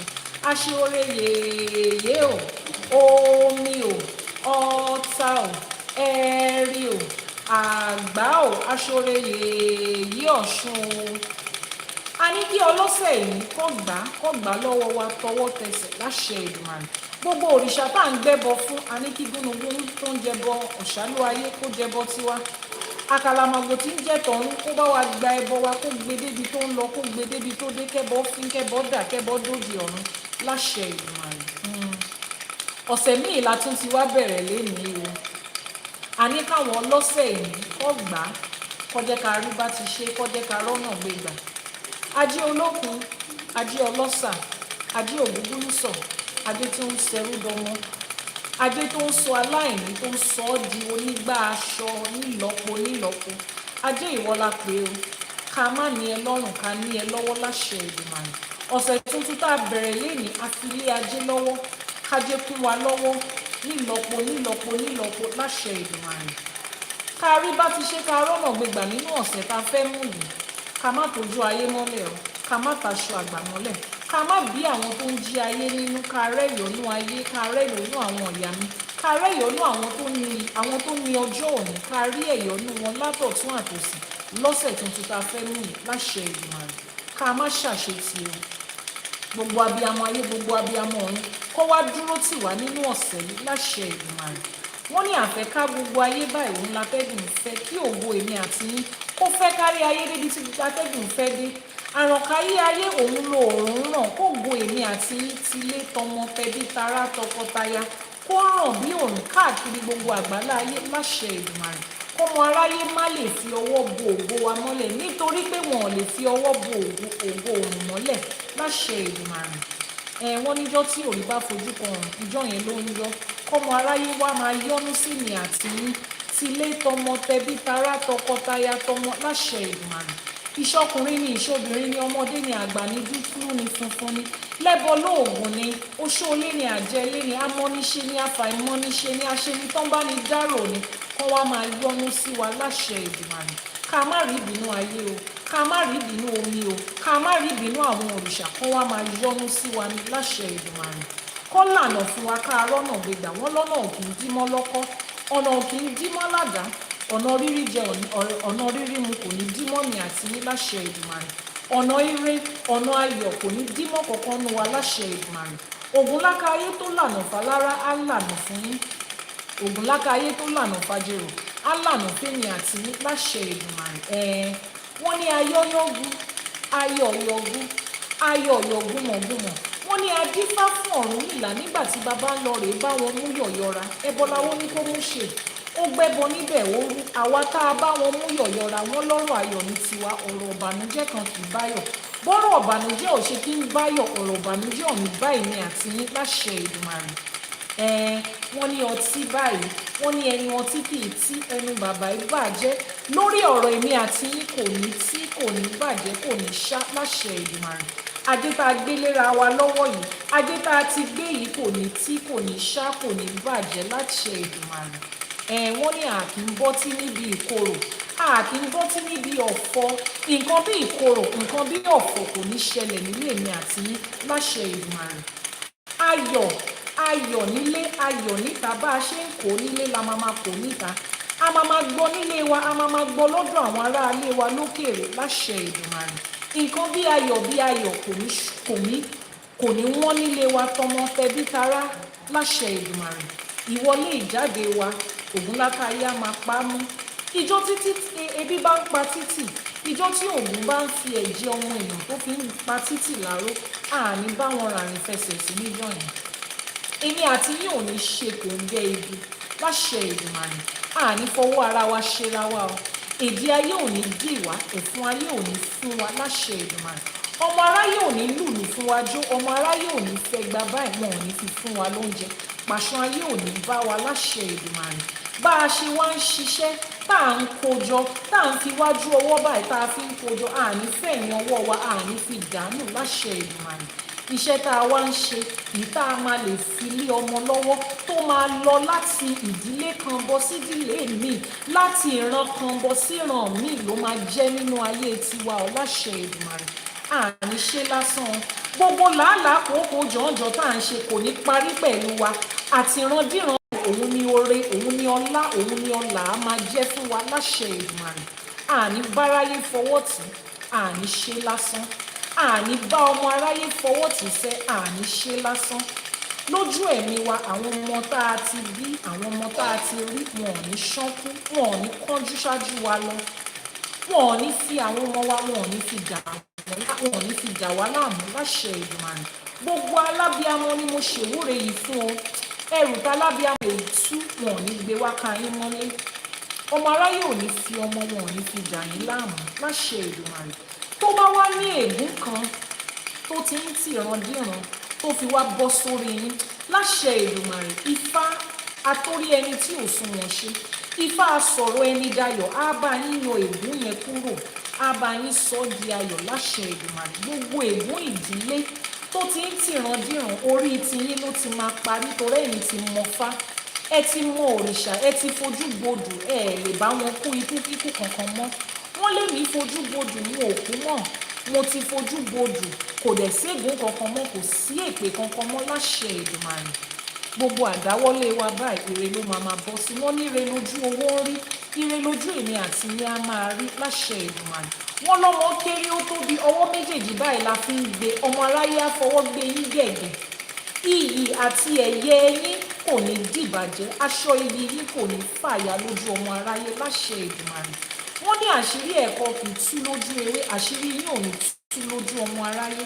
Ẹni tó bá wá ń tọpinpin yín káàkiri tó lóun fẹ́ mọ̀ di abájọ yín á kàn di inú iyọ̀ láṣẹ Èdùmàrè. Àwọn ọ̀yà mi á bá mi gbéṣẹ́ lé lọ́wọ́, àwọn tó láyé wọn á bá mi tì í bí sídìí iṣẹ́ láṣẹ Èdùmàrè.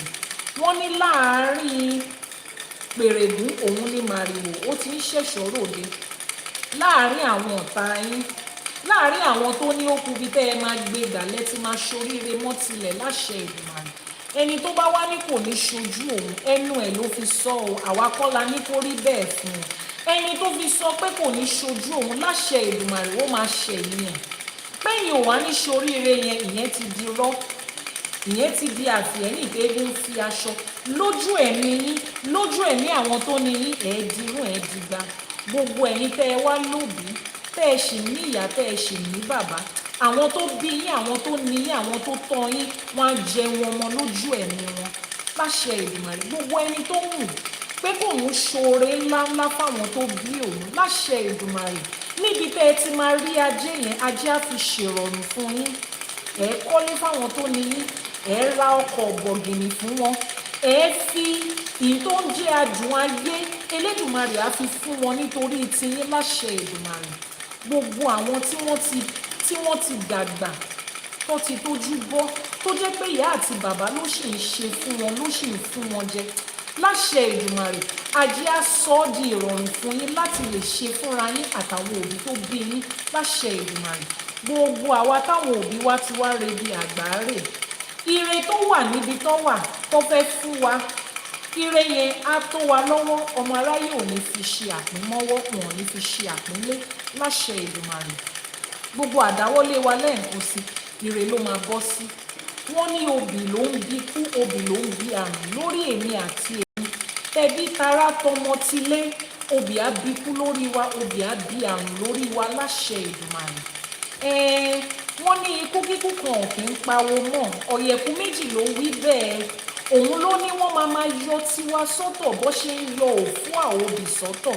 Wọ́n ní kíkú má pawó mọ́, ikú yẹ̀ lórí awo, káàrùn má ṣe awo mọ́, àrùn ti yẹ̀ lórí awo. Lórí èmi àti ikú àìtọ́jọ́ ti yẹ̀, àrùn káàrùn ti yẹ̀.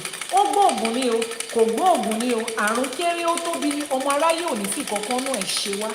Wọn ò ní fi ṣan ara wa bá wa jà, wọn ò ní fi ẹ̀jẹ̀ ara wa bá wa jà láṣẹ Èdùmàrè. Owó tá a wá ń ṣiṣẹ́ fún, èrè tá à ń kójọ, a ní fi wo àìsàn. Gbogbo àwọn àgbàlagbà ilé yín tó ti fi ṣe àgbàná fún yín pé kẹ́ ẹ máa náwó lórí wọn, tó ti fi ṣe àgbàná àìsàn lórí yín láṣẹ Èdùmàrè. Ìyí tó bá fẹ́ relé nu wọn kó máa lọ, ìyí tó bá dẹ̀ fẹ́ dúró nínú àlàáfíà kó gba àlàáfíà tí Ọ̀ṣun alágbolódò tó fi ń wẹ àwọn ọmọ ẹ̀ láṣẹ Èdùmàrè. Àwa náà wá ń dàgbà lọ ní o, àgbó àtọ́ àfèrèdì jòbì, àwa ní fàìsàn ló gbà. Wọn ò ní fi wá da àwọn ọmọ wa láàmú, wọn ò ní fi wá da àwọn ọmọ wa láàmú, àní fàìsàn ló gbà ọ́. Wọ́n ní kókókó báyìí lára ọ̀tá ń le, kókókó lára wa máa ń le láṣẹ Èdùmàrè. A máa rí bá ti ṣe, a máa rọ́nà gbégbà. Gbogbo ẹ̀yin tẹ́ ẹ wà lókèèrè, tẹ́ ẹ wà lókè òkun, ẹ ti fi lélẹ̀, ẹ ti wá ohun tẹ́ ẹ máa jẹ lọ sókè òkun, lọ sẹ́yìn òdì, ẹ ní ṣánpá wálé. Bó ṣe lọ ló ṣe bọ̀, àwọn alálẹ̀ ẹ̀ ò ní fi ti yín ṣe bẹ́ẹ̀. Àwọn kan lọ wọ́n kú sájò bí èéfín, tèmi àti yín ò ní rí bẹ́ẹ̀ láṣẹ Èdùmàrè. Ilé tẹ́ ẹ fi sílẹ̀ kò ní bàjẹ́, ọ̀nà tẹ́ ẹ ń lọ náà kò ní bàjẹ́. Ire lẹ máa bá ń bẹ̀, ẹ̀yọ́nú lẹ máa bá ń bẹ̀, ìdùnnú àtàlàáfíà òun lẹ máa bá ń bẹ̀. Ajé á wá fi kún yín lọ́wọ́, gba nítorí tiyín láṣẹ Èdùmàrè. Ẹ lè rí èrè oko yìí, ẹ kó délé, wọn ò ní fòkun yín ránṣẹ́ sílé o. Ìlú bí tẹ́ wà láàrin àwọn aláwọ̀ funfun yẹn, ẹ máa rí ojú rere gbà látọ̀tún àtòsí láṣẹ Èdùmàrè. Ẹ wá ní fi ṣòkòtò péńpé, ẹ ní fi roko ọba. Gbogbo ẹ̀yin tẹ́ ẹ ń ṣiṣẹ́ bó o jí ni kó o jí, ẹ̀yin tẹ́ ń ṣiṣẹ́ ìjọba, tẹ́ ń bá aládàáni kan ṣiṣẹ́, iṣẹ́ tẹ́ ń ṣe ẹ̀tọ́ yín ọmọ aráyé ò ní fi ṣàpínlẹ̀ o. Wọn ò ní gbé ẹ̀tọ́ yín fẹ́ lòmíì o, ẹ̀yin tẹ́ ẹ ṣiṣẹ́ náà lẹ máa jókòó tẹ́ ẹ máa jẹ o. Ọkọ ọba àdá ọba kò wá ní ṣá yín lẹ́sẹ̀. Ẹ wá ní dáàrin kankan lẹ́ẹ̀mọ́ ṣe mọ́kọ́ wá lé yín níbi tẹ́ ẹ ti ń ṣiṣẹ́ láṣẹ Èdùmàrè kò ní jẹ́ ti yín. Gbogbo ẹ̀yin tí wọ́n ń fìtìnà tì yín níbi tẹ́ ẹ ti ń ṣiṣẹ́, òrìṣà tó gbé yín, òrìṣà tó ń tì yín lẹ́yìn á lànà fún yín níbẹ̀. Ẹ̀yọ́nú lẹ máa bá pàdé níbi iṣẹ́ yẹn. Ẹ̀yin tó wá wù yín láti bẹ̀rẹ̀ òwò ti yín gan pé mo fẹ́ dá dúró ní tara mi kémi gan máa bá kí n máa ṣiṣẹ́ tara mi, ajé á fi ṣe nírọ̀rùn fún yín, orí á fi ṣe nírọ̀rùn fún yín. Àwa tá a wá ń ṣòwò lọ́tún àti lósì, èrè ibẹ̀ ló máa jẹ́ tiwa o. Wọ́n ní ọmọ ẹ̀ta ní kọ́kọ́ ọmọ ẹlòmíràn tó tà láṣẹ Èdùmàrè àtàwàràwàrà àtàjèrè báyìí ló máa jẹ́ tèmi àti yín. Àní ṣòwò òkúta o, àní ṣòwò dànù o, àní ṣe lásán. Èrè tá a wá ń rí lórí ẹ̀ ọmọ aráyé ò ní gbọ̀n dànù lọ́wọ́ wa. Wọn ò ní lù wá ní jìbìtì ara, wọn ò ní lù wá ní jìbìtì ẹ̀mí láṣẹ Èdùmàrè. Àwa tá a ṣiṣẹ́ náà la máa jẹ́, àwa tá a ṣiṣẹ́ yìí náà la máa jẹ́. Ijọ́ tí ṣú bá dẹ̀ jiná kò ní gbóná jù, kò ní tutù jù, kò ní kan lẹ́nu wa. Gbogbo ẹ̀yin aláboyún, ẹ̀yin alábara méjì tó diwọ́ disẹ̀ sínú, gbogbo ẹni tó rójú tó rí oyún nínú yín, dandan ni kó rọ́mọ lẹ́yìn yín o láṣẹ Èdùmàrè. Ẹ ní bá wọn bí àbíkú o. Ìyá ò ní fọmọlẹ̀ sáyé lọ, ọmọ ò ní fìyálẹ̀ sáyé lọ, bàbá ọmọ gan ò ní jáwàtì níjọ́ yẹn. Àwọn ẹ̀gbọ́n ọmọ gan nínú ìlera pípé ní gbogbo èèyàn máa wà. Bẹ́ẹ̀ ṣe ń fi ẹsẹ̀ kan kúlẹ̀ lẹ́ máa fi ìkejì dìde. A máa gbọ́rọ̀ ayọ̀ níjọ́ yẹn. Béwé ṣe ń bọ́ lára agi tí òun ní igi lára láṣẹ Èdùmàrè, ọmọ máa bọ́ lára yín báyìí kò ní ní yín lára. Gbogbo àwọn tó máa péjú pésẹ̀ níbẹ̀ níjọ́ yẹn, àwọn tó láyé àwọn tó nílẹ̀ wọ́n á yọ́nú sí wọn láṣẹ Èdùmàrè. Ẹ̀jẹ̀ ò ní pọ̀ jù, ẹ̀jẹ̀ ò ní ṣaláìtó, omi ò ní pọ̀ jù, omi ò ní ṣaláìtó láṣẹ Èdùmàrè. Gbogbo ẹni tó wá ní láyé òun ò ní rọ́mọ lọ́wọ́ yín, òun lẹ̀ ní dé bá nílé tó ti di dandan pé ẹ̀yin yìí o ẹ máa gbọ́mọ tí ní délé. Tá a bá wá rẹ́ni tó wojú Elédùmarè fún ọmọ, Ọ̀ṣùṣẹ̀ ẹ̀ǹgẹ̀ṣẹ̀ olóòyàn ayàn ládé kojú ẹbọra tí ń gbénú omi, ìyá mi ẹ̀wùjí aláborodò wá ṣí ọmọ tí ayé fi ń tọrọ ọmọ ológo, ọmọ ọlọ́lá, ọmọ oníyì, ọmọ tó ń fi ọkàn òbí balẹ̀, ẹ wá bá wa ṣe fún wọn.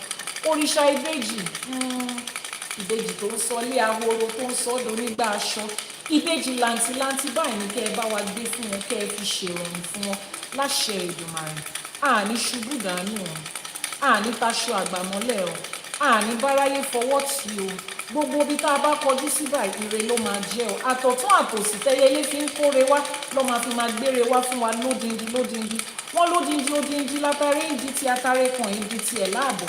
Ẹ ní gbórí àbọ̀, ẹ ní bá wọn dúpẹ́ bẹ́ẹ̀ bẹ́ẹ̀, ẹ ní bá wọn dúpẹ́ tipátipá láṣẹ Èdùmàrè.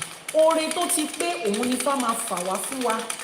Ìfà nílé ìfà lóko òun ni Ifá máa fà wá fún wa láṣẹ Èdùmàrè. Tá a bá wá rẹ́ni tí orí ẹ̀ ṣe bákan bákan, wọ́n ní fàlà tó rí ẹni tí ò sunwọ̀n ṣe, Ifá bá yín tún ṣe. Àwọn alálẹ̀ ilẹ̀ yìí wọ́n á bá yín ṣe tiwa láṣẹ pé, wọ́n á ṣe tiyín láṣẹ pé, wọ́n á ṣe tèmi náà láṣẹ pé láṣẹ Èdùmàrè. Wọ́n ní inú igbó lobì ń wà, inú igbó lorógbó ń wà, ọmọ aráyé máa ń lànà kan ni, wọ́n á lànà ire kàn yín, wọ́n á lànà owó kàn yín, wọ́n á lànà ọlá kàn yín láṣẹ Èdùmàrè. Àwọn èèyàn jàǹkànjàǹkàn, àwọn lẹ́ẹ̀kan lórígun mẹ́rẹ̀ẹ̀rin àgbálá ayé yìí, wọ́n á fi owó wọn, wọ́n á fi bò yín láṣìírí, wọ́n á fi ọlá wọn, wọ́n á fi bò yín láṣìírí láṣẹ Èdùmàrè. Gbogbo ìwúre tá a ti wá wúlé mi, orí wa gbà, ìṣẹ̀dá wa gbà. Wọ́n ní tó wáyé pé kọ̀ọ̀kan lọ́ fi wẹ̀ yín jọ́tọ́ bí yín kó máa kàn yín lára, tó wáyé pé omi lọ́ fi mọ́ yín lára ń jọ́tọ́ bí yín kó máa mọ́ yín lára láṣẹ Èdùmàrè. Wọ́n ní káfẹ́fẹ́ bá fẹ́ wọ́n máa ń kan di oko lára ni, níbi gbogbo tẹ́ ẹ bá wà ìwúre ìyá kàn yín lára, nílé lóko lẹ́yìn odi lókèèrè nílùú ọba á kàn yín lára, á dẹ̀ mọ́ yín lára. Wọ́n ní àwíṣẹ́ ní tifá, àfọ̀ṣẹ́ òun ní Ọ̀rúnmìlà, èyí tá a wí lẹ́yìn àṣẹ ti gùn, àrọ̀ ti rọ̀ mọ́, ó ti rí bẹ́ẹ̀, ó ti ṣe bẹ́ẹ̀ torí àbátálágẹmọ́ bá dá òun lòrìṣà òkè ń gbà. Torí pé téyín iwájú bá gé ẹran tèrìgì ń gbà ní èyí tá a wí lẹ́yìn, òrìṣà òkè ti fàṣẹ. Ó ti rí bẹ́ẹ̀, ó ti ṣe bẹ́ẹ̀ láṣẹ Èdùmàrè. Àṣẹ wàá. Elédùmarè ọba òkè, ó ti bá wa fàṣẹ sí o, àní ṣe lásán. Àwọn alálẹ̀ ilẹ̀ yìí tí wọ́n dúró ti àwọn ará iwájú, wọ́n á dúró tì wá. Ifá ti gbé àwọn ará iwájú, òun lèmi àti yín ṣe ń ṣe fá o, kò ní dórí tiwa kó bàjẹ́. Ifá gbè wá, ìṣẹ̀ṣe á gbè wá, àwọn alálẹ̀ ilẹ̀ yìí wọ́n á gbè wá. To everybody that has joined us today, we say àṣẹ to all the prayers for you and for me. For everything that we lay our hands on, Ajé will make it prosperous for us in our lifetime and even beyond our lifetime. Láṣẹ Èdùmàrè. If you need to send a message, the WhatsApp number will be pinned on your screen for 1 minute before we go. Can somebody post the WhatsApp number on TikTok? Send your message for your divination. You want to learn Ifá, you want to make it to Anebo, you want to do your Etefa, whatever it is. As you join, just click on the plus sign to follow. Very important. You like this content and you want to continue to learn. Thank you so much for posting the WhatsApp number. It's been posted by Mike. Send a message to the WhatsApp number. On YouTube, Janet Africana has posted +234 808 417 2309. If you didn't start from the beginning, or even if you started from the beginning, you still want to get a replay of this, head over to the YouTube channel Iyanifa Ewa TV on YouTube. You want to learn Ifá, send a message to the WhatsApp number that is showing on your screen, or head over to the website ifacollect.ng. The YouTube channel is Iyanifa Ewa TV. That is where you find the replays of all the videos that we have recorded, that we have streamed. Take them one by one, listen over and over again. You need that knowledge. Iyanifa Ewa TV on YouTube. Is that okay? Just Lovely, the Just Lovely, thank you so much. So this is where we wrap it up today. I will see you tomorrow, 6 a.m. Nigerian time, 1 a.m. on the EST, 5 a.m. for those of you in the UK and in Ghana, for another episode of Àṣẹ for Today, where we dive into the Odù Ifá for each new day. We learn it in Yoruba, we learn it in English, we find the blessings and the lessons in each Odù Ifá and how to apply it to our everyday lives. So we do more than just learning. How do you apply it to your life in this 21st century? And we wrap it up with the Ìwúre. Onírúṣe ọlọ́bẹ̀ṣe ẹ̀yin tẹ́ bá wa jẹ́ náà ẹ kú àìbínú. I remain your host. The time has changed on EST today. Okay. All right. Thank you so much for reminding me and notifying me. So, Tinubu will bring Nigeria glory again. Àṣẹ o, láṣẹ Èdùmàrè o. Àdúrà táwa náà ń gbà nìyẹn o. Elédùmarè àfikọ́ wọn, akọ́ wọn mọ̀ ṣe o. So, I'm your host. I remain your host, Iyanifa Ewa, popularly known as Iyanifa Ewa, the founder of the Ifá College. I run Ifá College alongside 40 other elders that includes Babalawos, Iyanifas, Babalorishas, Iyalorishas, àwọn àpẹtẹ̀bí, àwọn olúwo, àwọn oníṣègùn, àwọn eléwé ọmọ, and every other person in between. I'm the host of Àṣẹ for Today, and I will see you tomorrow on this live streaming. Títí ọ̀la, ire báyìí òun la máa bára wa ṣe o, láṣẹ Èdùmàrè. The replay is on our YouTube channel, Iyanifa Ewa TV, on the YouTube channel, Iyanifa Ewa TV. So you want to head over to Iyanifa Ewa TV to subscribe, to like, just lovely. I'll see you tomorrow. Thank you so much. Ẹ ṣé púpọ̀ o.